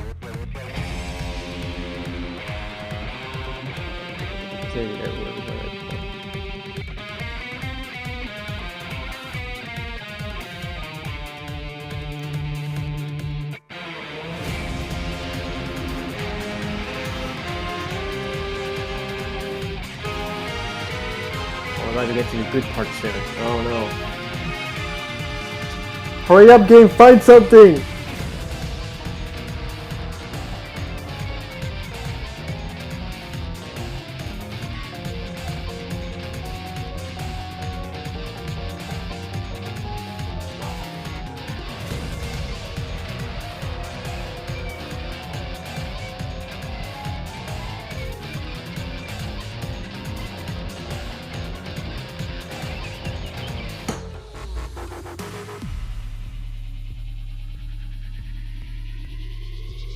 Oh yeah.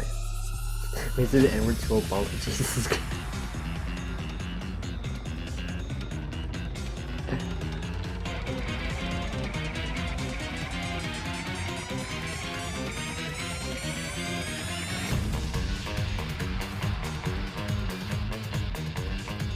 Oh yeah, oh yeah, oh yeah, oh yeah.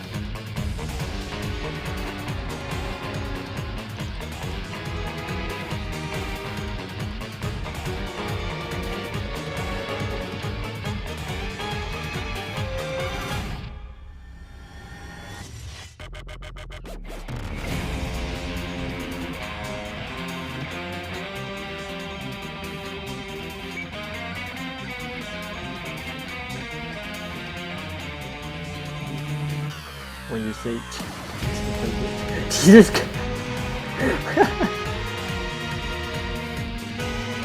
Oh, look at that! Oh, over the wall. Get wrecked, gamer. Such a gamer. Oh yeah. Ow. Oh yeah.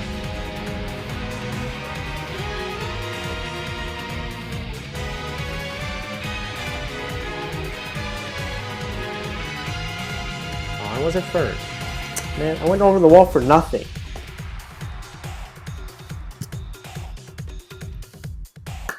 Oh, look at that pixelation. Oh, look at that pixelation. Yeah, pretty soon I won't be able to stream Fall Guys off my PlayStation. Charge right over the wall, yo. That's what the Mexicans said.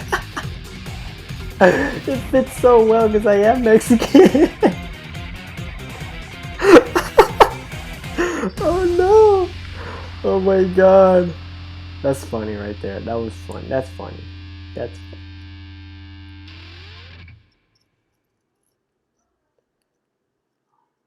That's funny. Oh yeah.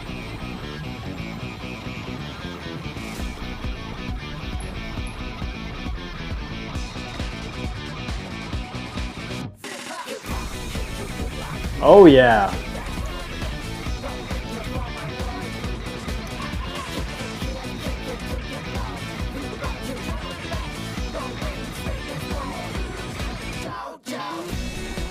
Oh yeah. Dave Chappelle versus Twitter.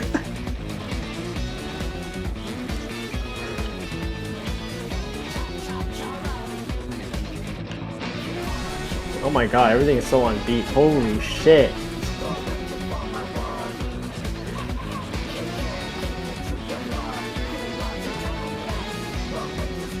Ah.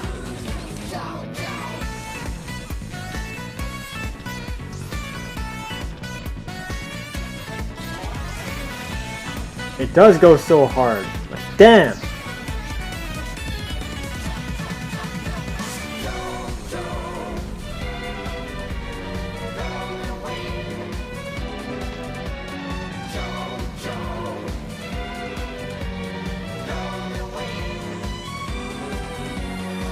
You call black shit. What do you call a black Jordan stuff? What do you call?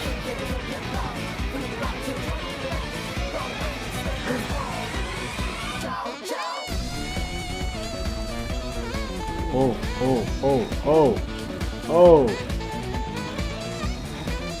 What the hell? Where did you come from? Oh my god.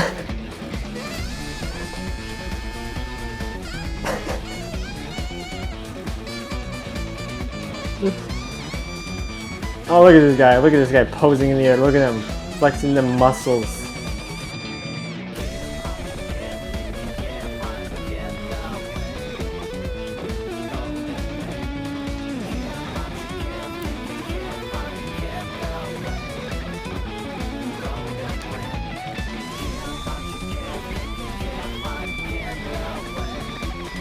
Make it bad. Is it just me or did that guy really glitch through the map? Most likely. Most likely glitched through it. I'm gonna get banned. Yeah. I feel like you might get banned. No, not fruit shoot!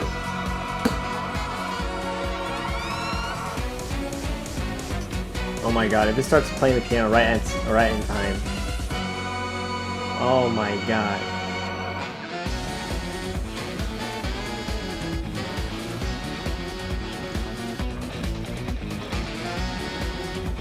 Alright. Let's nail this one.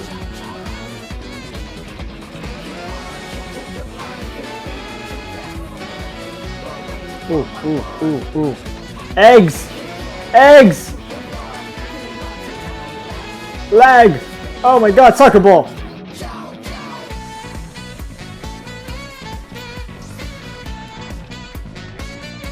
Oh! I'm not gonna win!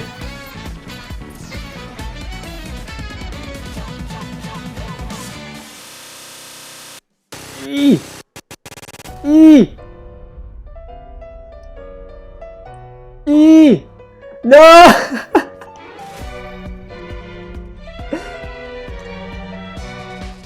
I was eliminated. Ah!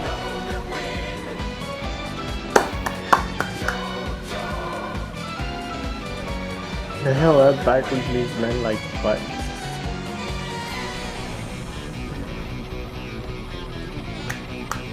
I was destined to lose like a game. Jesus fuck.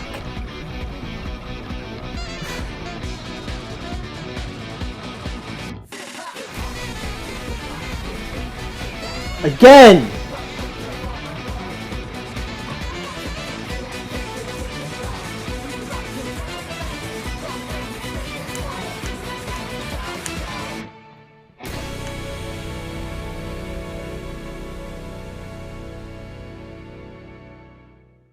It's an amazing song. It slaps hard. BLM banging local man. Oh my god, is this torture dance?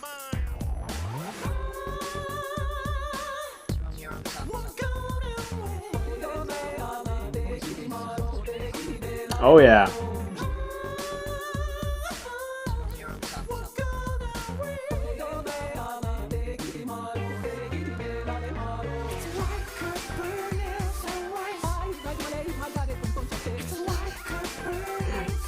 Let's go! Torture dance!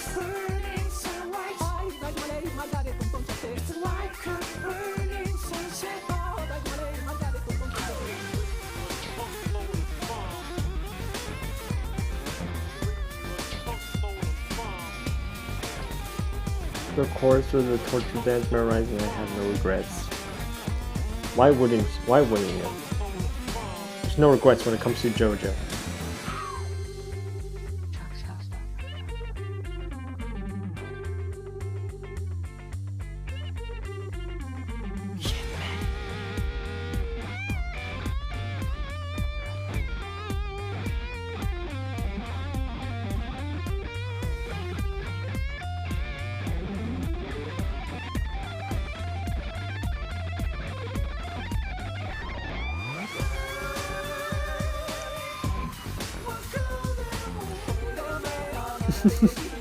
This comes naturally to me.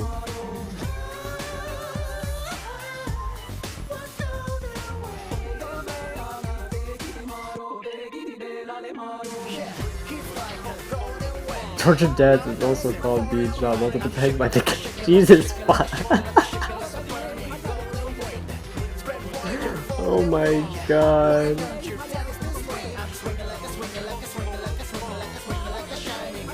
Oh my god. I mean, you're not wrong.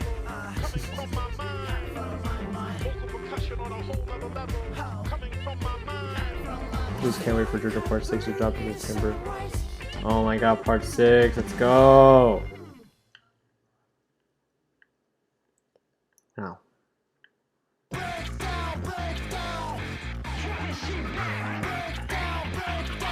Oh yeah, oh yeah, oh yeah. I'm doing my legs crossed.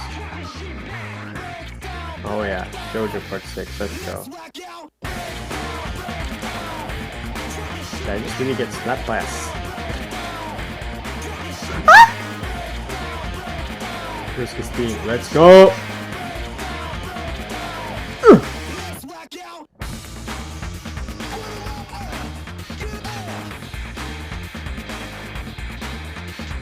December, I mean. Oh yeah, it's coming this December. Epic!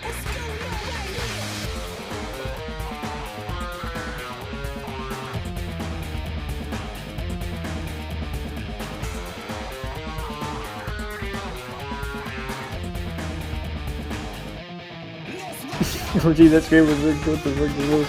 Oh my god. Any candy called Sugar Babies. Oh my, was there really a candy called Sugar Baby?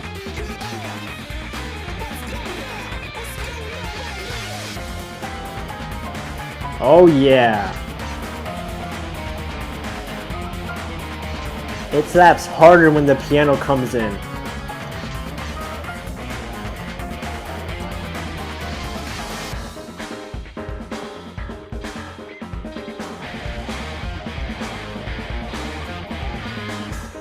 You have that candy in your trick-or-treat bag?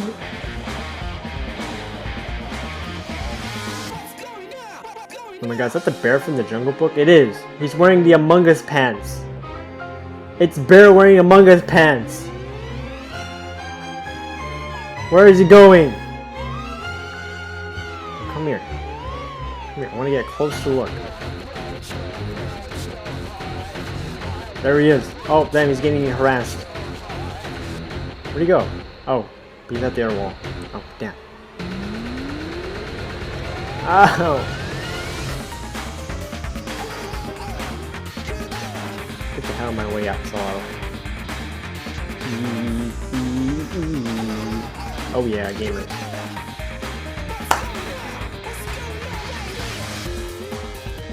And a balloon the Among Us pants. Where is he? Let's see if we can find him. Where is he? Where is... There he is, right here. Look at him. Look at his bastard right here.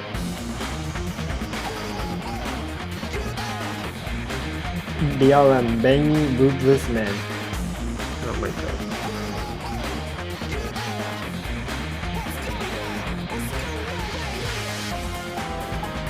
Oh yeah.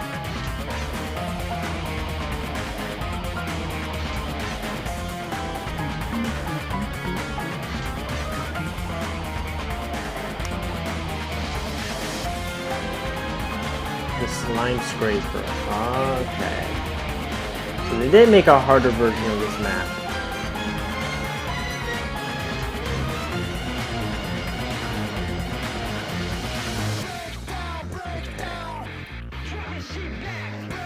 That's why I kept dying to slime every time it rises. I knew something like that. Bro, guys. Oh my god, the quality is so bad. It's because everyone's using the internet in my house. Don't worry guys, don't worry. I found another alternative to play Fall Guys. We play Fall Guys on Roblox. Oh my god. Those are terrible games. I died! I wasn't paying attention to the slime! Eve! It's not about where you work out. I have ads! It's about how you recover. I don't care! Oh my god, we have ads. Sorry guys, I'm poor. I don't have premium. And helping you recover I don't have premium, guys. Fuel your Roblox goals sucks. and recover with Optimal Nutrition Gold Standard 100% my whey. mini roulette. The world's best-selling whey I Roblox protein can't get powder. jealous of Fall Guys because you play Recover with Fall the Guys gold on standard Roblox. of whey protein powder. That's how you kill two birds with one stone. Welcome to the internet. Have a look around. Anything that brain of yours can think of can be found. We've got mountains of content, some better, some worse. If none of it's of interest to you, you'd be the first. Welcome to the internet. Come and take a seat. Would you like to see the news or any famous women's feet? There's no need to panic. This isn't a test. Just nod or shake your head and we'll do the rest. Welcome to the internet. What would you prefer? Would you like to fight for civil rights or tweet a racial slur? Be happy, be horny, be bursting with rage. We got a million different ways to engage. Welcome to the internet. Put your cares aside. Here's a tip for straining pasta. Here's a 9-year-old who died. We got movies and doctors and fantasy sports and a bunch of colored pencil drawings of all the different characters in Harry Potter fucking each other. Welcome to the internet. Hold on to your socks, cause a random guy just kindly sent you photos of his cock. They are grainy and off-putting. He just sent you more. Don't don't act surprised, you know you like it, you whore.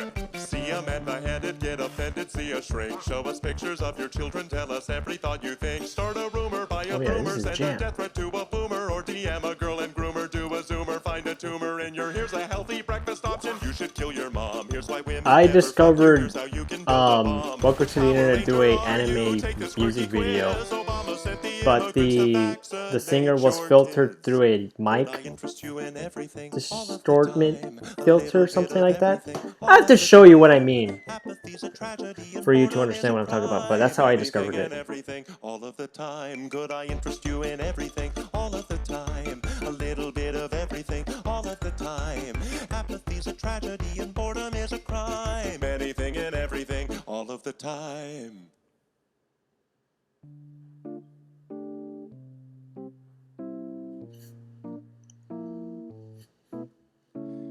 You know, it wasn't always like this. I discovered it by watching the movie Inside. Alright. Not very long ago, just before your time, right before the towers fell, circa 99. This was catalogs, travel blogs, a chat room or two. We set our sights and spent our nights waiting for you,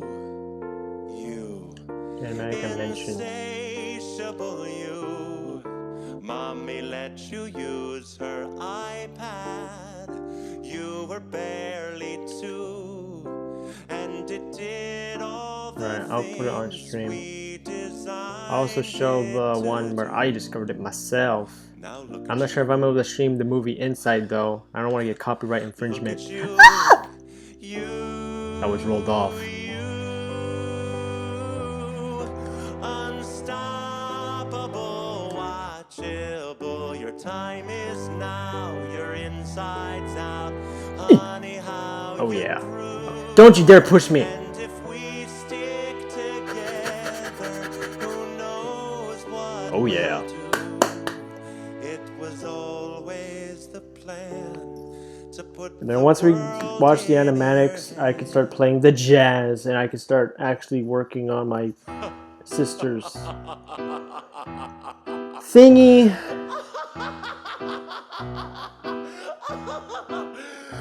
Could I interest you in everything all of the time?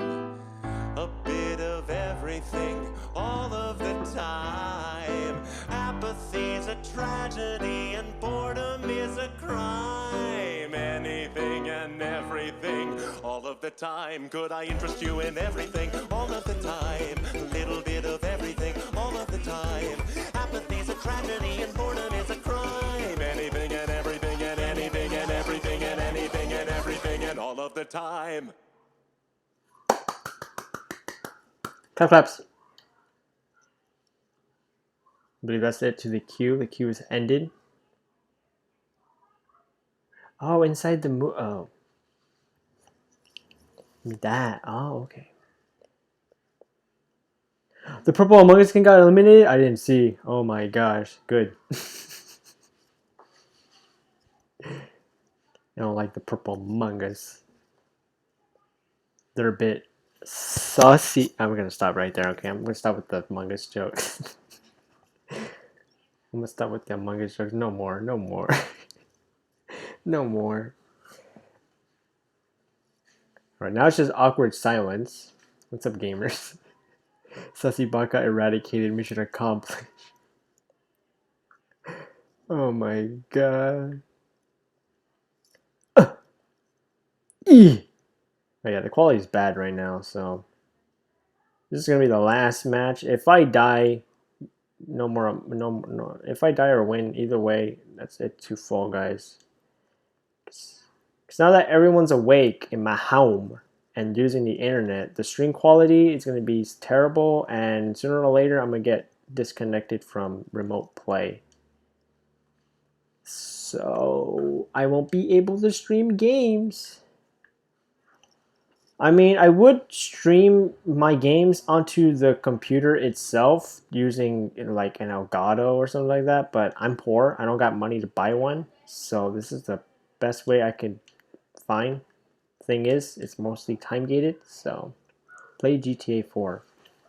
Oh my gosh, look at that. Look at that lag. Damn. Play GTA 4. I don't have GTA 4, man. Oh, did I get disconnected? No, I didn't. I don't have GTA 4. Nope, nope, nope, nope, nope, nope. Ah, I got disconnected. No! I can't be disconnected. I have to finish the game. Look, it's my name, guys. Didn't buy it. I don't got money. I think. I should check.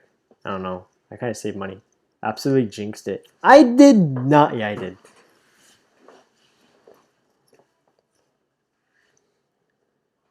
I'd buy games, but I need to save up my monies. Because I don't have any money. I kind of spent most of it. Maybe I shouldn't have bought all the stupid things I bought when I was younger. You know, I couldn't have enough money to, like, I don't know, buy GTA. Be epic. Even then, GTA. How much does GTA cost? I could probably get it. You better follow me. You better follow me. I have to buy GTA 4 and better follow you. Got it, got it, got it. Seems easy enough.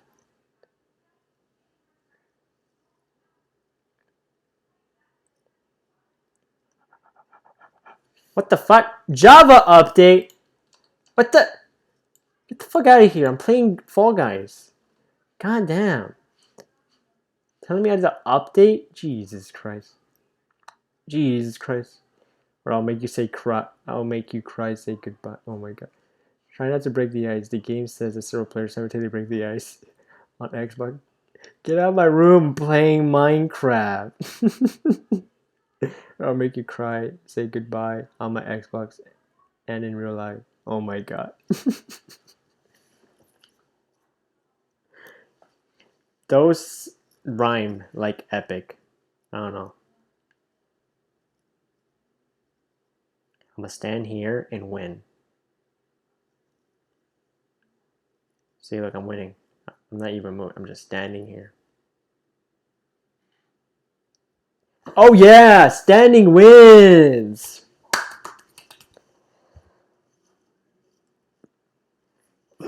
Okay, Java, what the fuck do you need to update? Update 311 build 11 is now available. You have 30109. Would you like to download now? Or download it later. I'm streaming. Okay. Rick Astley with the rhyme scheme.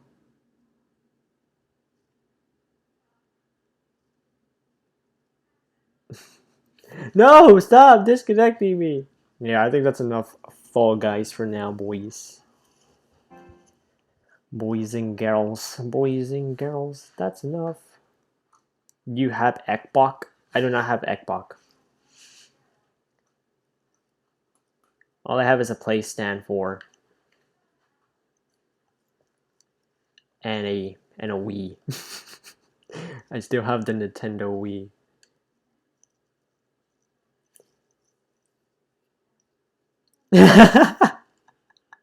I can't play anymore. Yeah, I still have the Nintendo Wii. So what? So what?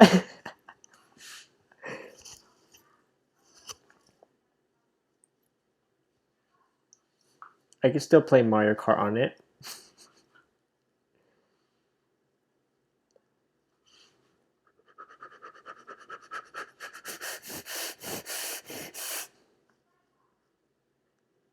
See, I have a play.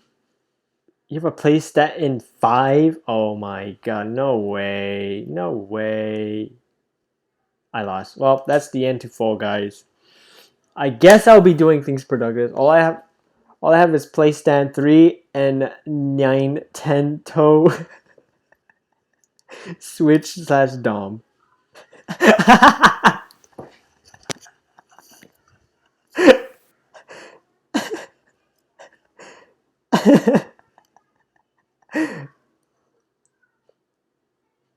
Xbox One.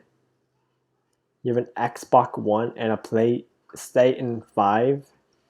Damn.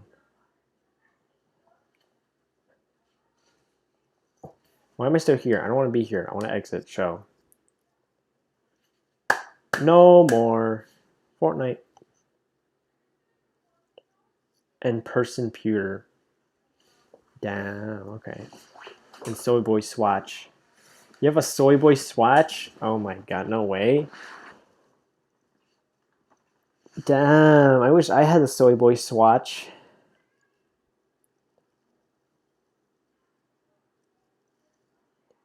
And lip top P. Damn. No way, no way.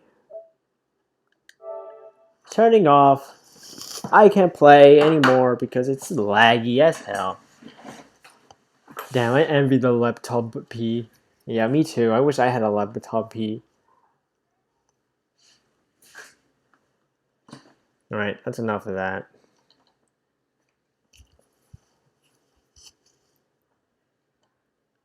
What do I do now? What do I stream on my thing?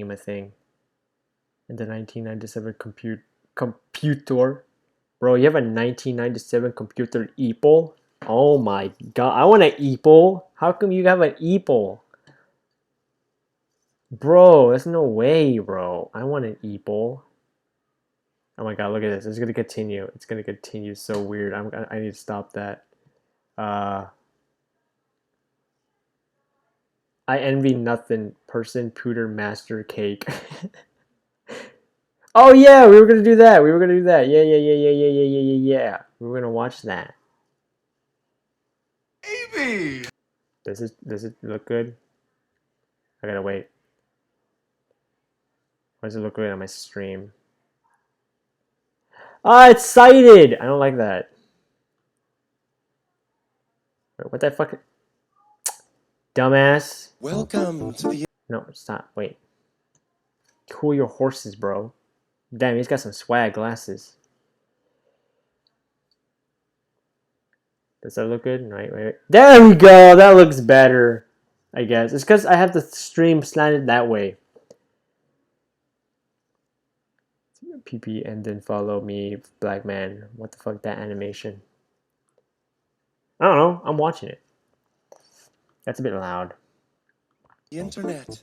Have a look around. Anything that brain of yours can think of can be found. We've got mountains of content, some better, some worse. If none of it's of interest to you, you'd be the first. Welcome to the internet. Come and take a seat. Would you like to see the news or any famous women's feet? There's no need to panic. This isn't a test. Just nod or shake your head and we'll do the rest. Welcome to the internet. What would you prefer? Would you like to fight for civil rights or tweet a racial slur? Be happy, be horny, be bursting with rage. We got a million different ways to engage. Welcome to the internet. Put your cares aside. Here's a tip for straining pasta. Here's a 9-year-old who died. What? We got movies and doctors and fantasy sports and a bunch of colored pencil drawings of all the different characters in Harry Potter fucking each other. Welcome to the internet. Hold on to your socks, cause a random guy just kindly sent you photos of his cock. They are grainy and off-putting. He just sent you more. Don't act surprised, you know you like it, you whore. See a man, it is pretty gamer. See a shrink. Show us pictures of your children. Tell us every thought you think. Start a rumor, buy a broomer, send a death threat to a boomer, or DM a girl and groomer, do a zoomer, find a tumor in your. Here's a healthy breakfast option. You should kill your mom. Here's why women never fuck you. Here's how you can build a bomb. Which Power Ranger are you? Take this quirky quiz. Obama sent the immigrants to vaccinate your kids. Could I interest you in everything, all of the time? A little bit of everything, all of the time. Apathy's a tragedy and boredom is a crime. Anything and everything, all of the time. Could I interest you in everything, all of the time? A little bit of everything, all of the time. Apathy's a tragedy and boredom is a crime. Anything and everything, all of the time.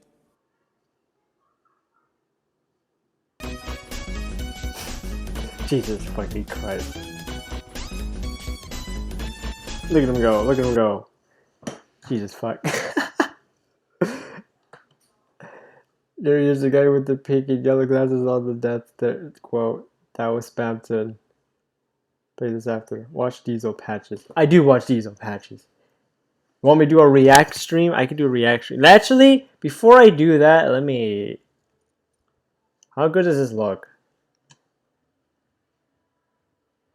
You know what? I don't care. It looks good for me. I'm not going to do the effort. What's this? Okay, I'll watch what this is. Wait, so Spamton is the death threats one? What does it feel? I don't care. Wait, Spamton. Wait. Death threats one? Was... Or don't act surprised you. Is this one? Where is it? Do you watch... Bro, do you watch Clemon, bro? No, I don't know who this is. I love the kind of women that will actually just... Oh my god, okay. God damn it, Penny Bear, what the fuck? I know what this I like is. to customize your car insurance with Liberty. Actually, before I do that... About the death threat. Oh my gosh. Okay. Nope, wrong one. Pop up. Okay. I can read chat while I watch videos. Celebrate with fans on stream. Oh my god, I know this. I know they follow. I was there. D-Live. What the hell? No, give me my thingy. There we go. Now I can read. You can probably find them on Google via search Spamton G Spamton. Alright. I'll Google them while I watch the Mutual, so you video. only pay for what you need. Just like this. Liberty, liberty, liberty, liberty. Only pay Yeah, I for don't have what you ad need. blocker, by the way. Watch Emplimon. I Alright. love the kind of woman Oh that my will God. actually just kill me. You know, when I left the house today, I was thinking, damn, I really hope some hot chick paints my brains all over some fucking hallway. Oh my god. And here we are. I mean, really, just absolutely destroy me. I'm talking full-on watermelon in the thighs level carnage. And I want it to scare the shit out of me. I mean, I hope I piss myself. I hope I piss myself and you call me your little pee-pee piss boy. I want you to fuck me up. I mean, I want you to make me your bitch. Your little pee-pee piss myself bitch. I want it to get embarrassing. I mean, like, weirdly embarrassing. Unsanitary, too. We should be entirely different people by the end of the first 8 hours. Do you understand what I'm trying to say here? I mean, I'm a real freak. I'm not normal. Ma'am, please, you have to crush me. What the hell, man? What the hell? Oh, that's funny. Okay, you should have watched Emplimon.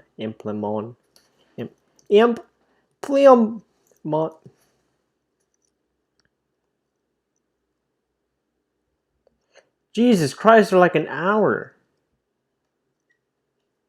Oh, this is just about NASCAR's most feared track. Oh, okay, never mind. There's we at 24. Okay. Oh, so this guy analyzes things. Okay.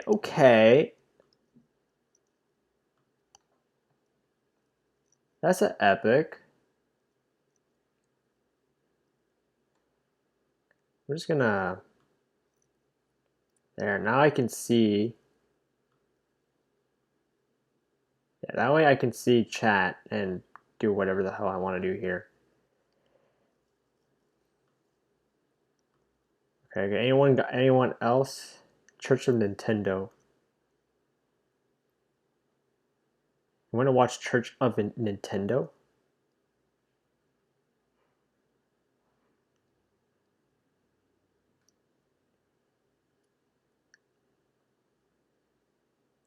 Is that?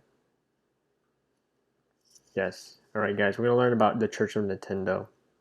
I expect full notes from this.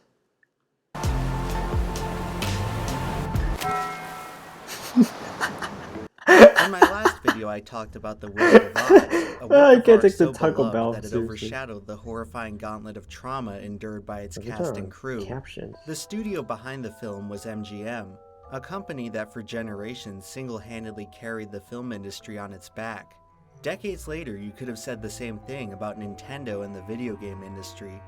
In 1983, the US video game market crashed. In just 2 years, industry revenue had plummeted by more than 95%. Atari, the leading American games manufacturer, was forced to bury more than 700,000 unsold cartridges in a New Mexico landfill. The state of the video game industry was in shambles, providing ample opportunity for one Japanese company to pick up the pieces. Super Mario Bros. 新発売 In 1985, Nintendo released the NES in the United States, a console that rejuvenated consumer confidence in gaming. In its darkest hour, the video game industry was rescued by a mystical company from a faraway land. Many fans of gaming have come to see it as a miracle. By 1988, the NES accounted for a 70% share of the video game market, and the industry was poised for its most prosperous period yet. Nintendo inherited the exalted title the savior of video games. Now, nearly 40 years and 6 consoles later, the warship is far from over. Indeed, people keep worshipping Nintendo. Come on. Nintendo fans will buy anything Where are we Nintendo. going? To Neverland. Neverland? You'll never grow up there. Modern-day disciples of Nintendo span a variety of denominations. Together, they form one of the most loyal followings for any brand in the world. However, despite the daily outpouring of reverence and adoration Nintendo receives from its fans, the sentiment is far from mutual. Recently, it's been quite the opposite. In fact, the past 20 years have shown us that Nintendo's most passionate supporters often wind up becoming their most forsaken. Last year, I posted a video about Hungrybox and competitive Melee. It's a video that features many layers of conflict, one of which was Nintendo's antagonistic relationship with competitive Smash. Nintendo versus Super Smash Bros. Was never designed to be anything other than a party game, but developer intentions wouldn't stop some players from reinventing the game in their own vision. The rushed development of Melee led to a series of engine exploits which pushed the skill ceiling of the game to the limits of human ability. But it was so frame perfect, I felt like literally an explosion in my hand. These unique mechanics transformed the I game don't into think a that should be a competitive thing. spectacle, and one of the first video games in America showcased and sanctioned esports tournaments. It is true. MLG hosted Melee tournaments as far back as 2004, predating even the earliest Call of Duty championships. At the time, the esports industry was still in its infancy, and Super Smash Bros. Was in Will they prime play position League on to those lead computers? competitive gaming into a new era.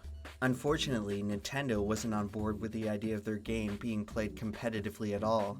Lead developer Masahiro Sakurai made it his mission to all but erase competitive play in the next installment of the series. No contest! Melee's defining mechanics were neutered, if not outright removed, in its sequel.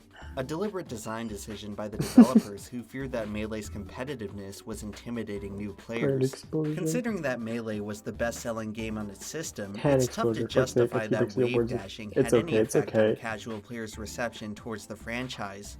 Across all of gaming, it's very unusual for the skill ceiling of a game to actually look at affect that, the bro. Look enjoyment at of new that. players.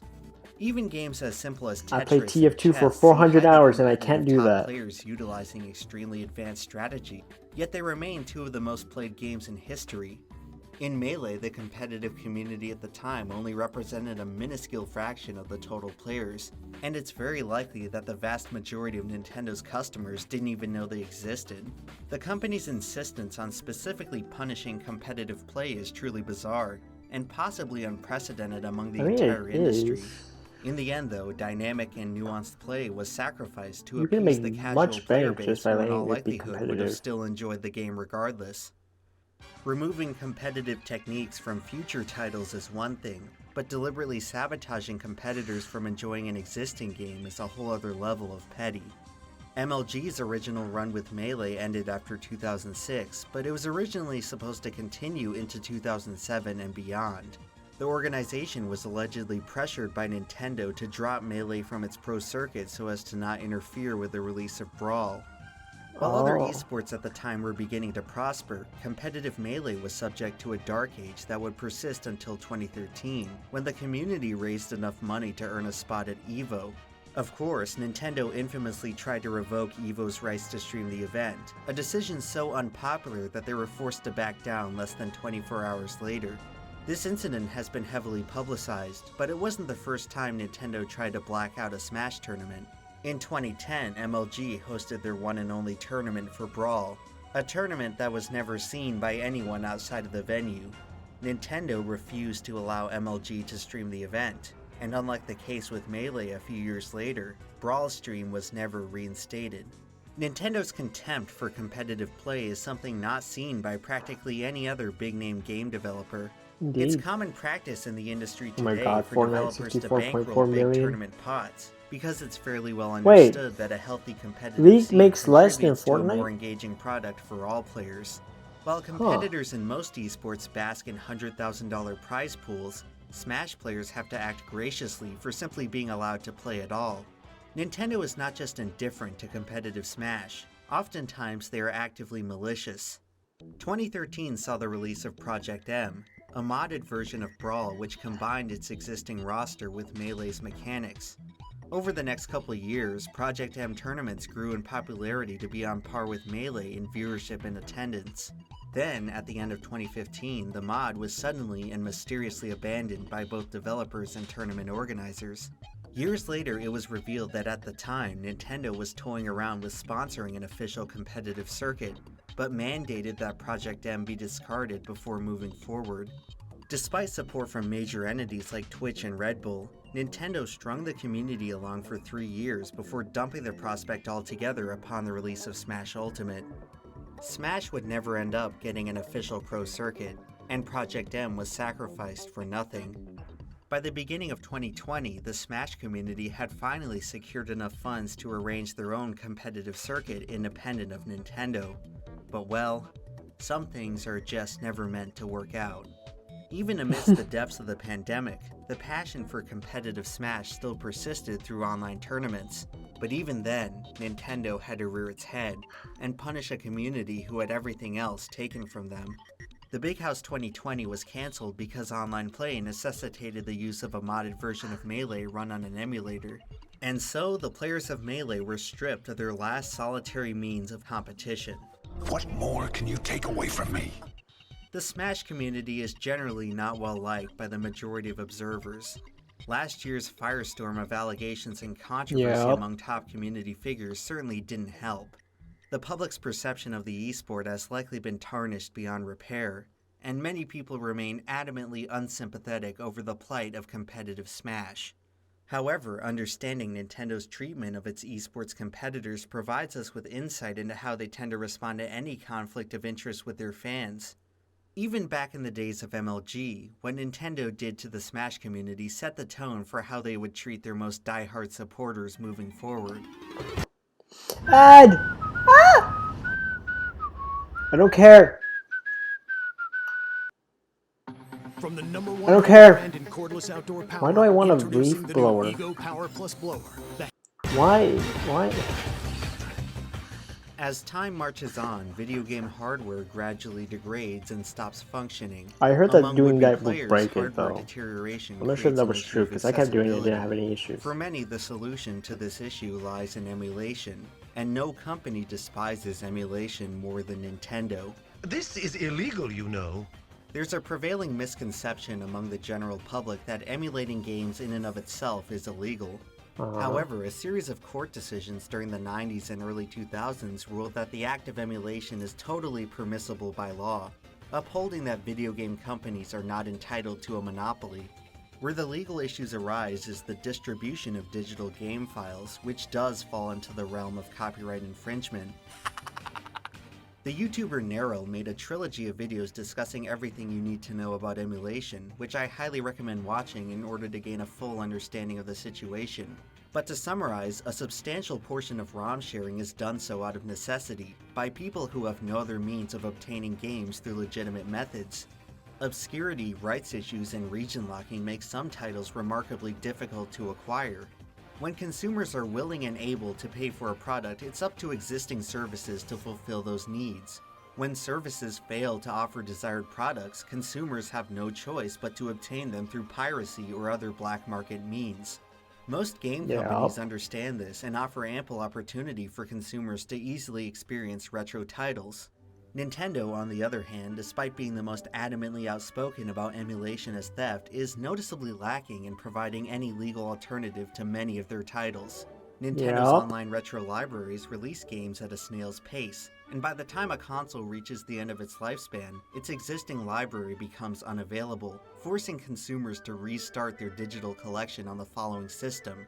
This process creates sizable lapse periods where would-be customers are unable to access their favorite retro games. Even Nintendo's dedicated retro hardware like the NES Classic suffered notorious supply shortages. Many have inferred that restricting their supply of classic games is a deliberate strategy by Nintendo to artificially drive up demand.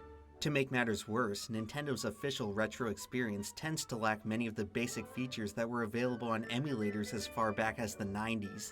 Perhaps if the company spent as much effort improving their own retro offerings as they do litigating the passionate fans who make better alternatives, there wouldn't be as much of an underground market to litigate. Market is not even an accurate term, considering how practically all ROMs and emulators are distributed with no intention of earning revenue. But that doesn't stop Nintendo from suing many of these people for millions of dollars that they never made. It's widely understood among copyright experts that ROM libraries such as console classics are perfectly legal, since they lend out a limited supply of ROMs that each correspond to a physical copy that they own. However, despite taking every precaution they could, console classics still had to deal with Nintendo's bullying and intimidation. The Emularity Games library notably excludes Nintendo games from their collection because of the company's cutthroat reputation. The exclusion serves as a stark reminder of how in the present day, Nintendo is the only major game company belligerent enough to continue punishing emulation. And yes, Nintendo has the legal right to do so, just like how music companies have the legal right to ruin someone's life for downloading some songs off the internet. Longtime viewers of the channel know exactly what I think about the utter nonsense that is modern copyright legislation, so if you want to convince me of Nintendo's righteous virtue in this situation, you're gonna have to justify it with something a bit more compelling than That's how the law works. Where Nintendo starts to enter truly egregious territories through its treatment of mods and fan games. I've already talked about the tragic downfall of Project M, but that was simply a drop in the bucket compared to the immense scale of Nintendo's warpath against fan-made projects. In 2016, Nintendo issued cease and desist on over 500 fan games, 2 of which included the highly anticipated Pokemon Uranium and AM2R. Both of these projects represented a labor of love that took developers thousands of hours of their own free time to complete, and Nintendo's response to all of that effort and talent was to stomp it into the dust. It may be tough to understand why Nintendo is so ruthless about guarding their intellectual property, but the answer can be found in the company's history. Back in the 80s, Nintendo made it their mission to undo the industry mistakes which led to the crash. Consumers had lost faith in video games because the market had become flooded with low-quality cash grabs and bootlegs. Nintendo implemented their seal of quality as a necessary measure for consumers to distinguish their quality products from cheap knockoffs. Today, the industry has vastly changed, but Nintendo's primal fear of rogue imitators has never left them. It's a fear that can now be described as irrational and detrimental to the industry as a whole. Video games have long since surpassed film and music as the biggest entertainment industry in the world. Suffice to say, the gaming industry is no longer teetering on the brink of outright collapse from some teenager making a ROM hack. Since Nintendo's heyday, modding and fan-made adaptations have actually contributed to some of the most celebrated games of all time.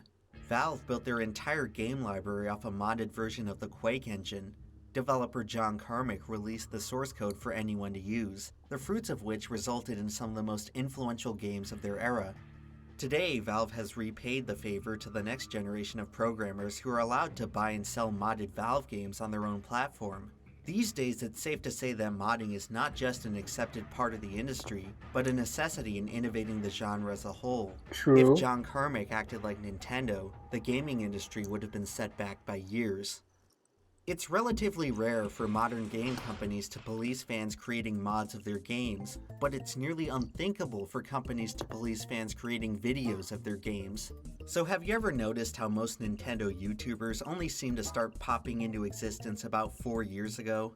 Well, there's a very important reason for that, because in the early 2010s, being a Nintendo YouTuber was completely infeasible. Last year, Google Stadia creative director Alex Hutchinson posted a tweet suggesting that streamers and content creators pay a fee to game publishers for the privilege of having others watch them play. This post got absolutely ratioed out of the ballpark. I mean, really, what a totally asinine statement. Can you actually imagine how dystopian it would be if companies actually did this? Except, one company has done this, Nintendo. At one point, it was actually worse than even what this guy suggested. In 2013, Nintendo Content ID claimed all footage of their games on YouTube. If you used even a fraction of Nintendo gameplay, that video wouldn't earn you a dime. It turns out that punishing everyone who makes videos about your games is a good way to ensure that no one makes videos about your games. As YouTube Let's Plays exploded in popularity at around the same time, Nintendo began to realize that their decision was costing them millions in potential free advertising. So in 2015, they sheepishly restored content creators' ability to earn revenue, this time taking a 30% cut. However, in order to get your 70% share, you were forced to manually apply to their partner program so they could micromanage your channel and make sure that you didn't step out of line from their standards. This policy persisted for more than 3 years before Nintendo finally scrapped it and allowed content creators to do what literally every other game publisher was fine with the whole time. Nintendo is such an utterly baffling company to me because the hard part of running a game studio comes so easy to them. They can pump out masterpiece after masterpiece without breaking a sweat. As far as I can tell, they treat their employees quite well. It's just the simple no-brainer public relations tasks that seem to utterly escape them. If EA or Blizzard or Sony or Epic Games did just some of the things Nintendo do on a regular basis, you'd never hear the end of it. What makes Nintendo any different? How do they keep getting away with it? Well, the main difference between Nintendo and all of these other companies comes down to one factor: the fans. Yep, that's what I mentioned earlier. Good morning. And happy Black Friday, shoppers from 92.3. Nintendo fans will buy anything Nintendo. No questions asked. Goddamn ad!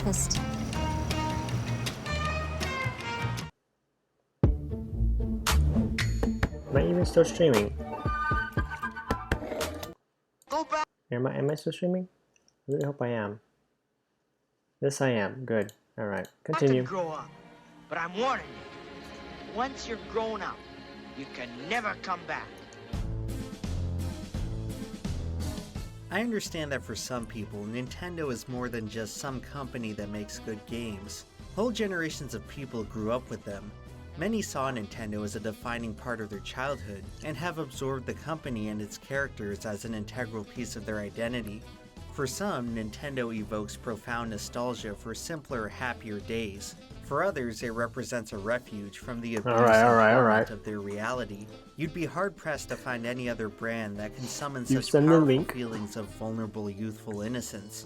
I'm not here to disparage people for being passionate about something they truly and unabashedly love, but recognizing the zealous loyalty of the Nintendo fanbase is a necessary step in diagnosing the problem.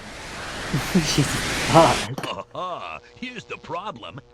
After 40 years of making such beloved games, Nintendo has spawned a following of apostles who worship the company with religious dedication. It's not enough for them to simply engage with the products. The most devout Nintendo fans have an obligation to make their faith known to all who encounter them. Such ardent loyalty to some faraway corporation is highly abnormal, and it leads to highly abnormal outcomes. Nintendo is certainly aware of the immense goodwill which their customers share, and rather than reciprocate it, they have harnessed it, and are currently riding it all the way to the bank. They're confident that they can get away with almost anything, because a substantial portion of their audience have adopted the dogmatic belief that the company is incapable of sin. Recently, there have been prevailing discussions online about the toxicity of fandoms and stan culture. And while the same few notorious subcultures get brought up over and over again, I rarely see anyone mention the Nintendo fandom in these conversations. In my experience, the most extreme Nintendo fans are as psychotic and maladjusted as any other fandom, and I'm tired of pretending that they're not.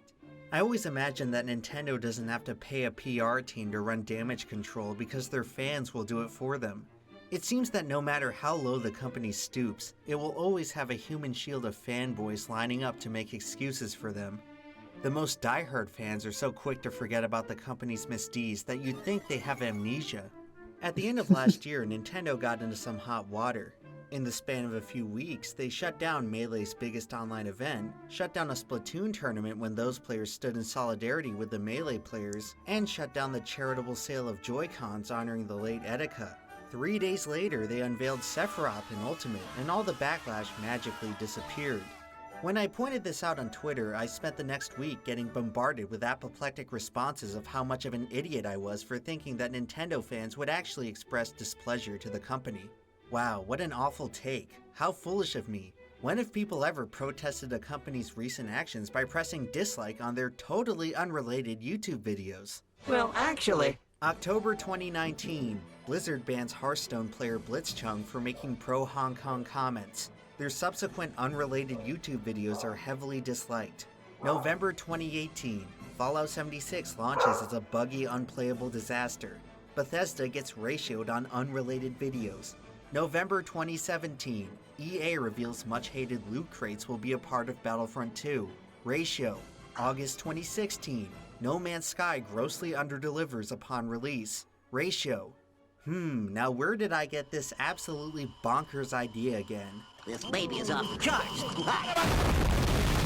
I was never trying to argue that spamming dislikes on developer videos is an effective means of instigating change. I'm not even arguing that it's justifiable. My point with all of this was that ratioing videos is a simple and direct way for consumers to publicly express their disapproval towards a company. And recent history shows us that this is the natural response to controversy in the gaming industry. The notable absence of dislikes on Nintendo's video after the controversy says to me that the backlash never really existed. All that hemming and hawing in the moment was superficial and couldn't have reflected anyone's true convictions. Because the second Nintendo jangled a shiny set of keys in front of the fans, everyone seemed to forgive and forget. The Nintendo Brigade was quick to jump down my throat to lecture me about how a video posted to Nintendo's YouTube channel featuring a best-selling Nintendo franchise somehow exists irrespective to Nintendo as a business. Many tried to make the complete non-sequitur argument that disliking a YouTube video is somehow equivalent to taking food off of Sakurai's dinner plate, with one person comparing Sakurai to a hapless Walmart employee. Okay, so that's how it's gonna be. Y'all wanna play. Ignoring the fact that this post isn't even directed at Sakurai, trying to frame him as an independent bystander to the big bad legal team above him is painfully naive and factually wrong. So many people try to compartmentalize all of Nintendo's nasty practices as the work of just a few dastardly lawyers, in a desperate attempt to salvage the company's spotless image in their minds. This may come off as a newsflash to some of you, but every corporation has a legal department. Every corporation is confronted with threats to their intellectual property. Very few corporations choose to respond to these problems as viciously as Nintendo. Very few companies use mafioso tactics to harass and intimidate people who wound up on the wrong side of their terms of service. Very few companies rig their country's legal system to threaten video game modders with jail time. Nintendo is starting to resemble a tyrant that's gone mad with power, and their draconian disregard for the public good runs a hell of a lot deeper than a couple of bad apples on their legal team. Every decision any company makes comes straight from the top. And as hard as it may be for some of you to believe, Sakurai is a hell of a lot closer to the top than the alternative. Lots of people try to obfuscate his role in the company by stipulating that he is not technically a Nintendo employee. This point is completely irrelevant when you consider how Sakurai's actions directly influenced the bottom line of the company, and how his entire career trajectory was dictated by Nintendo's success. He is the spokesperson for Super Smash Bros. By definition, he represents the views of the company. Hello? Just like those oh-so-nefarious lawyers, it is his job to toe the company line. He oversaw two of Nintendo's flagship franchises for decades. He had the opportunity to make Smash better for competitive players, and he didn't. He had the opportunity to speak out against Nintendo's increasingly slimy business decisions, and he didn't. To claim in any way that Sakurai somehow exists in a vacuum, completely free of Nintendo's influence, demonstrates a complete ignorance towards the nature of business. But hey, who am I to dare commit sacrilege against one of Nintendo's prodigal sons? If Nintendo is God, Sakurai and all their other spokespeople are Jesus Christ and have been idolized as such. You're not allowed to criticize them, and you're especially not allowed to undermine their supreme authority. When Nintendo does all that anti-consumer stuff, they're just operating within their fair and justifiable legal right. But pressing dislike on a Sakurai video, now that's just cruel. Who would even consider doing such a thing? 11 months before this, the Nintendo fandom actually decided to make use of the dislike button to protest the addition of Byleth to Smash Ultimate, and they didn't seem to be too concerned over Sakurai's feelings here. Blatant double standards aside, it's somewhat enlightening to realize where the Nintendo fandom's priorities actually lie. Complaining about an optional DLC sword fighter in a game with 80 other characters. I can't help but think that some of these people exist in Neverland. Tangible problems in our world don't concern them. Only when their whimsical wonderland is disrupted do they show the slightest signs of resistance. Fortunately for Nintendo, pacifying the mob is as simple as unveiling the next shiny new toy. And therein lies the ultimate problem. There was once a time where enough people would object to Nintendo's decisions and the company could actually be convinced to listen. Now we've reached a point where the militant worship of the company is drowning out dissenting voices in practically all cases of controversy. All of us are left to reap the consequences of a company who knows their audience will tolerate anything they do as long as the product on screen is good enough. They can charge $20 a year for a barely functional online service that was free on prior systems. They can charge $80 for controllers with such significant defects that they make many games borderline unplayable. They can release reskins of games that cost more than the originals. They can arbitrarily limit the release window of games for no other reason than to jack up the price. They can force customers to purchase an additional console if they want to create a second island in Animal Crossing. At what point will Nintendo cross the line to where the customer is no longer willing to get ripped off? Fortunately, Nintendo has the most loyal fans in the world, and that line is nowhere in sight. I will still buy shit from them. I couldn't give less of a crap to the free Melee thing. That's the problem! You don't give a damn! And my problem is I care too much! Also, what the hell you are calling Nintendo consumers pathetic? Am I pathetic for having a Switch? Yes. In the Church of Nintendo, the most adoring followers make the best sacrifices, and as time goes on, the untouchable deity only grows more hungry. The sad reality is that the solution to Nintendo's problems rests on the shoulders of the people least likely to do anything about them. I get the impression that many of Nintendo's followers somehow feel indebted to the company, as if spending their hard-earned cash on the games, consoles, and collectible figurines isn't payment enough. They coerce themselves to give more and more to a company who is only intent on taking. The cycle of exploitation will perpetuate itself until the fans wake up and recognize that they don't owe Nintendo anything, and that a corporation 6,000 miles across the ocean doesn't actually care about them. If you're looking towards Nintendo for salvation, you'd be better off placing that faith anywhere else. Before Nintendo will change the way they treat their fans, the fans must change the way they treat Nintendo. 40 years ago, Nintendo saved the video game industry. Now it's up to Nintendo's fans to save themselves. I'm not asking for people to hate Nintendo. I'm not asking for people to hate the fans. All I'm asking is for everyone to step out of Neverland and to treat Nintendo as just another company. Which it is.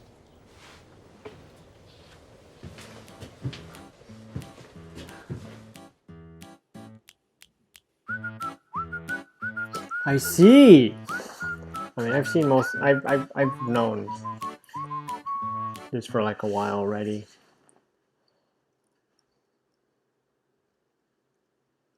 What's the next one?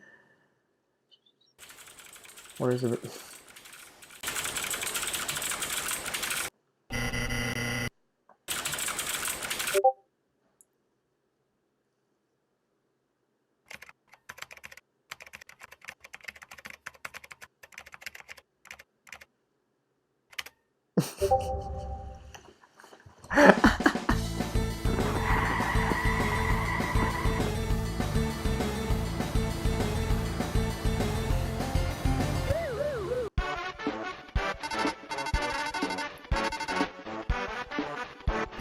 Oh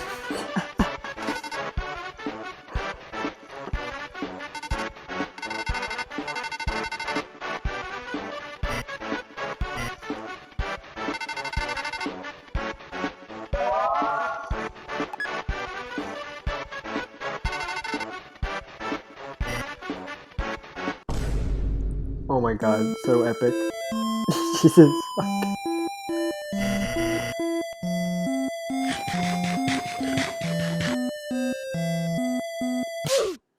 Oh shit.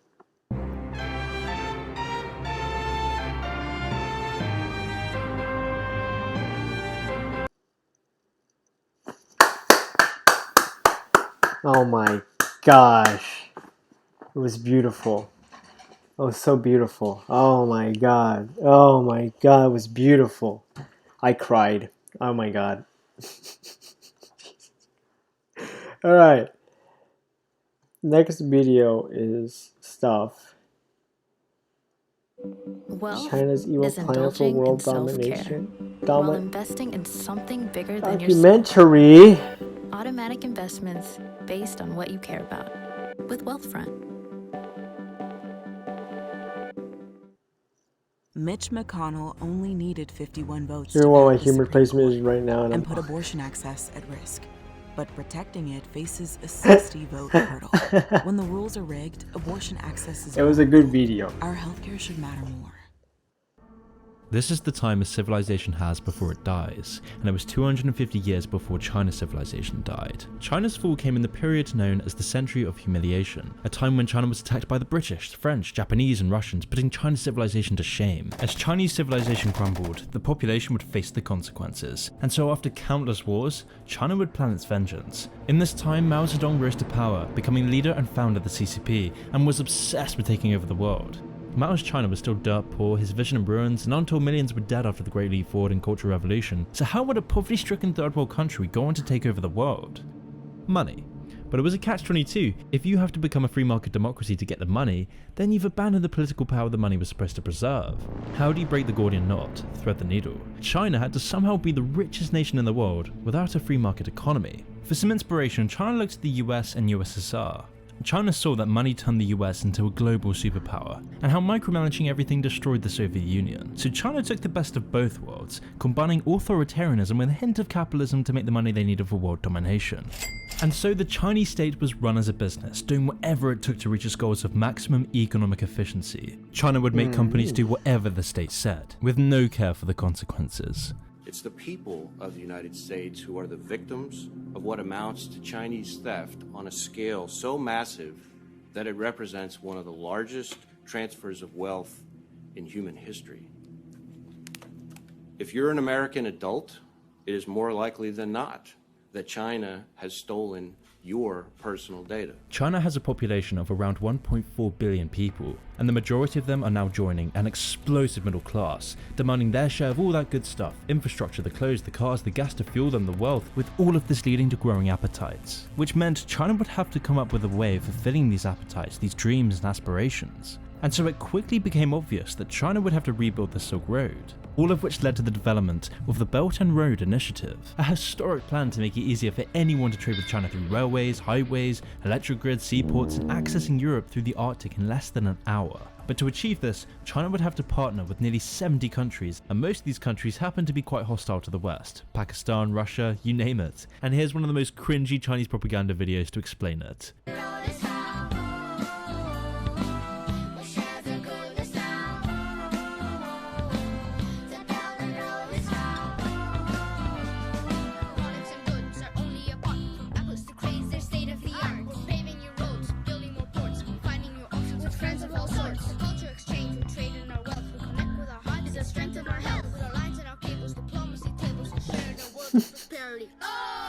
But again, it didn't take long for China to run into another problem. The original Silk Road that connects China with the rest of the world runs through an area of China called Xinjiang, China's gateway into the Western world by land. If Xinjiang isn't controlled, then world domination would just remain a pipe dream.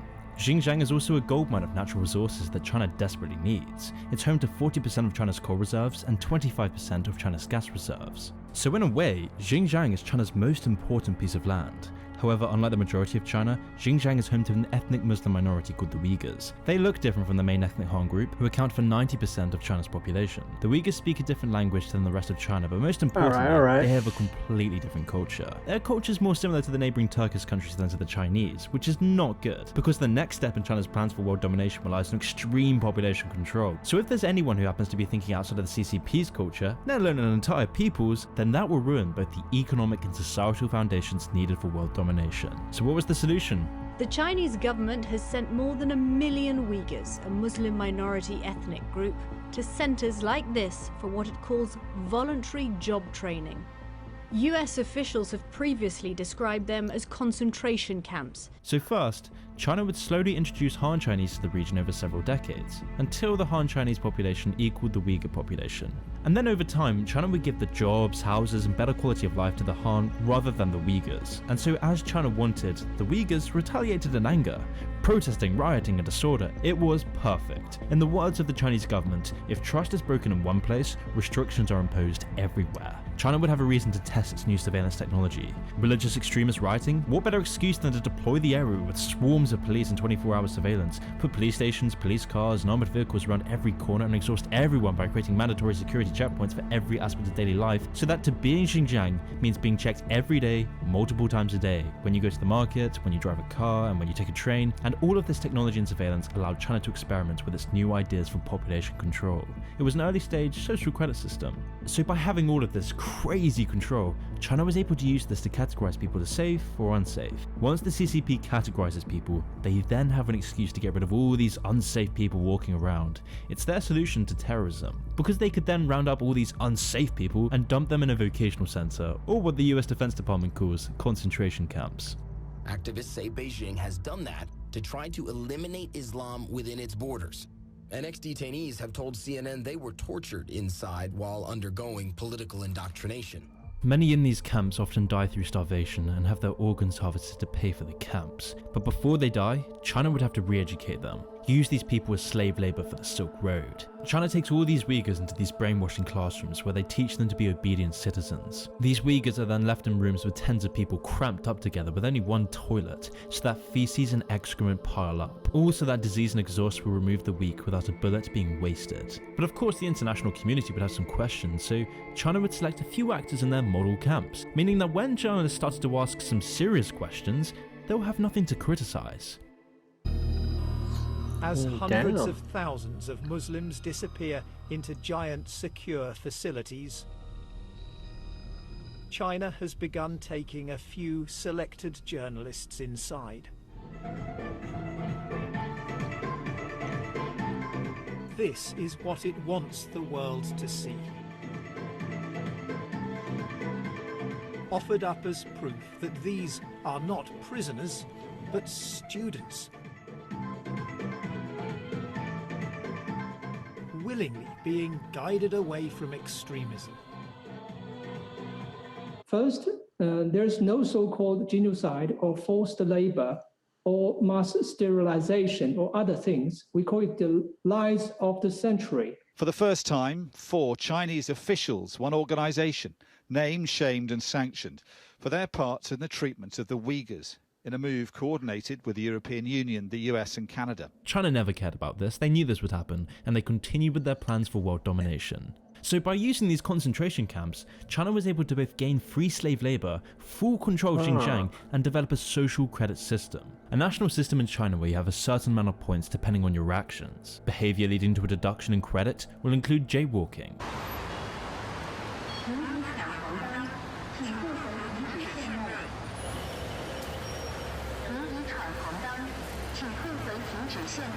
Bad driving, smoking on trains.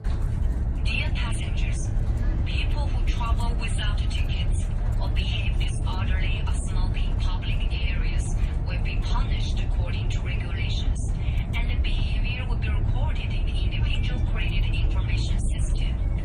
To avoid any negative record of personal credit, please follow the relevant regulations. buying too many video games, buying too much junk food, buying too much alcohol, calling a friend online who has a low social credit score, merely having a friend online who has a low social credit score, posting fake news online, critiquing the government, visiting unauthorized websites, walking a dog without a leash, and letting your dog bark too much. Low-rank citizens will then be prevented from taking buses, planes, and trains, even buying fuel for your car, property, everything.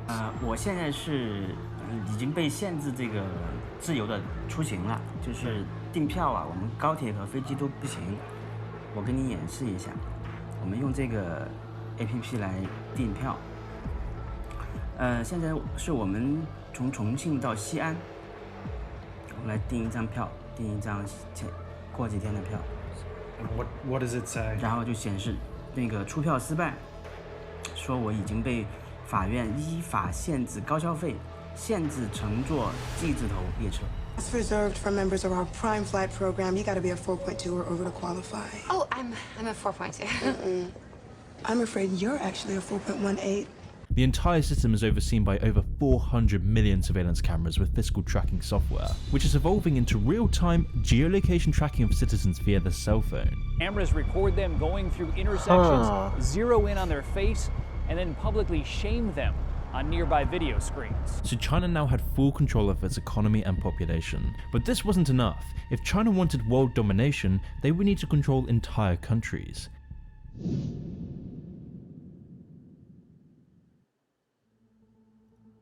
But if China wanted world domination, they would need to control entire countries. How else do you get 50% of the world's oil needed for supporting your own population? And even more importantly, how do you keep your economy going when companies start to catch on to your predatory actions? The only answer was colonization. You see, back in the early days of China plotting its vengeance, Mao Zedong spent his life mapping out the blueprint for China conquering the world. Mao claimed, the way to world conquest lies through Havana, Accra, and Calcutta. So then the real question is, how do you colonize in the 21st century without raising some suspicions? Well, you have to hide it behind the mask of neoliberalism, hand out irresistible loans to poverty-stricken countries in return for government control. Also, that colonization could be hidden through a complex web of legal terms, and so shortly after, China overtook the US as Africa's largest trading. I don't consider myself a particularly ethical person, but I'm fair. It was getting so good. With China loaning $95.5 billion to the African continent from 2000 to 2015 alone. However, you may ask, what if these countries can't pay back the loan? Won't that ruin China's profits? Well, China already knows they won't, and they're happy for them to not, because in exchange for paying back the loans through money, they can just pay it back through political control, bribe officials with loans, and China could take over each African nation one by one. And this has given China these huge alliances with the African continent, all while snapping up everything it owns. And I mean everything. Land, food, energy, natural resources, infrastructure, governments, people, and entire cultures. You will see Chinese writing everywhere. You'll see Chinese ports in Kenya, Chinese railways in Angola, and Chinese hydroelectric dams in Ethiopia. They are scouring the length and breadth of the whole of Africa for minerals and precious metals. This is why Chinese companies and workers are spread across the entire continent, and slowly, China's military is following. And so soon enough, Africa found itself under modern colonial rule, and the rest of the world didn't blink an eye. But China was still a long way off from world domination. Whilst China's economy was now primed to take over the world, there were two things stopping China's takeover: culture and the military. China still didn't have the capacity to win a third world war, but China could win a psychological war. To win, they'd need to both control the flow of information around the world and then divide the nations they wanted to conquer. And this is where America has had the upper hand for decades. As I'm sure you know, American culture is spread across the entire world, and because of this, the majority of people have always been kind of reluctant to bow down to the command of communist regimes when they're soaked in a culture prioritizing individualism. Through America's spread of culture and ideology, America has been able to maintain its global influence. So how would China spread its influence? Well, where does the world get most of its information from? Social media. China realized that to control the global population, you had to control social media and what people see. So China would start by buying huge shares in social media sites like Reddit and getting YouTube stars like Bob Baker to be an exclusively Chinese social media star. Yeah, I remember him. That song is awesome, but check this style out.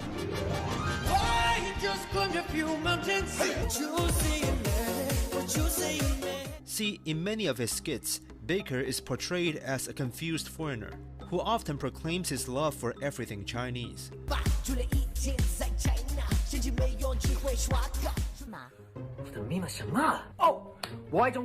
But But a better idea was to build a social media site to extract Western data back to the Chinese government, ruin the attention span of the younger generations, and spread Chinese propaganda and influence. And so, TikTok was born, a site used to take over the social media game, getting more downloads in recent years than Facebook, YouTube, and Instagram. It has gained a foothold in the psyche of tomorrow's young adults, and yet, TikTok's design is intentionally damaging. TikTok gets you stuck on these loops of attention span destroying clicks, all whilst giving you these subtle cultural messages like banning footage of Hong Kong protests, banning Tiananmen Square posts, and banning anything pro-Tibet. And whilst you find yourself getting addicted to this app, you'll ignore TikTok's privacy page admitting to collecting as much data as possible from metadata, GPS location, and putting all your contact information from your Facebook, Instagram, and phone.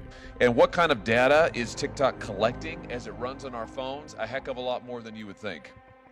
Images, of course, that users post.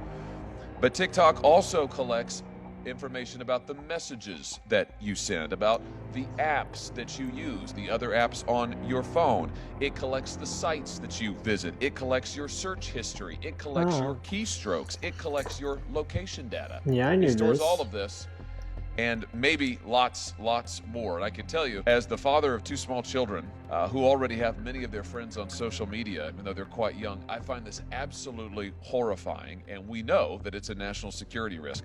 Since our last hearing on this subject, the Pentagon, the Department of State, the Department of Homeland Security, and the TSA have all banned their employees and service members from using TikTok on government devices. In fact, the Pentagon even went so far as to say that employees should have their children uninstall TikTok from their personal devices. This is exactly why the Indian government said that their decision to ban the app was to protect the data and privacy of its 1.3 billion citizens and put a stop to technology that was, quote, stealing and transmitting users' data in an unauthorized manner to servers outside of India, which is why TikTok is labeled as a threat to national security by the US government. But guess what? No one cares. Hardly anyone using it even knows this stuff. Schools, parents, influencers, celebrities, and even the BBC continue to promote it. And so we play straight into China's hands, because China knows that we're a popular, so desensitized, so numbed on social media, porn, booze, pot and pills, that for us to feel anything, we have to go to the most instant sources of gratification possible.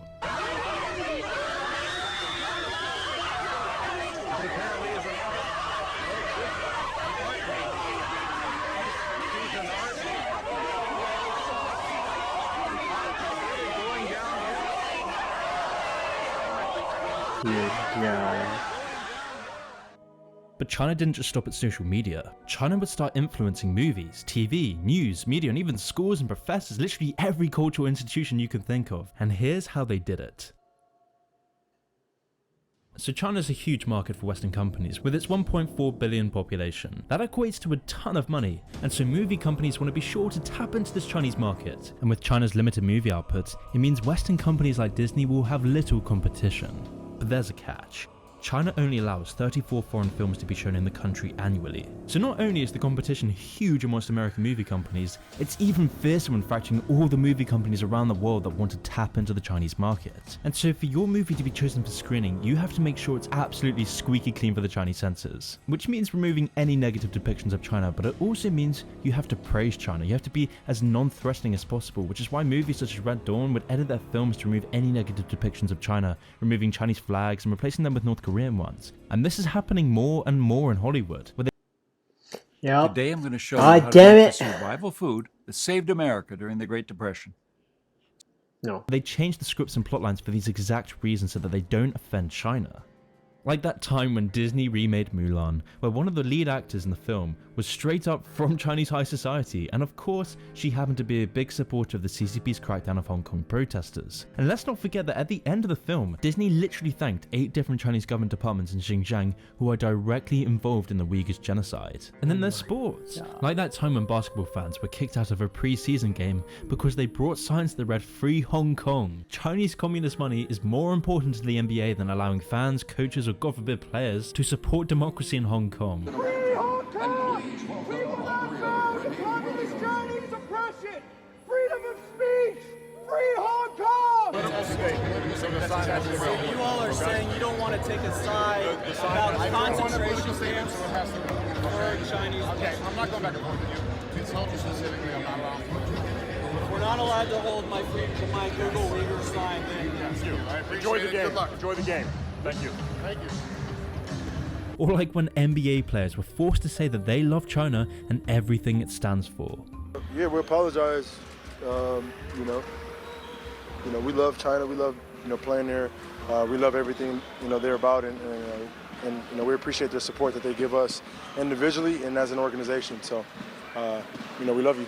And then the Communist Chinese government-run newspaper The People's Daily complained about a video game in the Apple App Store. It was an app that protesters were using to coordinate their protests in Hong Kong, so Apple caved and pulled it from the App Store. Then in the gaming sphere, Blizzard Entertainment pulled one of their players and took his $10,000 prize money from one of the tournaments after he voiced support for the demonstrators in Hong Kong. Then Marriott Hotels fired an employee because he liked a tweet that supported independence for Tibet, because that offends China. Other instances include Mercedes-Benz, who apologized to China after they quoted the Dalai Lama on Instagram. American Airlines and Delta are deleting any mention that Taiwan is its own country after China got upset with them. And I have a feeling we're going to be learning about many, many more, because this is just the tip of the iceberg. China has relentlessly gone to war with Western culture, not only through media, TV, and businesses, but also through schools and colleges. Professors around America have been caught selling secret research to the Chinese. The media never covers it, so here's a list of those who have been caught so far. This UCLA professor was caught selling Air Force Navy missile secrets to the Chinese. He's now facing 219 years in prison. The head of the chemistry department at Harvard was caught secretly taking $1.5 million from the Chinese to set up a medical research lab in Wuhan. In addition, he was paid up to $50,000 a month for other research he smuggled to the Chinese. This professor from the University of Kansas had 2 research contracts with the Department of Energy. Turns out, he was also secretly working for the Chinese, smuggling research to them all along. He now faces 50 years in prison. This guy was caught trying to smuggle 21 vials of cancer research from a Harvard medical lab to the Chinese government. He now faces 30 years in prison. This professor from the world-renowned Cleveland Clinic was secretly giving information to the Chinese whilst receiving $3.6 million in taxpayer funding for his research. This professor in Georgia was fired after it was discovered that he tried to cover up money he'd been paid by the Chinese government while conducting research with the National Institute of Health. This professor was applying for a federal research grant from NASA when an investigation showed he was also simultaneously receiving payments from the Chinese government. I'm sure that was just an accident. And so that brings up the question, why do 75 American colleges have Communist Party funded Confucius Institutes on campus? The Pentagon says they're national security threats, and even China admits they're propaganda centers. There was a recent investigation that just found 48 colleges broke the law in failing to report tens of millions in donations from China. There is endless evidence of foreign interference on campuses, and this is never reported. And people on campus are afraid to question China for fear of being labelled xenophobic or racist. Colleges are so concerned about being called intolerant that they literally let a communist regime exploit the country.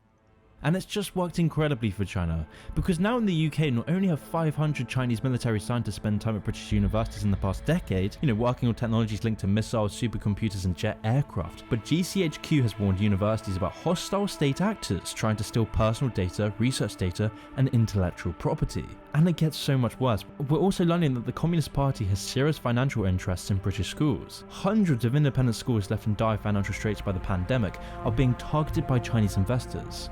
17 schools are already owned by Chinese companies, but that number is set to rocket. And investigations have found that these schools are using educational tools for teaching children a whitewashed view of China. One Chinese firm admitted its acquisition of British schools is aimed at supporting China's controversial Belt Road Initiative. And nobody knows how far this will go, and so many will say that it's better to prop up such institutions with Chinese money than see them close, but that ignores the much more important issue. The West is seeing a communist takeover of the education sector. That is serious, and so with China's fingers in so many cultural pies, the only hole left to fill was the political front.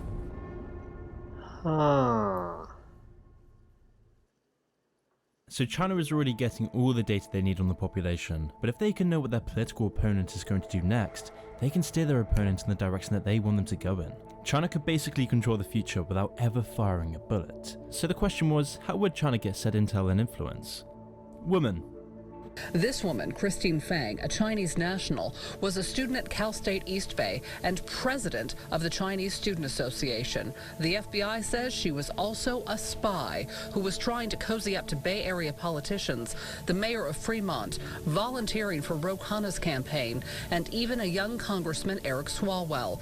San Jose State professor Dr. Karthika Saskakumar says this form of spycraft is common. China could get all the intel they need in the form of pillow talk gossip and having easy access to politicians' phones and laptops. Over the long term, this has gotten China's officials directly tied with politicians who will get big and powerful. After all, today's mayors and city council members are tomorrow's governors, congressmen and senators, which is why the infamous Christine Fang would target local politicians who are up and coming and who are going to be the next stars and make it to the national level. And one of our biggest targets was Eric Swalwell, a politician that rose to prominence as one of the youngest members of Congress, and a guy who also ran for the 2020 election. As a member of Congress, he was assigned a seat on the subcommittee for CIA oversight within the Committee on Intelligence. So Christine Fang bagged him while Eric was just a city council member in California. This is just one of the many examples of how far China is willing to go to influence US politics. Potential targets could also be aides, staffers and interns, those that are close to the source of power that are more vulnerable and naive. The CIA said there could be thousands of these Chinese agents in America. In the UK, after the story broke, they said it's almost a certainty that China has numerous spies operating in the UK. And in 2011, France also warned that China was using beautiful female spies to steal their state secrets. Well, of course, obviously. China is inching towards world domination. China is winning the economic and psychological war. China has control of global populations and certain intergovernmental organizations, but the one thing China was lacking, a military. Or just not one as big as America's. Now, by this point, the military isn't even that essential once you've controlled the world economically and psychologically, but it's still needed, which is why China has gained the largest navy in the world. Because the next physical conflict is going to be in the South China Sea. And so through China's huge amount of intel, they could then predict what their political opponents were going to do next. The US Navy said they had seen an expansion of Chinese activity in recent months, with Chinese military activity in the South China Sea rising steadily. According to the Navy, China is conducting routine naval patrols during US joint exercises, and their increased naval presence in the area has made it the most visible staging ground for open military competition between China and the US, and they're doing all of this to conquer Taiwan just like they did with Hong Kong. Look at it. On Friday, Chinese forces committed their largest ever incursion into Taiwanese airspace, as worries grow by the day of a Chinese invasion of the Democratic Island Republic. Meanwhile, in the Middle East, Iran is on the march, with its rebel militias now attacking Saudi oil fields and building up a stockpile of missiles that has Israeli planners increasingly nervous about a potentially devastating conflict happening sooner rather than later. And so with all of this happening and war brewing, the Pentagon uses more and more irrelevant criteria in hiring and promoting in order to meet the various demands of democratic interest groups. The Pentagon has dramatically lowered standards in the services. Where we're making good progress designing body armor that fits women properly, tailoring combat uniforms for women, creating maternity flight suits, updating requirements for their hairstyles. Why are they doing this? If China moves against Taiwan or Malaysia, that would be a grave concern to the world. Because how exactly would the US even respond? And more likely, if the Chinese decided to close international shipping lanes with the Belt Road Initiative, it would close our economy. If they decide to shut down our internet, it would bring our life to a halt. Which brings up the question, can the US military still win a real war? There is no strategy. Eric Swalwell is still on the Intelligence Committee. TikTok continues to grow in popularity. China's economy continues to soar. Uyghur Muslims continue to be persecuted. Schools and universities continue to sell out to China. The media continues to sell out to China. The politicians continue to sell out to China. And the public was too busy caring about identity politics and their own immediate dopamine-seeking behavior that we were too ignorant to see what was happening below our noses. But then again, where would most learn about any of this? Especially when no one can report this from China, and no one can even report this in the West without losing their career and funding. Which is why China's plans for world domination is manifesting as I speak. The digital manipulation, the Belt and Road Initiative, the colonization, buying schools, these are all thin veneers and facades for which China is trying to supplant the United States as the world's superpower. If we continue to follow this path of least resistance, if we don't snap out of this trance we were in, if we don't come up with a strategy, if we don't address the scale of economic and psychological warfare being directed at each and every one of us, then I fear deeply that we are reaching the 250-year mark. Huh. 2049, huh? I see. Alright. Oh, okay. Give your family the gift that keeps on going. Our very own Energizer Bunny. Energizer Ultimate Lithium. The #1 longest lasting AA battery. I don't care about batteries. Okay. That's interesting. I have Discord messages. Give me one moment. We'll continue after I check them. Huh.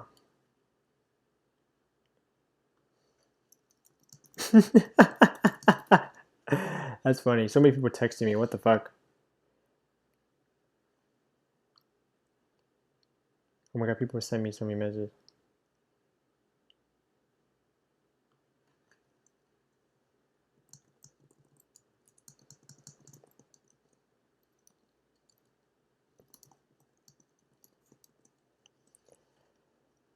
Oh my gosh, so many people texting me. A ping? What ping?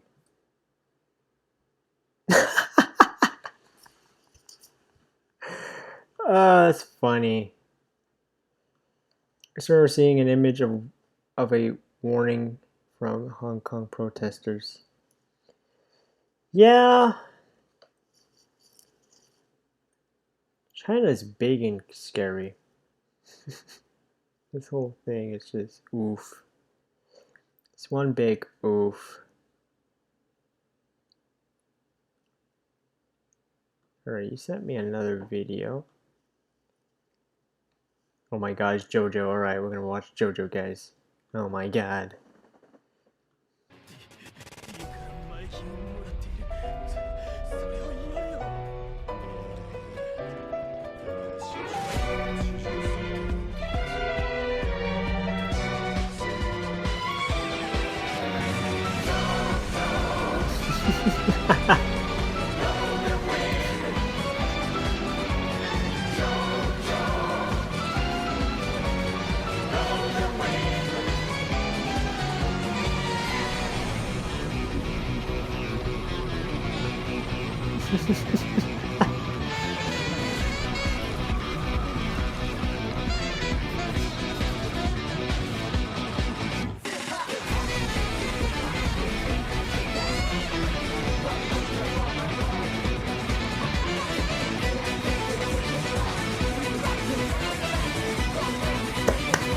Beautiful, beautiful, beautiful. We got another video. Okay, there's something I've been wanting to share with you guys. Recently, I haven't been sleeping too well. I've been having these nightmares. Oh my and I god. just can't shake this feeling. Every time I close my eyes, I see that face. That goddamn face. I can't understand anything that's coming out of its mouth, but I keep seeing that damn face. Why is he making these odd expressions? Just move your face normally. Oh my god, just make it stop.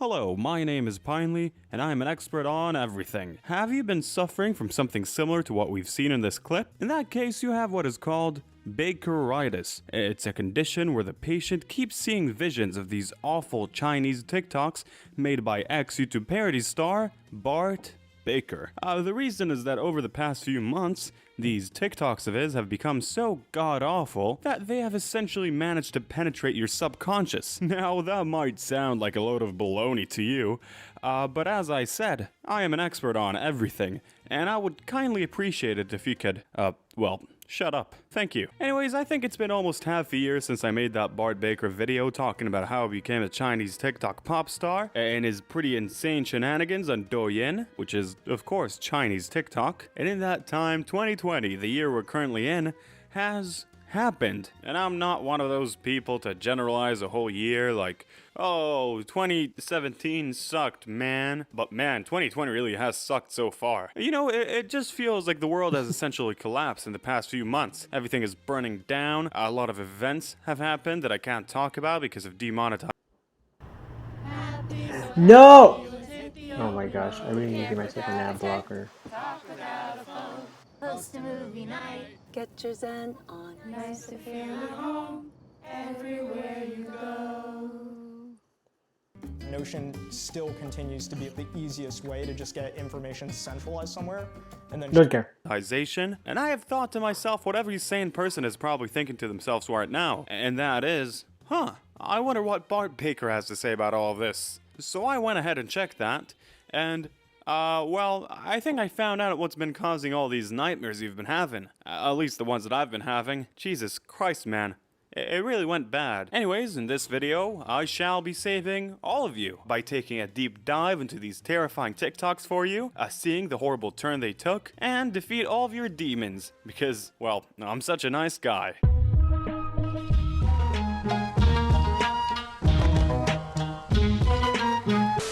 Okay, so one of the biggest changes in Bart's content since my original video is that now he has essentially turned fully fake Chinese. The man barely speaks any English anymore. He knows like 5 words in the whole language, one of them being Bart. And even though I'm a trilingual god, I don't know any form of Chinese. So, yeah, it's safe to say I was pretty much facing the biggest challenge of my whole life.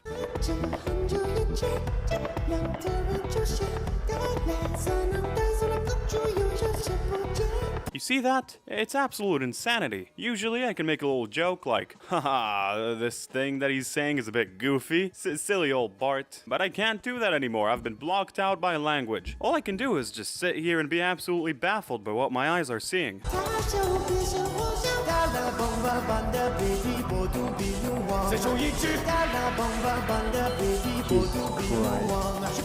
Man, this is way too much for my poor little brain to handle. So after seeing whatever that abomination is supposed to be, I was on a quest to find something else. Maybe even something in a language that stupid old me can understand. And then I saw this thumbnail. My detective skills went in action. You see, first of all, I used my eyes and realized that this woman is most likely not Chinese. Shocker, I know. Then I unleashed both my eyes and my brain and realized that, hey, I recognize this not Chinese woman. Yeah, that's Bart's mom. In my other video, I even included a clip of the two talking. She was all crying and stuff because her son was moving to a different country, while he was going on about how much he loves China. And they were doing it all in the English language. Ha! Jackpot! A detective finally strikes again. Or for the first time.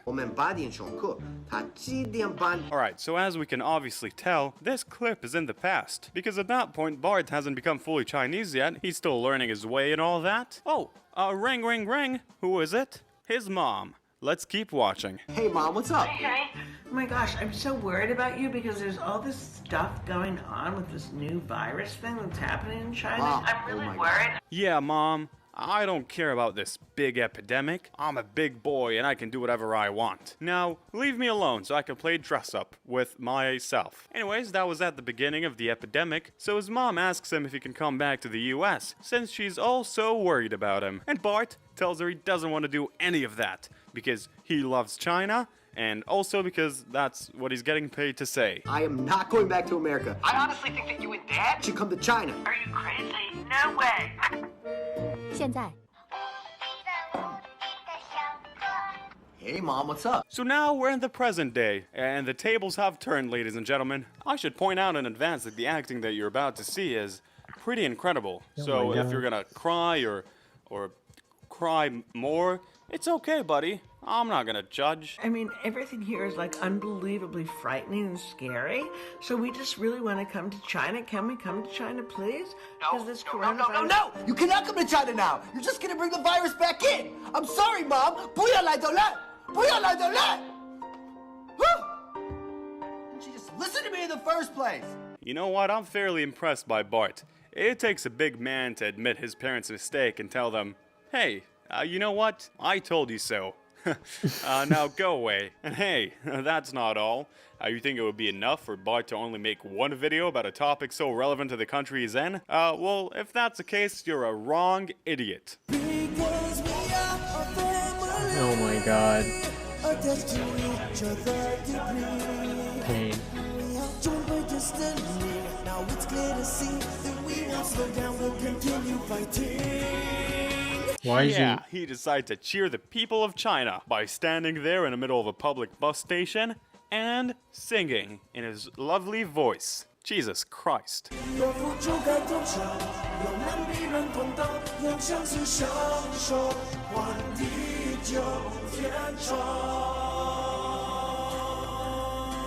But you know what? Dear I God. like this video. I feel like my spirit has been lifted as well. And it's also pretty inspiring to see how those people in the background could just sit there listening, seeing this, and give that little of a fuck. Jumping up and down in Japan.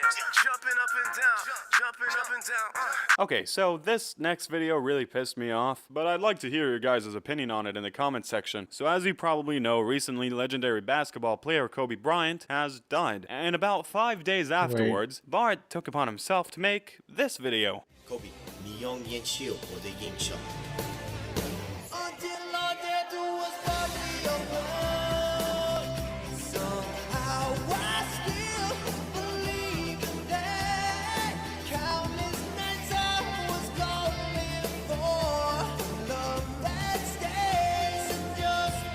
Why is he crying? Oh man, maybe someone can perceive this as just him giving him a tribute. To me, it just feels really fake and dishonest. I'm fairly certain that these are fake tears, and the way he's overdoing it for dramatic effect just looks horrible. It makes him look really ridiculous to me. It just really seems like a move that his company made and was like, the Chinese people are really into the NBA, and we got this American guy working for us.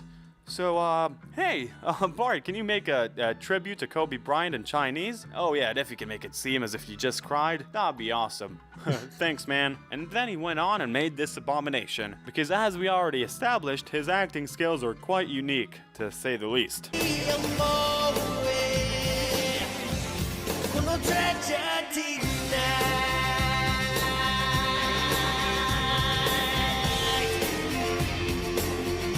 But hey, maybe I'm just an idiot, and that's how Bart chose grief, by making really dumb TikToks. Please do let me know how wrong I am in the comment section. Keto just agreed to meet out a man. Hey, give him money, go around like it's a fan. Now I do want to get back on a positive track. There are enough upsetting stuff going on either way. Anyways, when I was going around watching his newest videos, I saw this girl speaking probably flawed Chinese, though I wouldn't really be able to tell. Now, are my eyes tricking me? Or is that female Bart Baker from another dimension? Yes. Yes, it is. Actually, that's a bit rude. I don't know who started first. Either way, it seems like they were both manufactured in a factory. Oh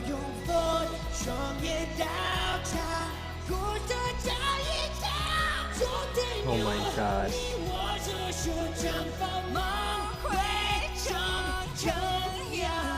I present to you Xena. She's a Czech actress and singer that lives in Shanghai. As you can see, she doesn't really use as much of the exaggeration technique that Bart uses, which is fairly refreshing. But like Mr. Baker, she also sings a lot of Chinese songs translated to English. I love your eyes and your eyelashes, your beautiful face. I hope you'll teach me how to do smoke circles one night. We will take a flying carpet to go out the roadside. Fly to the ferry, Guinness, Span and Turbot, her kind. Man, that is quite lovely, isn't it?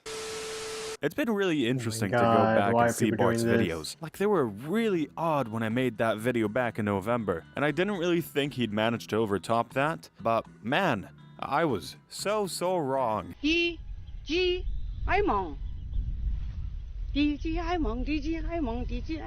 You know what they call that right there? Fuck? Art. Also, something fairly nice that I've noticed is that back when I made that video a few months ago, he had a lot more of that looking like he's being held hostage vibe to him. But now he honestly looks like he's having a damn blast. You know, he's back to wearing costumes like he used to in his parodies. He's really putting his all into it. It's probably just because that now that he's been doing it for almost a year now, he's fully gotten into it. And it's nice to see. Anyways, guys, I hope I managed to actually help these nightmares you've been having. You don't have to pay me or anything, it's cool. As I said, I'm a nice guy. Wait a second, did I maybe just create these nightmares for you? Since I was the one to show you all these videos. I think it's Nah, just there's better no to way. listen Holy to the shit. song as it is. That's it, Pinely. I'm here to end you. Your time is up. Oh god, I don't no, think why the me? song I was should still be hoping to make translated at 20 all. more videos on you. Well, too bad, because guess what? You created me, Pinely. I'm Demon Bart, and I'm here to, I don't know, eat you? Oh god. No, don't do this. Xena, you weren't supposed to be here. Hey, it's all good, buddy. I just wanted to... Hey, large guy, the sun is getting really low or something. You're right. Let's go. What? Hey guys, thank you for watching this That's video. funny. It's been All a right, let's blast do making Cherry's it. Hey, for this video video, I next. want you to let me know in the comments. Then how we'll watch wrong I one am. It Diesel could be about Patches anything. It video. could be, oh, And I think I'll end the you're stream. wrong about thinking that you're not the handsomest Ah, man in am the I world. hungry? Something like that would be great. I can be wrong about Yes, anything I you like. choose. The point of this is to trick the people who didn't stay until the end, because earlier I was all angry and stuff, and I said, let me know how wrong I am in the comment section. So, yeah, this is a pretty intense shenanigan that we're pulling. Alright,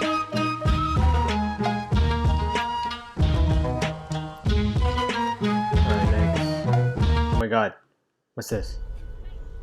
Oh, Behold, it's Target. Ziploc containers with leak-proof superpower. Wow, leak-proof containers, guys! Holy shit. All of life's action-packed moments. S.C. Johnson and see Marvel Studios Eternals only Oh in my theaters. god.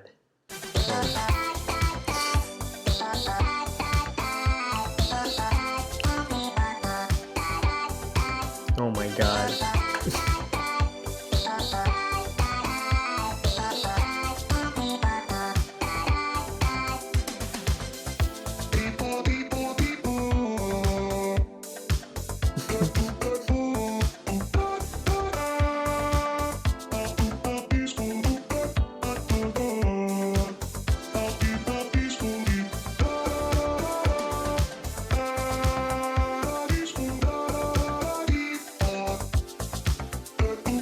I had to send this one once. I found it. It's too good.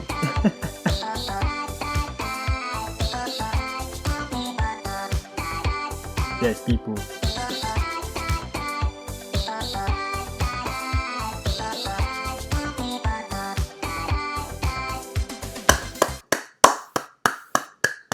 Clap, clap. That was beautiful. That was beautiful. That was absolutely beautiful. All right. We'll do a Diesel Patches video. And what, yeah. Yes. I want to watch Thursday just because there's a cow there. I really felt it when he said beep up. Oh, Diesel Patches hasn't uploaded in a while? Really? The fuck do I watch then? 7 months.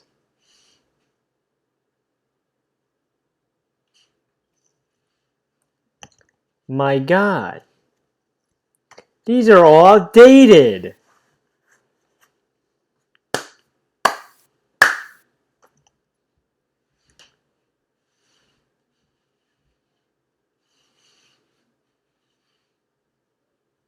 Weasel batches.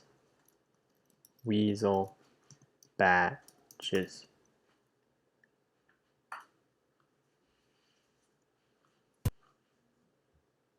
Yeah, these are more recent, but they're mostly analytical videos to movies. Outdated videos moment reel. I got this. I have a filler video. You have a filler video?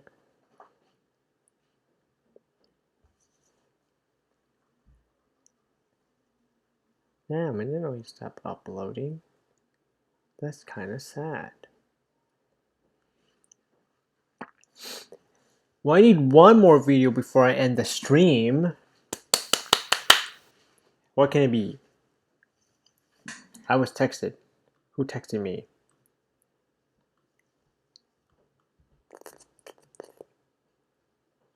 You're gonna eat soup, Pamber? Alright, you go eat your soup, Pamber. Soup is cool.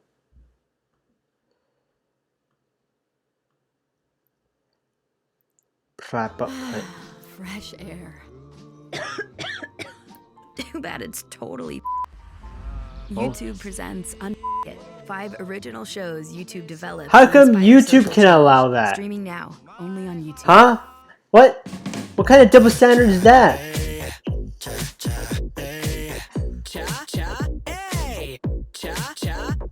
So you wanna learn how to play like a pro, guitar and the drums and the piano. If you get good, you could go on the radio, drop the bass on the stereo. Yeah, I wanna learn how to play like a pro, guitar and the drums and the piano. If I get good, I can go on the radio, drop the bass bass on the stereo. Do you want to be a star? Let's start with the guitar. I want to be a star. Let's start with the guitar. And if you don't make it far, I'ma hit you with a crowbar. And if I don't make it Jesus, far, fuck. you will hit me with a what? Gotta tune it up. Gotta tune it up. Don't screw it up. Don't screw it up. Fingers on the frets. Fingers on the fret. Don't you let it be a mess. I won't let it be a mess. Strum a chord and let it linger. Strum a chord and let it linger. You're playing like a winner. I'm playing like a winner. Keep on going or I'll shoot you with a bow. Let's move on over to the piano. Keep on going or you'll... Let's move on over to the piano. Play low on your left. Play low on my left. Play high on your right. Play high on my right. Treble and bass clef. Treble and bass clef. Let the melody fly. Let the melody fly. Don't look behind you. Don't look behind No me. fears to fall to. No fears to fall to. Unless you're talking about the big bazooka pointed at your head. I'm scared. So you wanna learn how to play Jesus like a pro? Christ. Guitar and the drums and the piano. If you get good, you can go on the radio. Drop the bass on the stereo. Yeah, I wanna learn how to play like a pro. Guitar and the drums and the piano. If I get good, I can go on the radio. Drop the bass on the stereo. It's time to try the drums, then we're done. Just for you, I'll put down the gun. It's High time to notes try be the like drums, that. then we're done. Thank you for putting away your gun. Psych. Oops. Rum pa bum bum. Rum pa bum bum. Boom ba bum bum. Boom ba bum bum. Bigger go home. Go big or go home. Or you die alone. Or I'll die alone. Come on, bump it, twist it, pull Yes. up the beat. Come on, You die alone. twist it, pull up the beat. You're dropping the heat. I'm dropping the heat. I'm dropping the heat. So you wanna learn how to play like a pro? Guitar and the drums and the piano. If you get good, you can go on the radio. Drop the bass on the stereo. Yeah, I wanna learn how to play like a pro. Guitar and the drums and the piano. If I get good, I can go on the radio. Drop the bass on the stereo. Cha cha, hey. Cha cha, hey. Cha cha, hey. Cha cha, bark bark.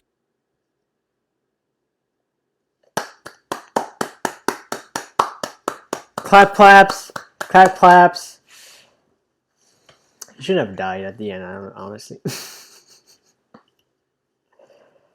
Ah! What time is it? It's gonna be 2 o'clock for me. I want to die. Why do you want to die? Is it because dog did not die? I can't believe it. Parappa fucking dies as a symbol. That'd be funny. That was bad. Which is why dog should have died. That's why. He didn't play like his life was on the line. Disappointing. How dare he not make music that's filled with fear. Can't believe it. Can't believe it.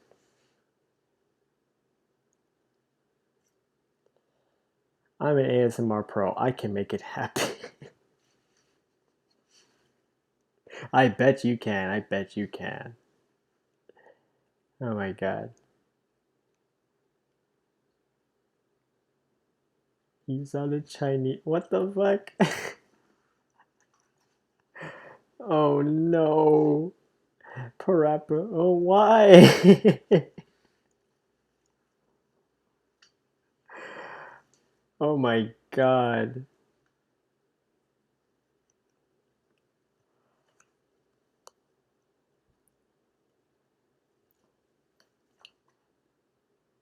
Well. Kill the rat. Jesus Christ.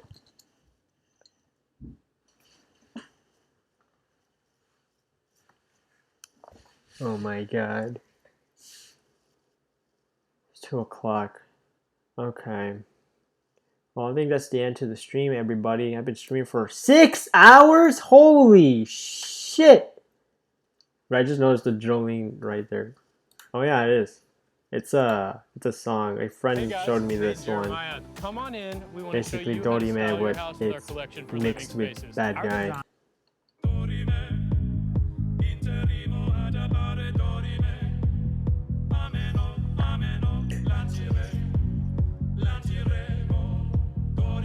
Yeah. So why you want to itch your throat with a shotgun? Why? I'm gay the at? What the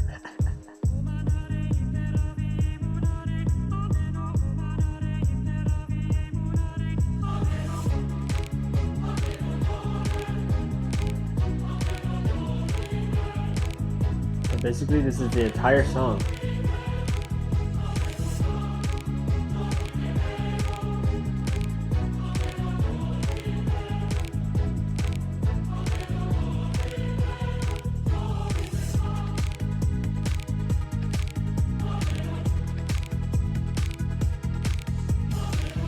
Clap, clap.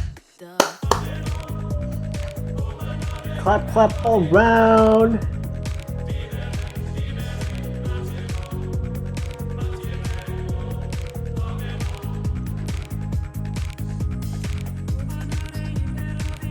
Talk about how lovely. Yes. Yeah, a friend of mine showed me this. She was playing Metal Gear Solid 5, and she downloaded this as a mod for when the next let's play the uncensored on Kazone. No, I don't think we're gonna do that. Oh my god, why?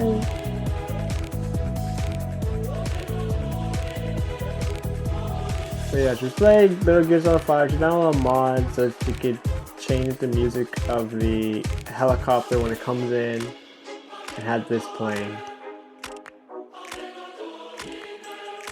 The Anka Zone. Peter Villager with the mustache. Oh my god.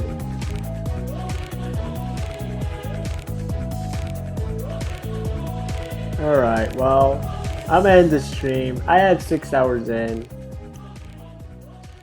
I'll come back and stream tomorrow. Although it's gonna be a short stream because I got things to do at 1 o'clock tomorrow. For me, at my time.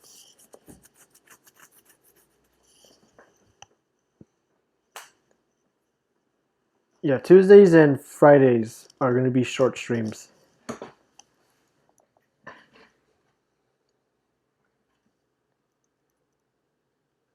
It is a good closer. It's a good closer. Shane Dawson be like with the, oh my god, not the cat. Alright, well, I'm going to end the stream here. Thank you all for coming by and watching. I'll come back on tomorrow at the same time. Hopefully the same time. Might oversleep. I can already tell I'm oversleep because every time I manage to keep a schedule right, I'm gonna mess it up.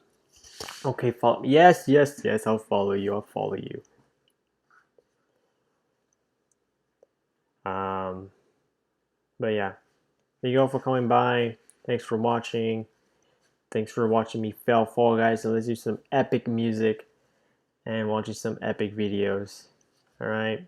Alright. If you don't, I will use words that hurt. Oh no, not the words. Alright. The peace, everyone. Bye byes. Bye byes. Bye byes. Thank you for the lemon. The peace.